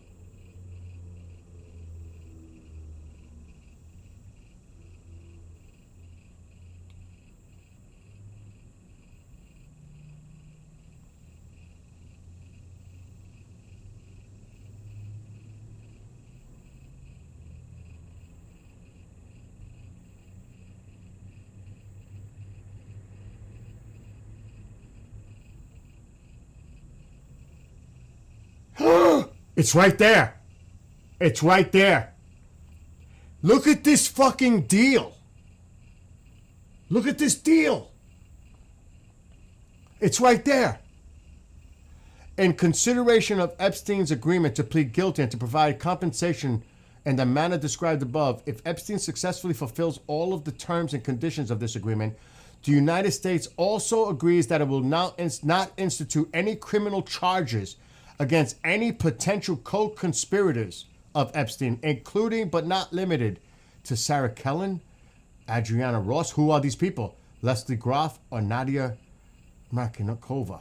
Further, upon execution of this agreement and plea agreement with the state attorney, the federal grand jury will be suspended, and all pending federal grand jury subpoenas will be held in abeyance unless and under. Holy shit! The defendant likely agrees to withdraw his pending motion to intervene and quash. Okay. They are protecting people.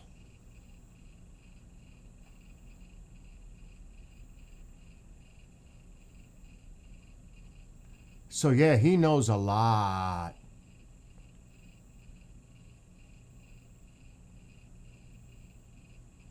There it is. Alex Acosta, United States Attorney. And you see the assistant district, you see this name right here? You see this name? Maria Villafana. She was never given any. She wanted to pursue the case. She felt she had a strong case, but guess what? She was denied. She was denied to even have her input. They already made the sweet deal without her consent. Do you know that? Let's look her up. Marie Villafana. Marie Villafana. Denied by supervisors. See, this is where the public doesn't do their homework and they don't know the facts. This is the New York Post, conservative newspaper. Prosecutor helped crafted Jeffrey Epstein Peel resigns from DOJ because they fucking didn't even look at the case. Oh, what? A prosecutor who was being pro for helping negotiate? She was never part of it. She was never part of it. That's a lie. Because she had no input. Absolutely no input. Look, this is more accurate.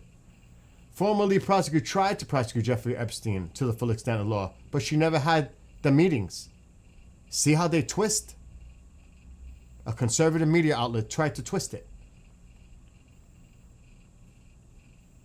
Okay.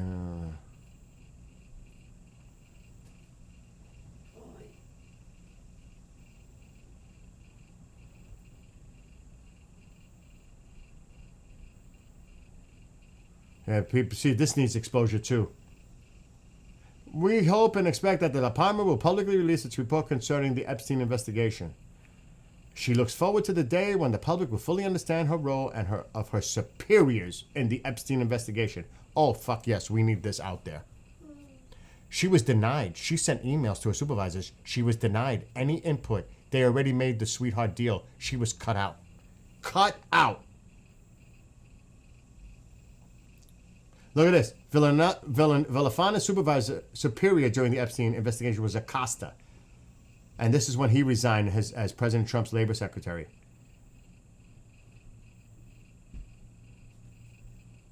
Yeah, okay. Look at that. Even the victims defended her because she built a strong case. So there's a big... This definitely has to get put to the public.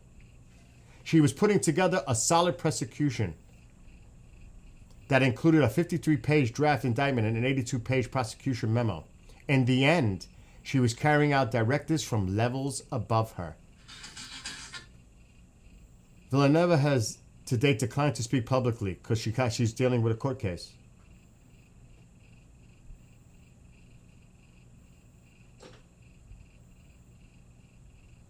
A client, she has to do that or she'll be screwed. She has to, which had prevented the disclosure of internal communications to the full extent of the law. But see, the DOJ is covering it up. They're not letting this out. See, this is the bullshit that's going on. And you don't call Acosta to the hearing, but you call Bill Clinton and Hillary Clinton and all these other people because it's meat for the base and they're going to love it. But you're not pulling in the most important, viable, credible person that knows what went down in Florida and gave him the sweetheart deal and gave amnesty, immunity to the named and unnamed co-conspirators of Epstein. That's where it's at. That's where it's at. Not this bullshit sideshow Banana Republic garbage that they're trying to throw meat to the base. This is where it's at. This is the real. What went down in Florida? What was the cover up there? Why did they give Epstein a sweetheart deal like that? With all those unbelievable... I mean, that deal is crazy. And what do the victims think of this? And what will the victims say about this?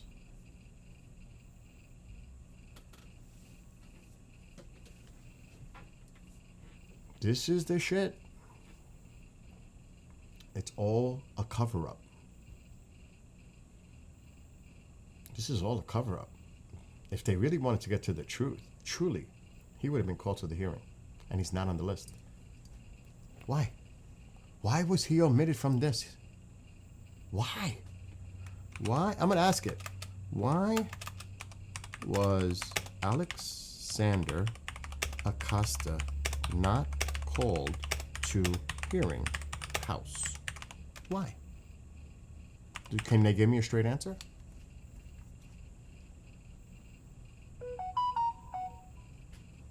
Now, Luna says he can still be called to testify. Now, bending under pressure. Luna's saying something.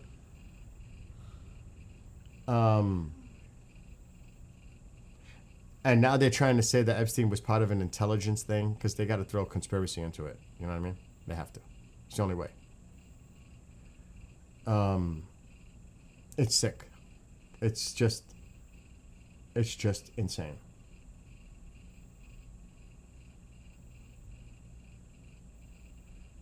I mean,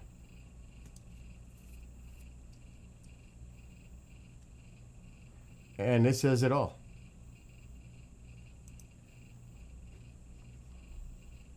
This is the banana joke it is. Republicans issue subpoena for Epstein files with one big exception. That one big exception is Alex Acosta. And that's why this is a show. This is bullshit. He's missing from the subpoenas. And he's the one that gave the secret plea deal for soliciting minors. And he's also the one that gave sweetheart deal about people that were involved. This is crazy, crazy. This is crazy. The main person that knows a lot of juicy details is omitted from a subpoena. How could you take a hearing like that serious otherwise? If you really want to get to the truth, you're not calling the guy who knows probably the most than anybody else about the client, not even the client list. They're connected directly. Money, who knows? Who is financing all this? Who are these named and unnamed co-conspirators that were protected? Don't you want to know? They're directly tied to him. They were part of it. It's sick. It's sick. It is really, really sick. It's a sideshow.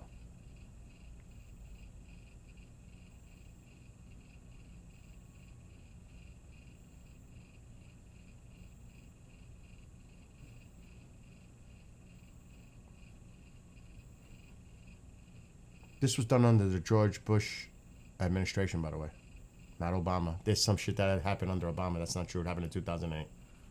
That's another thing floating out there that's a lie.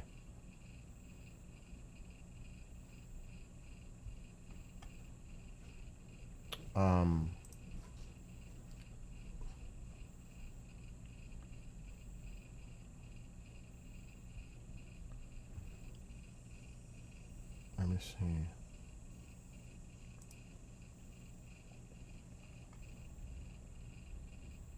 How could you leave this guy off the list? How could he be off that list? What is the House Republicans trying to pull by not bringing him? I mean, this makes no sense. Look, he subpoenaed Bill and Hillary Clinton, former attorney generals, and former FBI director related to Epstein case. We've also subpoenaed DOJ records to the case. But you didn't subpoena him? The one that made the sweetheart deal for Epstein and covered up those co-conspirators? Really? Really? It's total meat for the base, but they're not trying to get to the truth. This guy knows a lot. And they didn't even call him. How the fuck you call Hillary over this guy? This guy knows everything. He was part of a secret deal for Epstein. And he's not called? Does that not, make everybody go, what? Something's going on.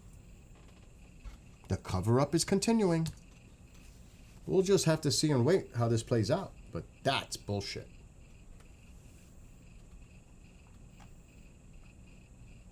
I mean, come on. But we'll see. But the big one that just came out, the news, was this one, that Ghislaine Maxwell didn't say anything incriminating against President Trump, which is not a surprise, or Bill Clinton.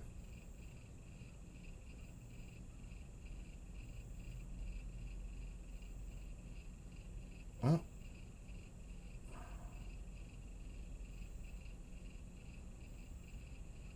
there's breaking news all over the place. But I'm not going to get into it. Actually, I'm going to get the hell off because I've been streaming too much and rambling. And nobody's watching because, you know, the people that are all Trumpies, they fled. They don't want to see this. They do not want to see this. And I downloaded the document. It's available.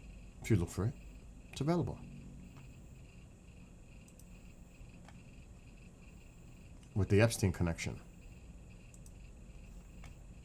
It's out there. You just got to go do your research. Right here. This is the non-prosecution agreement that Republican Florida Attorney General at the time, Alex Acosta, made the deal. Secret plea deal. Which gave him such a fucking deal. Where he can sleep at night, but he's free during the day. Prostitution charges. And she had a pile of evidence, but sorry. We already made the deal. No bueno. I'm sorry. That is sick. And this guy's getting a pass. Can you imagine that? So are we seeking the truth? Are we really? Are we really seeking the truth? Or are we just being selective to throw meat to the base and let them be happy?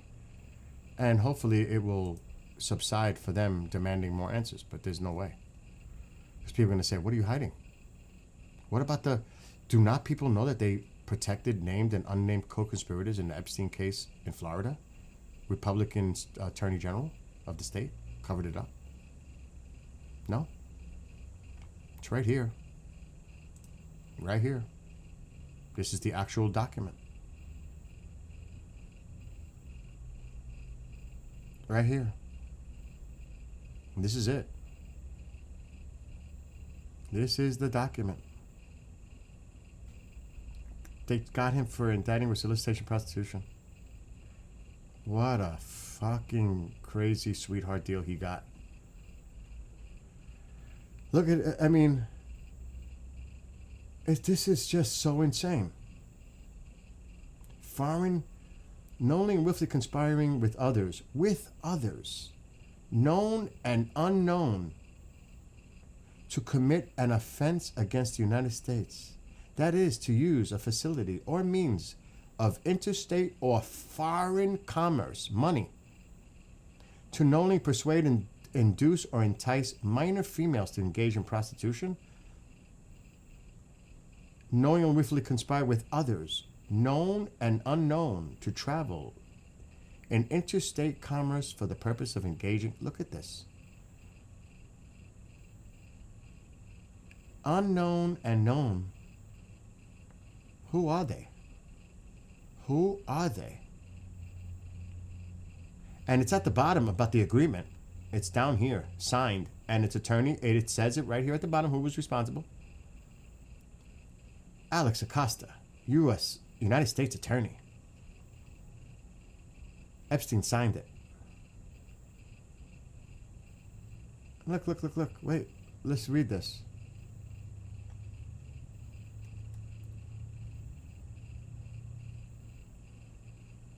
Where is it? Right here?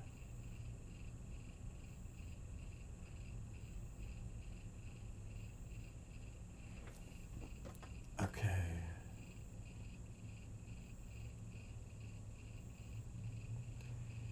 Now these are some of the lawyers.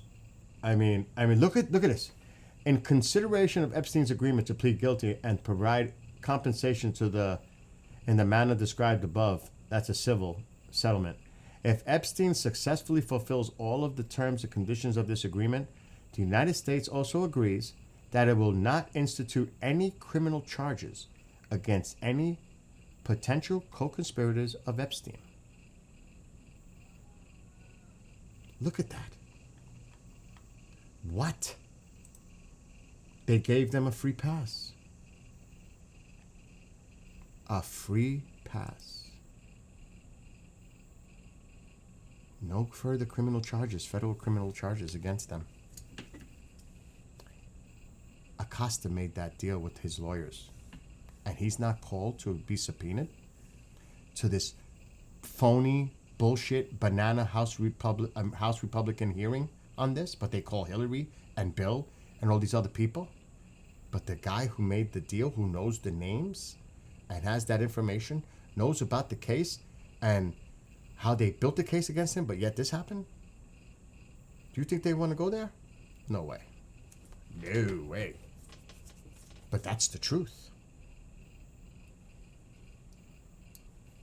And he's not, I can't get over this, that this guy is not called.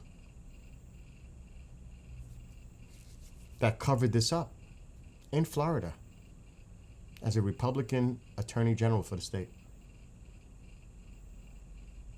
Because it's a Republican, that's why. Who served on Trump's first administration as Secretary of Labor. Who resigned due to the pressure of Epstein and the information that was coming out with his connections to it. No? Nobody? This is bullshit. So I don't want to hear about these people claiming they want to find out about the truth. They're bullshit. They're full of shit. Do you really want to get to the truth? It's out there. It's accessible if you know where to look and who to go to for that information. But if you're going to be selective and pick on people that you do not want to come in front because it may provide information that could be a rabbit hole that they don't want to go down, that's why. Bottom line. If we're all seeking the truth, good or bad, Democrats, Republicans, whoever's there, foreign people involved, whoever it is, if people really want to get to the truth, we need to get to the truth, regardless of who it affects. And not trying to protect people because they're your side. Bottom line. Put it all out there. Let's get to the truth. Let's see who's there. I think that's what the American people want at this point, across the board, bipartisan. Let's go. Put it out there. Let's go. Enough. Put it to rest. Put it to bed. Let's just end this nonsense now. But they won't. They're delaying. Drip, drip, drip.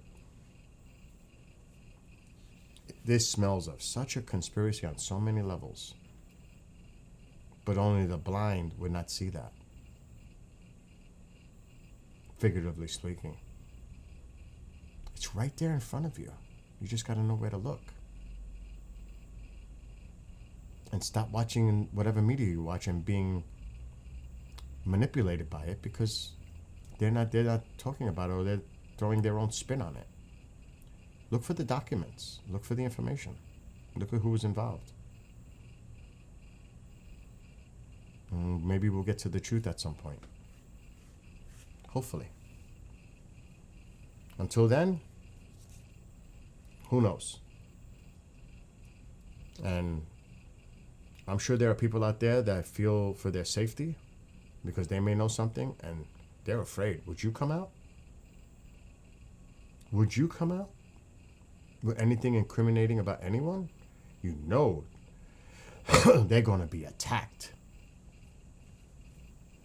And like everything else, like a whistleblower, discredited because it's not the way people want it to go. Not what you thought it was.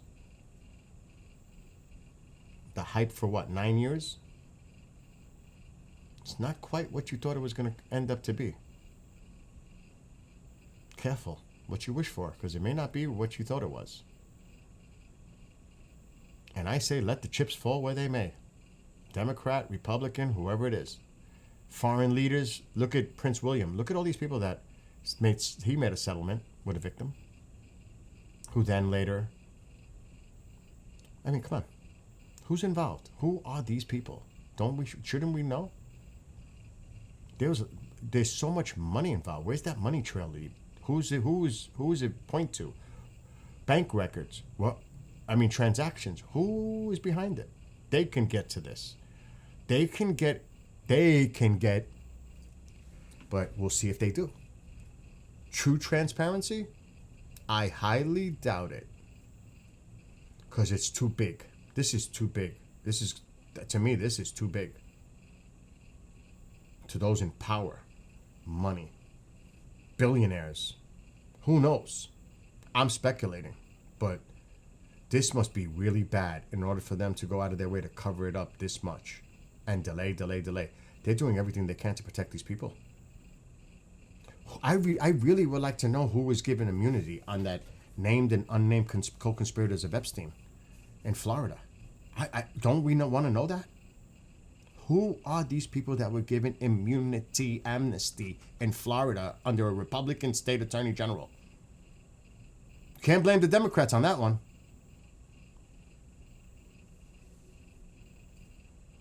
Who was he protecting? Democrats? Do you think he was protecting fucking Democrats? Does that make logical sense? Oh, he would have loved to hang them out to dry. So something's going on here. It's a lot worse than we think. That's the way I'm going to end this. But go download it. Go download the document. Go see it for yourself. Don't take my word for it. Go download the 7-page settlement. Not even settlement. I don't want to say settlement. Agreement. The sweetheart deal agreement between Alex Acosta as State Attorney General of Florida and Epstein's lawyers. Go look it up. And see how it protects. As long as he agrees and fulfills his commitment, there will be no criminal federal charges against the named and unnamed co-conspirators of Epstein. What? What? Could you imagine the victims had no input, their lawyers, nothing on this when this deal was made in Florida? It's right here. This is it. This is the actual 7-page agreement between Epstein's lawyer and Epstein. He signed off on it. And it says others, clearly. Look, knowingly and appearing that the U.S. State Attorney's Office, which is Alex Acosta, and the FBI have conducted their own investigation to Epstein's background and any offenses that may have been committed by Epstein against the United States from and in around 2001 through and around 2017. But it says prostitution. There's nothing here about rape, nothing here about anything else, because the lead prosecutor was not allowed to push her full case that she had because they already made the sweetheart deal, okay? Marie Villafana, whatever her name is. Look at this. Knowingly and willfully conspiring with others, known and unknown, to commit an offense against the United States. That is, to use a facility or means of interstate or foreign commerce, money, to knowingly persuade, induce, and entice minor females. Knowingly and willfully conspiring with others, known and unknown. Who are these known and unknowns? Who are they? And you gave them amnesty and immunity if he fulfilled his part of the bargain? That they can face no criminal federal charges? Are you serious? I mean, this is the deal?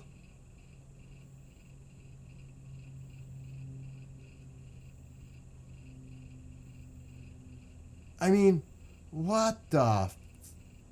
I mean, we need to know the details how this went down. We need to know the details how this went down. If Epstein successfully fulfills all of the terms and conditions of this agreement, the United States also agrees, remember, this is 2008, this is not under Obama, it's the Bush administration. It's also in Florida with a Republican state attorney general. So this is not a Democrat situation, this is a Republican situation completely. The United States also agrees that it will not institute any criminal charges against any potential co-conspirators of Epstein. What? No criminal charges against co-conspirators known and unknown related to Epstein. How the fuck did they get that deal?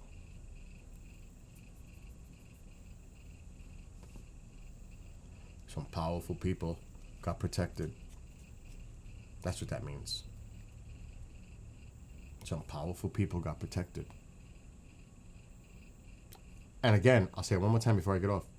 He's not called subpoena to the hearing, but Bill Clinton is, Hillary's there, Barr, Comey, whoever else is on that hit list for meat for the base.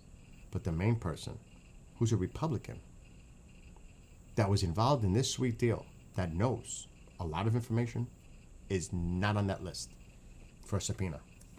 That tells you right there, this is bullshit.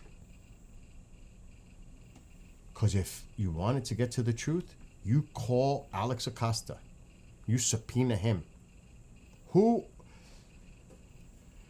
can you provide to us in a classified setting who these so-called named and co-conspirators are? He knows. He protected them. He knows who they are. And you don't call him? I would call Marie Villanfana, the lead prosecutor on this case in Florida. What does she know? What kind of case does she have? That was denied, though she was sending emails to her supervisors like, what's going on? I have a strong case here. Oh, we already made the deal. What? So everything I did here, that I have all these pages of criminal investigatory information, that I have a case that'll put him in jail for the rest of his life, is gone? Because you made a sweetheart deal with his lawyers? To protect who? He served 13 months in a county jail where he can go out during the day and sleep at night.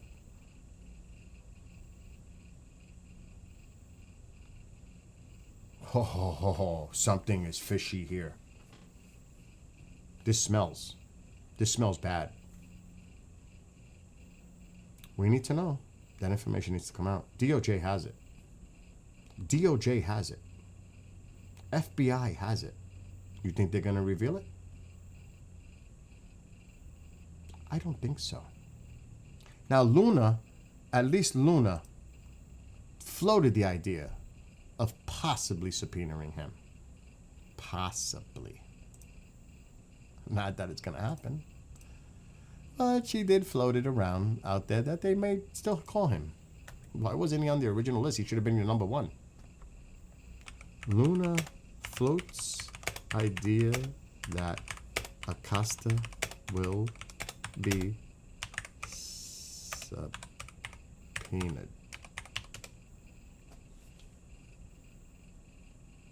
This is coming from the local paper in Palm Beach. Could still be called. Anna Paulina Luna. Alex Acosta can still be called to testify in the House about Epstein. Oh, yeah, really? Really? Still could happen? What? It still could happen? Can still be called to testify. That the current list does not rule him out. This does not take him off the table. At any time, he can be called to testify. Bullshit. You say that now.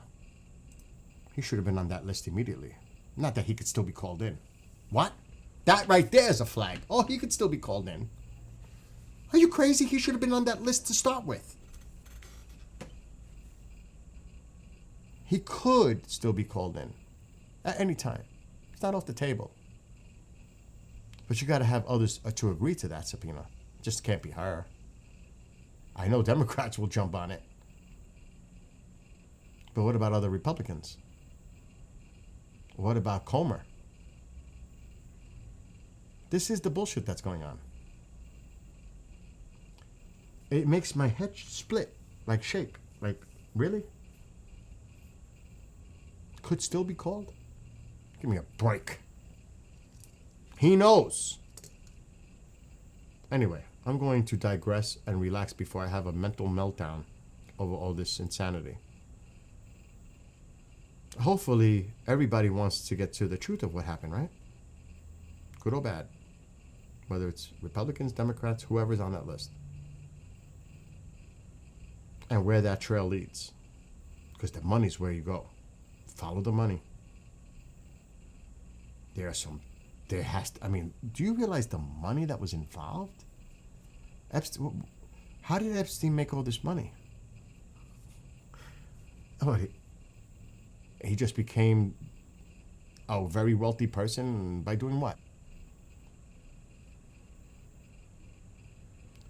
They need to get to the bank records. They must have all this information. They must know the trail of the people involved. They're protecting them. They have to be. And this is when you hear crickets from the right. You hear crickets when it comes to this shit.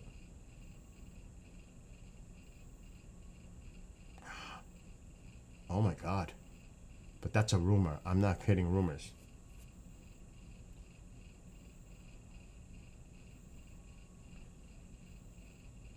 Oh shit.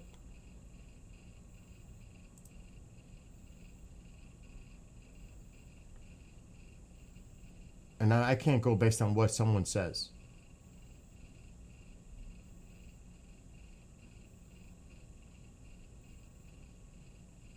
I can't go based on allegedly or... Oh my God, can you imagine if this is true? Again, I'm not saying this is. White House has files on 1.5 billion Epstein money trail. That's what I'm saying. You got to follow the money. Ron Wyden, the senator of Oregon, made a claim. Again, it's just a claim. As Republicans face down a petition that would vote to release the findings. The Treasury's Epstein file details 4,725 wire transfers, adding up to nearly 1.5 billion, flowing in and out of just one of Mr. Epstein's banks. And he said this on the floor of the Senate. He spent 3 years digging into Epstein's financial network.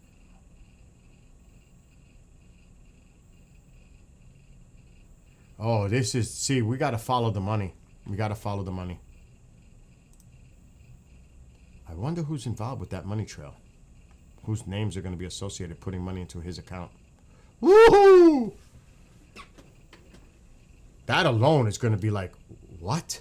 You sent him how much money? Why? Fuck flying on a jet. Why did you send him all that money? What was that money for? See, people are looking at stupid shit. You got to get into what really went on. I mean, come on now.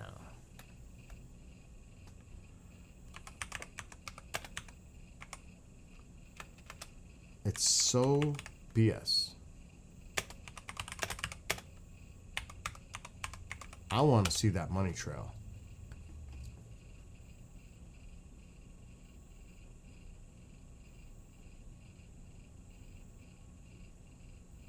And you got to be very careful with social media because a lot of shit is fake or AI. There should be a law against that. AI videos. There should be a law. There should be a law about that because people are believing the AI videos, thinking they're real.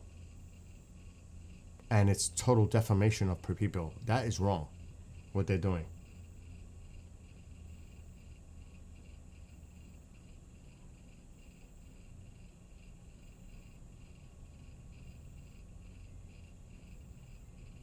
So we're just going to have to wait and see how this plays out.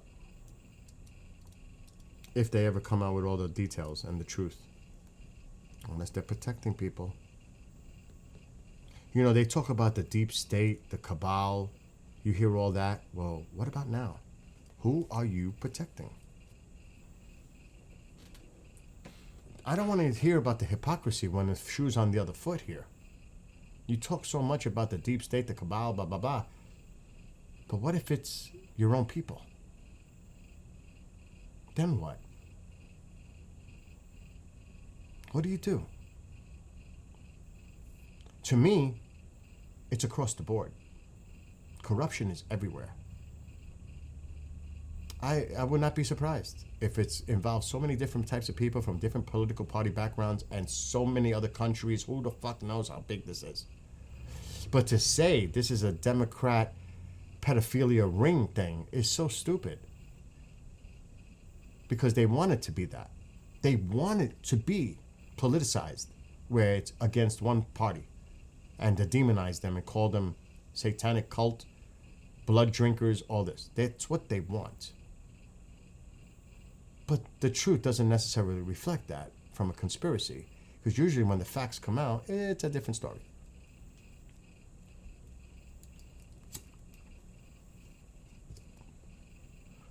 And something's going on, because if they had, you have to think, if there were Democrats on this list, this shit would have been made public when they were all smiling, holding in front of the White House the Epstein files, posing. And then all of a sudden it went silent. If they would have had juicy things, because you know that was on the agenda, that was part of the whole campaign. We're going to release the Epstein files. We're going to get to the truth. Ooh, what happened? Full stop. What happened? Democratic hoax? Do people believe that? Do people actually believe what he says?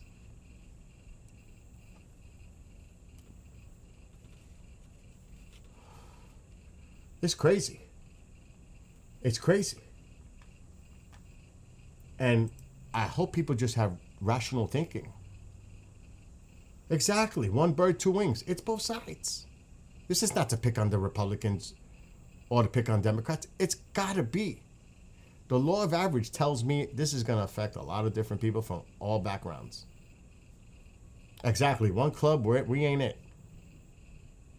But I just showed you the 7-page actual plea deal that Epstein did in Florida. The evidence is there. Read it for yourself. Go look it up.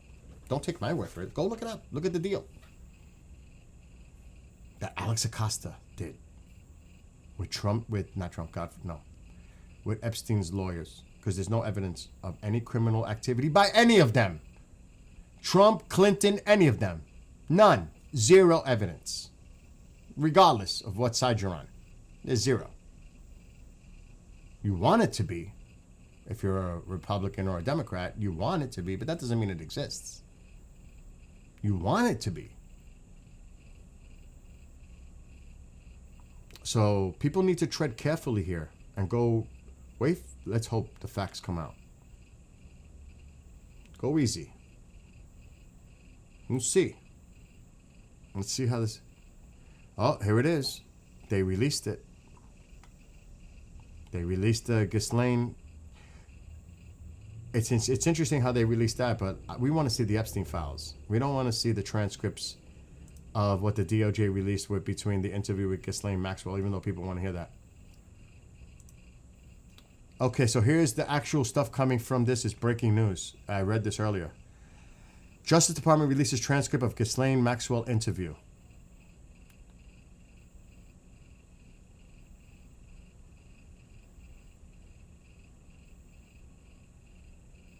She insists that she never witnessed Trump or Bill Clinton doing anything inappropriate. She also told Blanche she does not believe Epstein died by suicide. Neither do I. And who was in office when that happened? Who was in charge? Maxwell says she didn't see Epstein taking photos or videos of others for blackmail. She claims that her attorney insists that she's innocent and praised DOJ for her releasing transcript.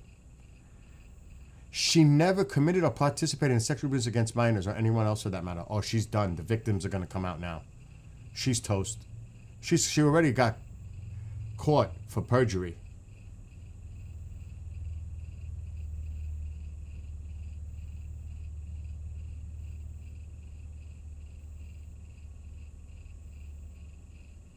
She goes, I don't believe he died by suicide.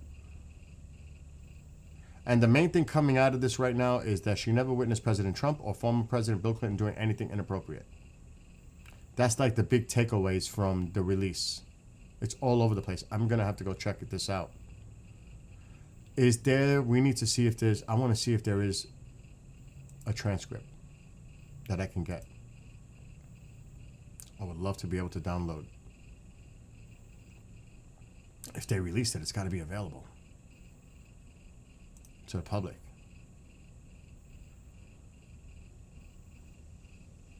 I have to see if I can find it.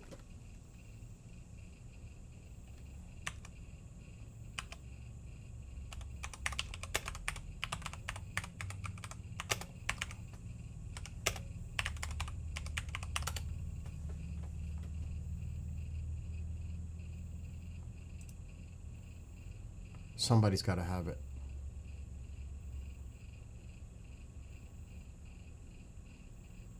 Somebody's got to have it out already. Read the transcripts. Here it is. Ah, they want me to pay for it. Are you kidding?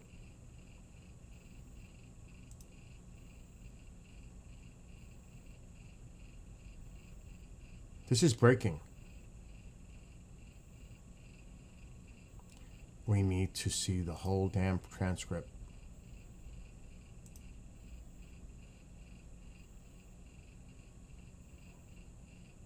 I bet you CNN probably has it. Nothing. This one is empty. They said they had it, but it's not there. Let's see if CNN has it. It might. It's 337 pages long. 4 different files. I got it. I got it. It's redacted. There's audio recordings and everything. I got it. It's coming from DOJ.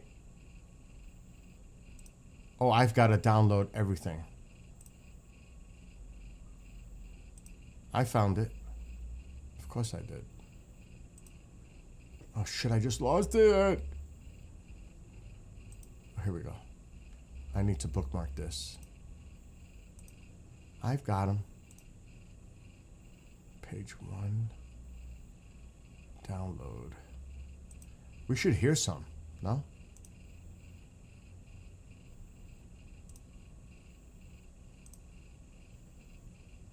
Day 2.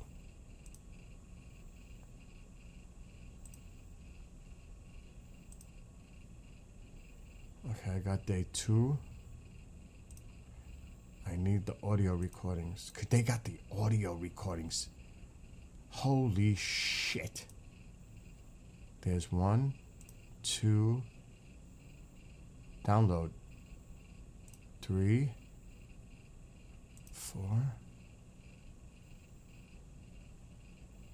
5, 6, 7. Wow, there's a lot of... It's a lot.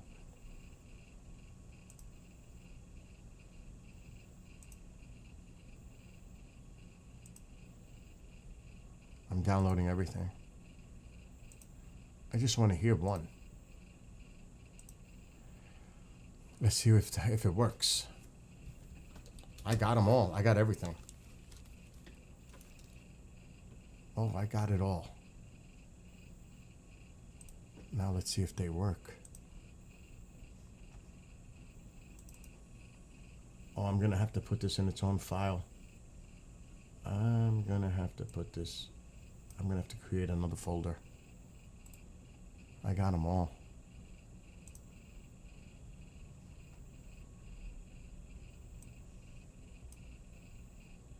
Alright, let's put this in downloads. We need to create, let's actually put it here. Create new folder. Create new folder. Fuck.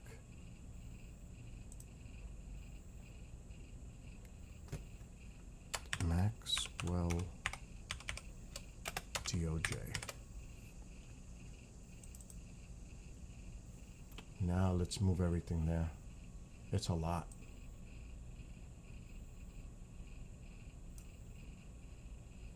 Move.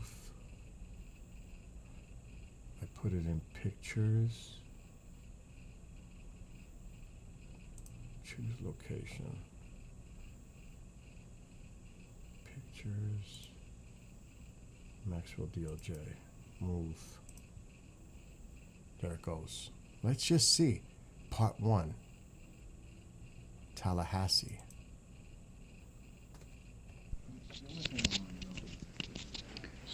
Today's date is Thursday, July 24th. This will be the recording of a proffer agreement of Ghislaine Maxwell from the Deputy Attorney General, DOJ, and the time is currently 9:16. Maxwell and counsel are arriving to the U.S. Attorney's Office. That's a short I'm file. actually gonna put the name on the This one's 44 minutes. Good morning. My name is Assistant Special Agent in Charge Spencer Horn of FBI New York. Today we're doing a proffer of Ms. Maxwell. The date is July 24th. I'm Good morning, skipping. Ms. Maxwell, how are you? Good morning, Mr. Black. Good. Okay, so before we started recording, we met for a few minutes. I introduced myself and we chatted, and now I told you that we were going on the record. And before we start asking questions, I know that you've been given by your lawyer a copy of what's called a proffer agreement. And I just want to spend 2 minutes making sure that you understand what governs our conversation today. The most important part of this agreement is that this isn't a cooperation agreement, meaning that by you meeting with us today, we're really just meeting. I'm not promising to do anything. I'm not promising to ask Judge Nathan or any of the judges that's been assigned to your case to do anything. We're just talking, and so that's the most important part of this agreement. However, almost as important is the fact that what this agreement does for you is it gives you protection. So what it means is that the government cannot use what you say today against you, with some exceptions, which we'll talk about in a minute. But whatever you talk about today, you have what's called immunity. So that means that the words that you say today, we cannot use against you in a case in chief if we were ever to bring one. Okay? Thank you. There's exceptions to that. The most meaningful one of which is that if you say something today that's not true, that's a lie, we can bring a prosecution against you for what's called false statements. So I'm a federal officer. I have several officers here. The FBI is here, and if you lie to someone that's like me or like Special Agent Horn, it's a crime. So you have to be truthful. The other exception to this that doesn't necessarily apply directly to you, but if there ever was a retrial in your case, or if there ever was a criminal case, a future criminal case against you, and your lawyer or you said something different or took a position that's different than what you say today, we can then cross-examine you or a witness based upon what you say today. So it's a little bit nuanced, meaning I can't use what you say against you in our case in chief. However, if you were to testify, or if your lawyer called a witness to testify and they said something that is totally different than what you say today, we could then cross-examine you or the witness and say, hey, This do you is remember long. when we met with Ms. Maxwell back in July? Yeah, there it is. Okay, we're just confirming that it works and it does. Case. That is true, and I did speak to him, and I did ask him if, or did tell him that I was very keen to talk to anyone, because no one from the government at any time ever since the inception of the case, so dating back to the early 2000s, has ever spoken to me, and indeed I believe ever reached out to me at any time to even speak. So this is available. It's a lot. There's a lot of files associated here. I downloaded everything. It's all here in her file. All the audio recordings and the transcripts are here. And I'm going to give everybody a link. And it's big. There's 263 pages on just day one. This is big. This is a big thing. This is the transcripts.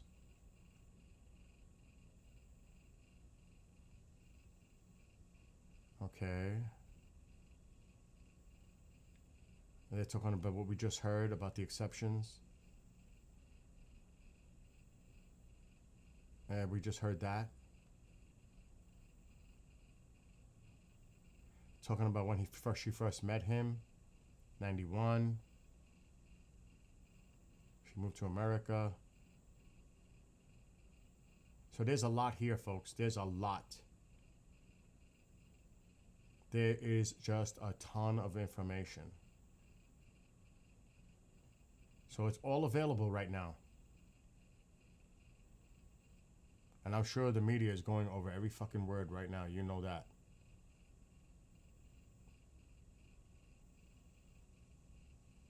So I'm sure they're skimming to try to pick out what they want to highlight.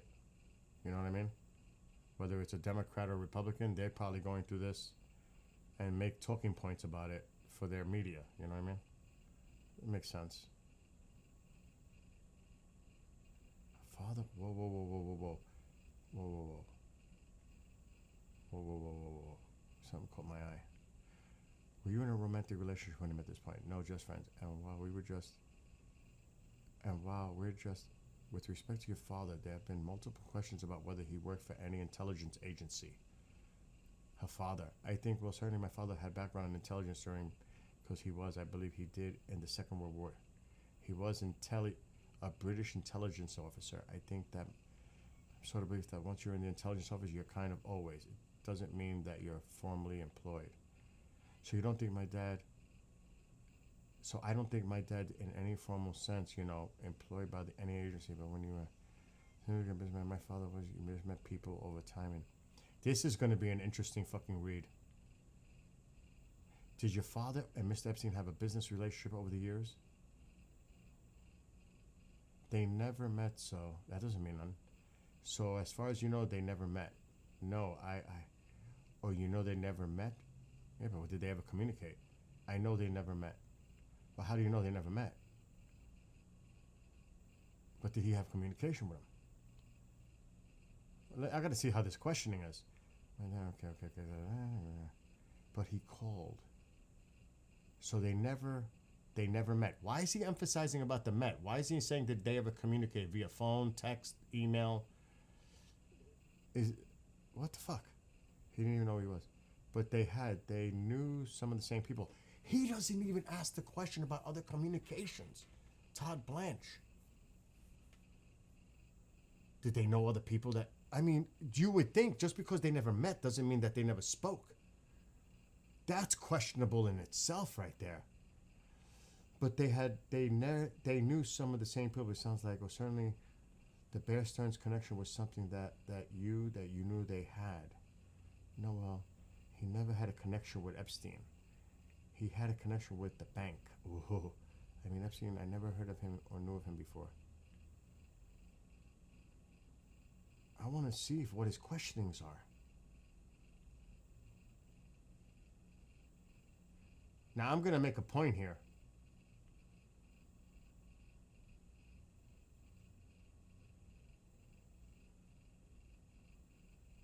I went down the rabbit hole for a minute. That's all right. He didn't even go into it with her about a father. He didn't even go into he just said they never met. So that doesn't mean they didn't speak on the phone or anything. He just left it. This is why, in a situation like this, you get a person who's familiar with the case and knows the nuances of the case, the details of the case, and you just don't bring somebody coming in that knows nothing about the background of the case, and you just start asking questions. And this is why I question why they fired Comey's daughter, who was the lead prosecutor. She was part of the case against Ghislaine Maxwell, and she had no input. They got rid of her so that he could just step in and do this. He's not prepared. You could tell he's not prepared already. He doesn't know the nuances of the case, like a line prosecutor would know. See, it's already making me freak out, and I'm sure they're going to get on this. He doesn't even get into it.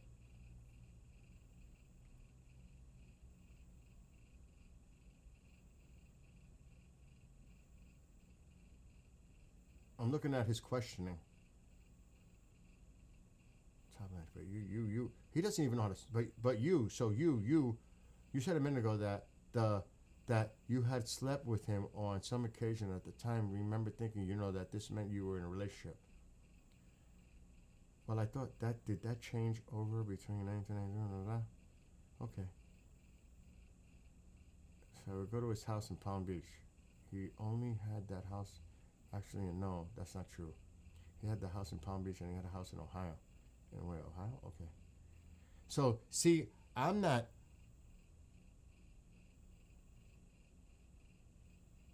This is going to be... I got to read this thoroughly.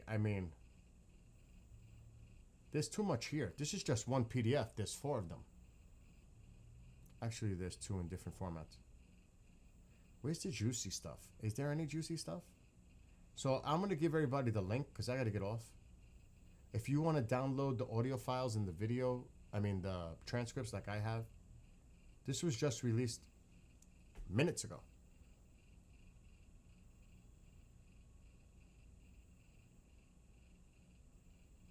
I'm trying to read what he's asking. You were paid by him to go along. Tell them again. I want to just make sure that we're talking about that, like keeping between, like the late '90s and maybe, I guess in a little to the early 2000s. Why? Why not just expand on everything? Why is he being very selective in the timing here?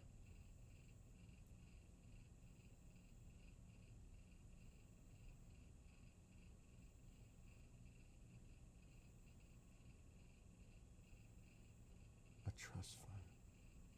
So there's somebody else here. There's a few people that are engaged in the conversation here, questioning her. They're talking about her finances. But again,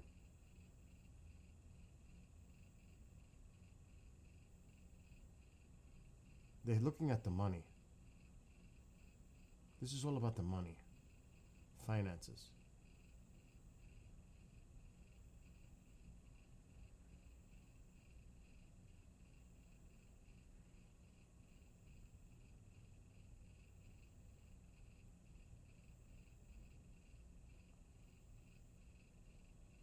They stopped having sexual relations in 1999.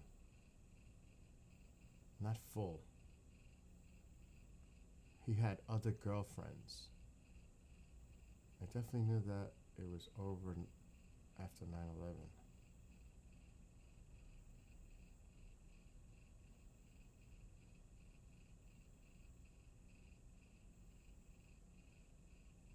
She's still getting paid by him even though they broke up.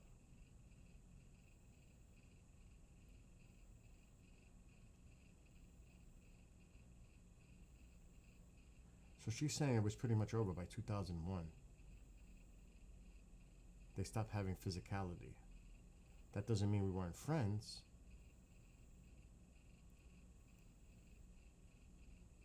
She met somebody that she fell in love with? Ted Waite? 2003? She didn't meet him through Epstein?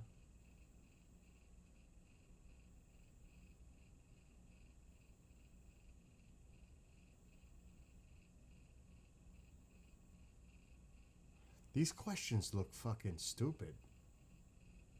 To be honest. You were on the plane, yeah.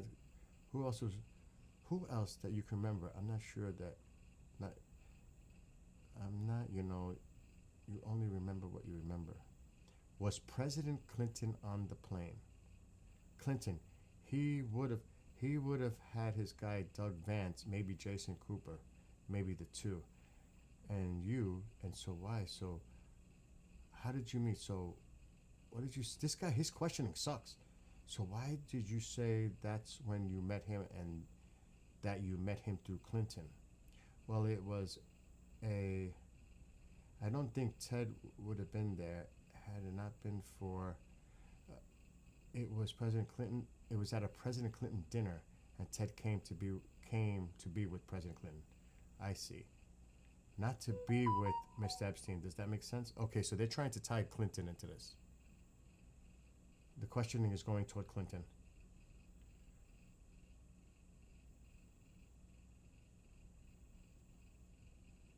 That's where they're trying to get to. They're trying to target his... You could see why he was sent. They're trying to get to the hit list, the president's hit list of people. Interesting. And I ran the properties, and we're talking tens of millions of dollars for the island alone.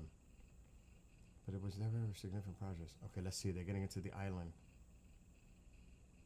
Island manager. When did he purchase the island? 96 or 97?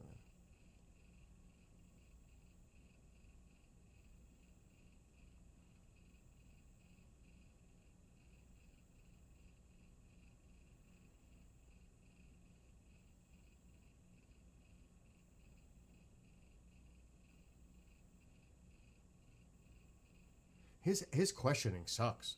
Todd Blanche's questionings are like pathetic. And he's the Deputy Attorney General of the United States. Can you imagine this?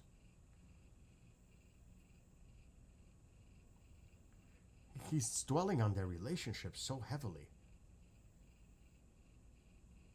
Managing his properties. I get they're trying to make the connection to the money. But it's just, he's very repetitive. He's going over the same shit over and over, trying to get a different result.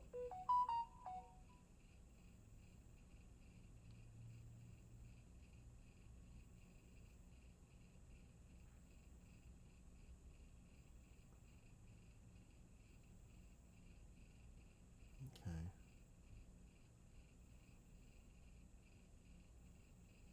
Now they're talking about her mother and her relationship with the guy that she met. Okay, they took a break. Wow, that was the first session. A lot of nothing there.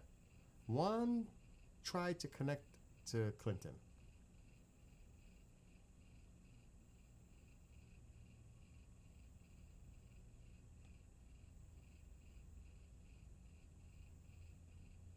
She's saying that, did you like the feds never talk to you? No. The FBI never talked to you? No. Do you know, I never even received a phone call. So you didn't receive a subpoena? This is interesting. No. Did the state law enforcement ever reach out to you? No. How the fuck did they not reach out to her?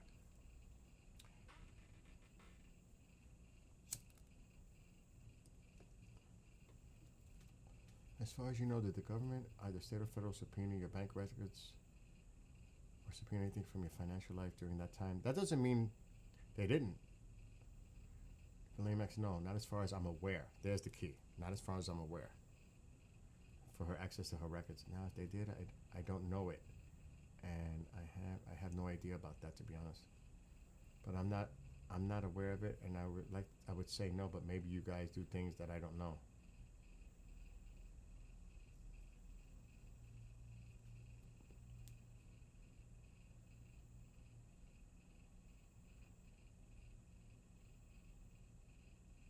She was still around. She was with Ted. That's her alibi in this.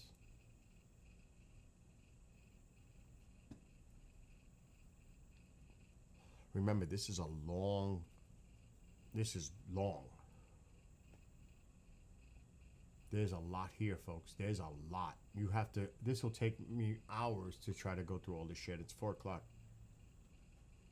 I'm just trying to see if any names come up. If we see any names that come out.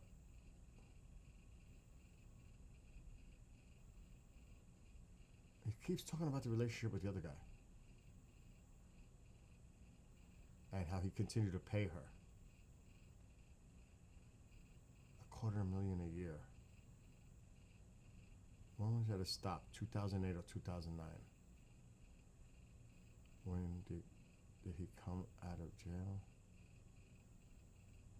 This is all about the money that she was getting.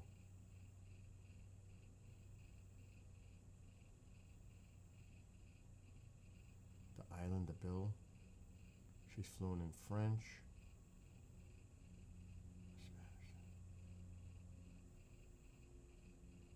This is too long to go through right now.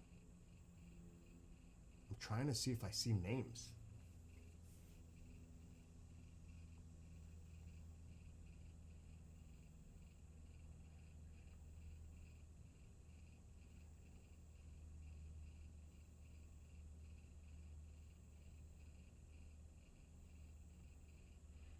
Remember, she doesn't believe, the main things that came out of this, she doesn't believe that he committed suicide. She said that Trump and Clinton, she never knew of any wrongdoing by them. That's so far what's coming out. I have not looked into it. That's what the media is reporting.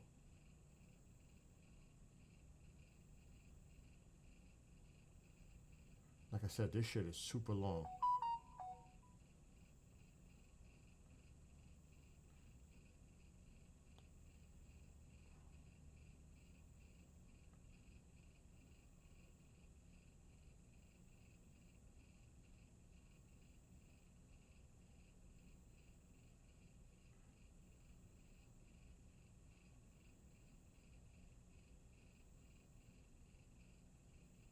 It's really breaking down her relationship with him.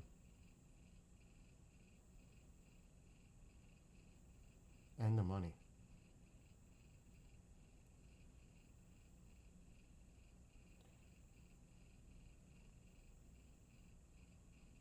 But Epstein's strategy would be most sophisticated, said Mr. Wexner.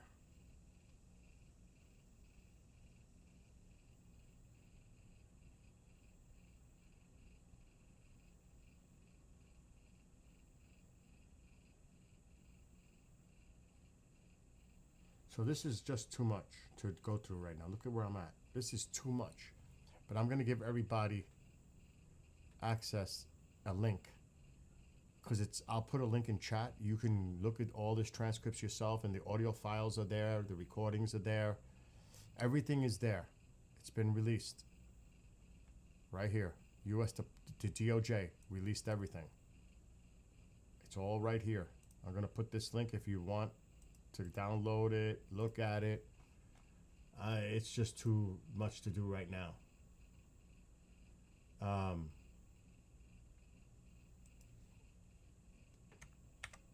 So I'm just going to give this to you. Remember, this is what she's saying. And she's already been caught a few times lying. I'm putting it in all the chats. I'm going to put the link in all of them because I need to get off. But it's all over the news. It's funny how this is released the same day that they're supposed to drop the DOJ Epstein files. I wonder if this is a distraction in itself. Just saying. But let's go. I wonder, I don't want to even see what the media outlets are doing because I'm sure they're feeding on either thing right now. It would be interesting to see what, just to see comparison. I can only imagine.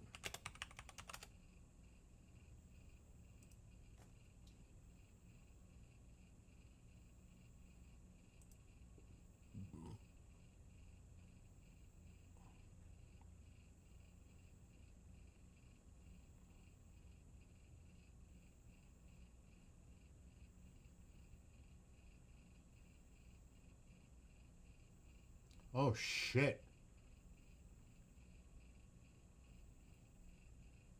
Here's a big one on Fox. I had to check Fox because we have to see what the conservative media and the liberal media are saying.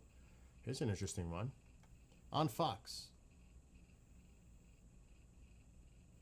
She said she never witnessed President Donald Trump doing anything inappropriate with anybody and shot down claims that former President Bill Clinton had traveled to Epstein's infamous island in the U.S. Virgin Islands and said the Clintons were her friends, not Epstein's. Ooh, that's gonna fucking sting some people right there, what she said. Oh my God.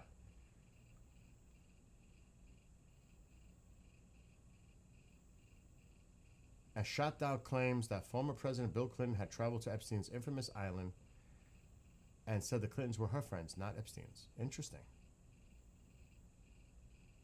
She denied he had a client list. And she does not believe he killed himself. Said Epstein had told her that he had a heart condition that prevented him from having...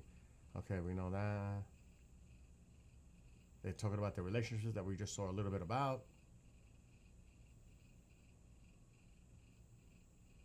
And the lawyers are saying that she's a scapegoat, that she's innocent. And that's it. Coming from a conservative... If there was something juicy in it, they may be still looking at it. If there was something juicy about it in there, they would have fucking talked about it. I want to see what CNN spin is. Because I'm being fair.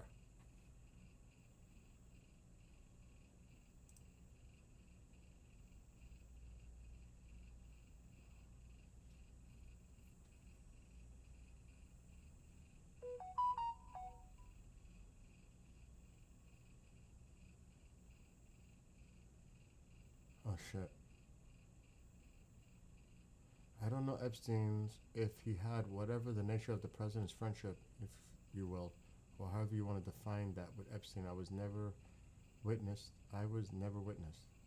I think they were friendly like people are in social settings. I don't think they were close friends. She doesn't know that because they used to travel together all the time, just them two. Look up the Atlantic City trip. So this is interesting.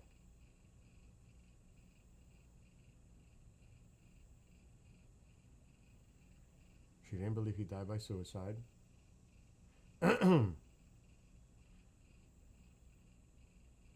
Oh, she's criticizing. Oh, that's going to backlash.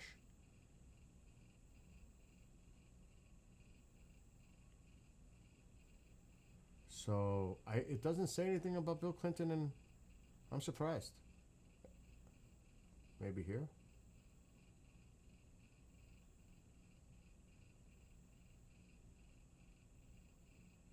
I don't see anything about that.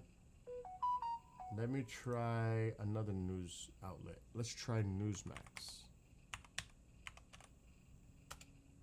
Let's see what their twist is. Oh God, it's crazy. Are you serious? They're not even talking about it? Newsmax isn't even talking about it. Holy shit. They don't even want to touch it. That's crazy. What?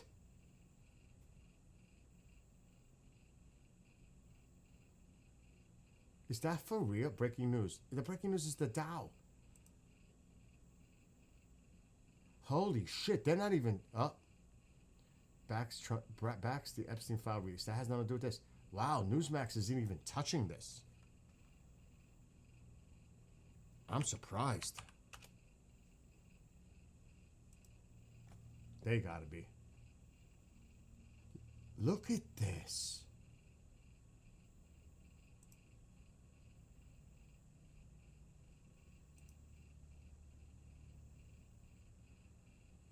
Holy shit, they're not even talking about it. To see what I mean about the slant in the media? That makes me like, what? You're not talking about it? You know why? Because there's nothing there for them. That's why. If there was something there juicy about Clinton or anybody else, that shit would be all over the place. All over the place.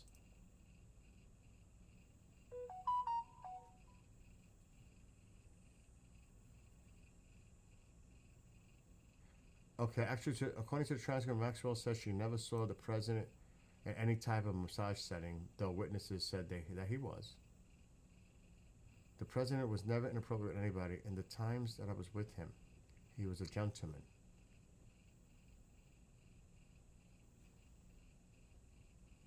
And they don't got much here on MSNBC at all. I'm shocked. The only ones that are really coming out with it was Fox News and CNN. They're the only ones that are really into it right now. Which is maybe because it just came out and they're not looking over it yet quick. So who knows? Yeah, there's no bombshells. It's sanitized and whitewashed. I agree with you, Astro.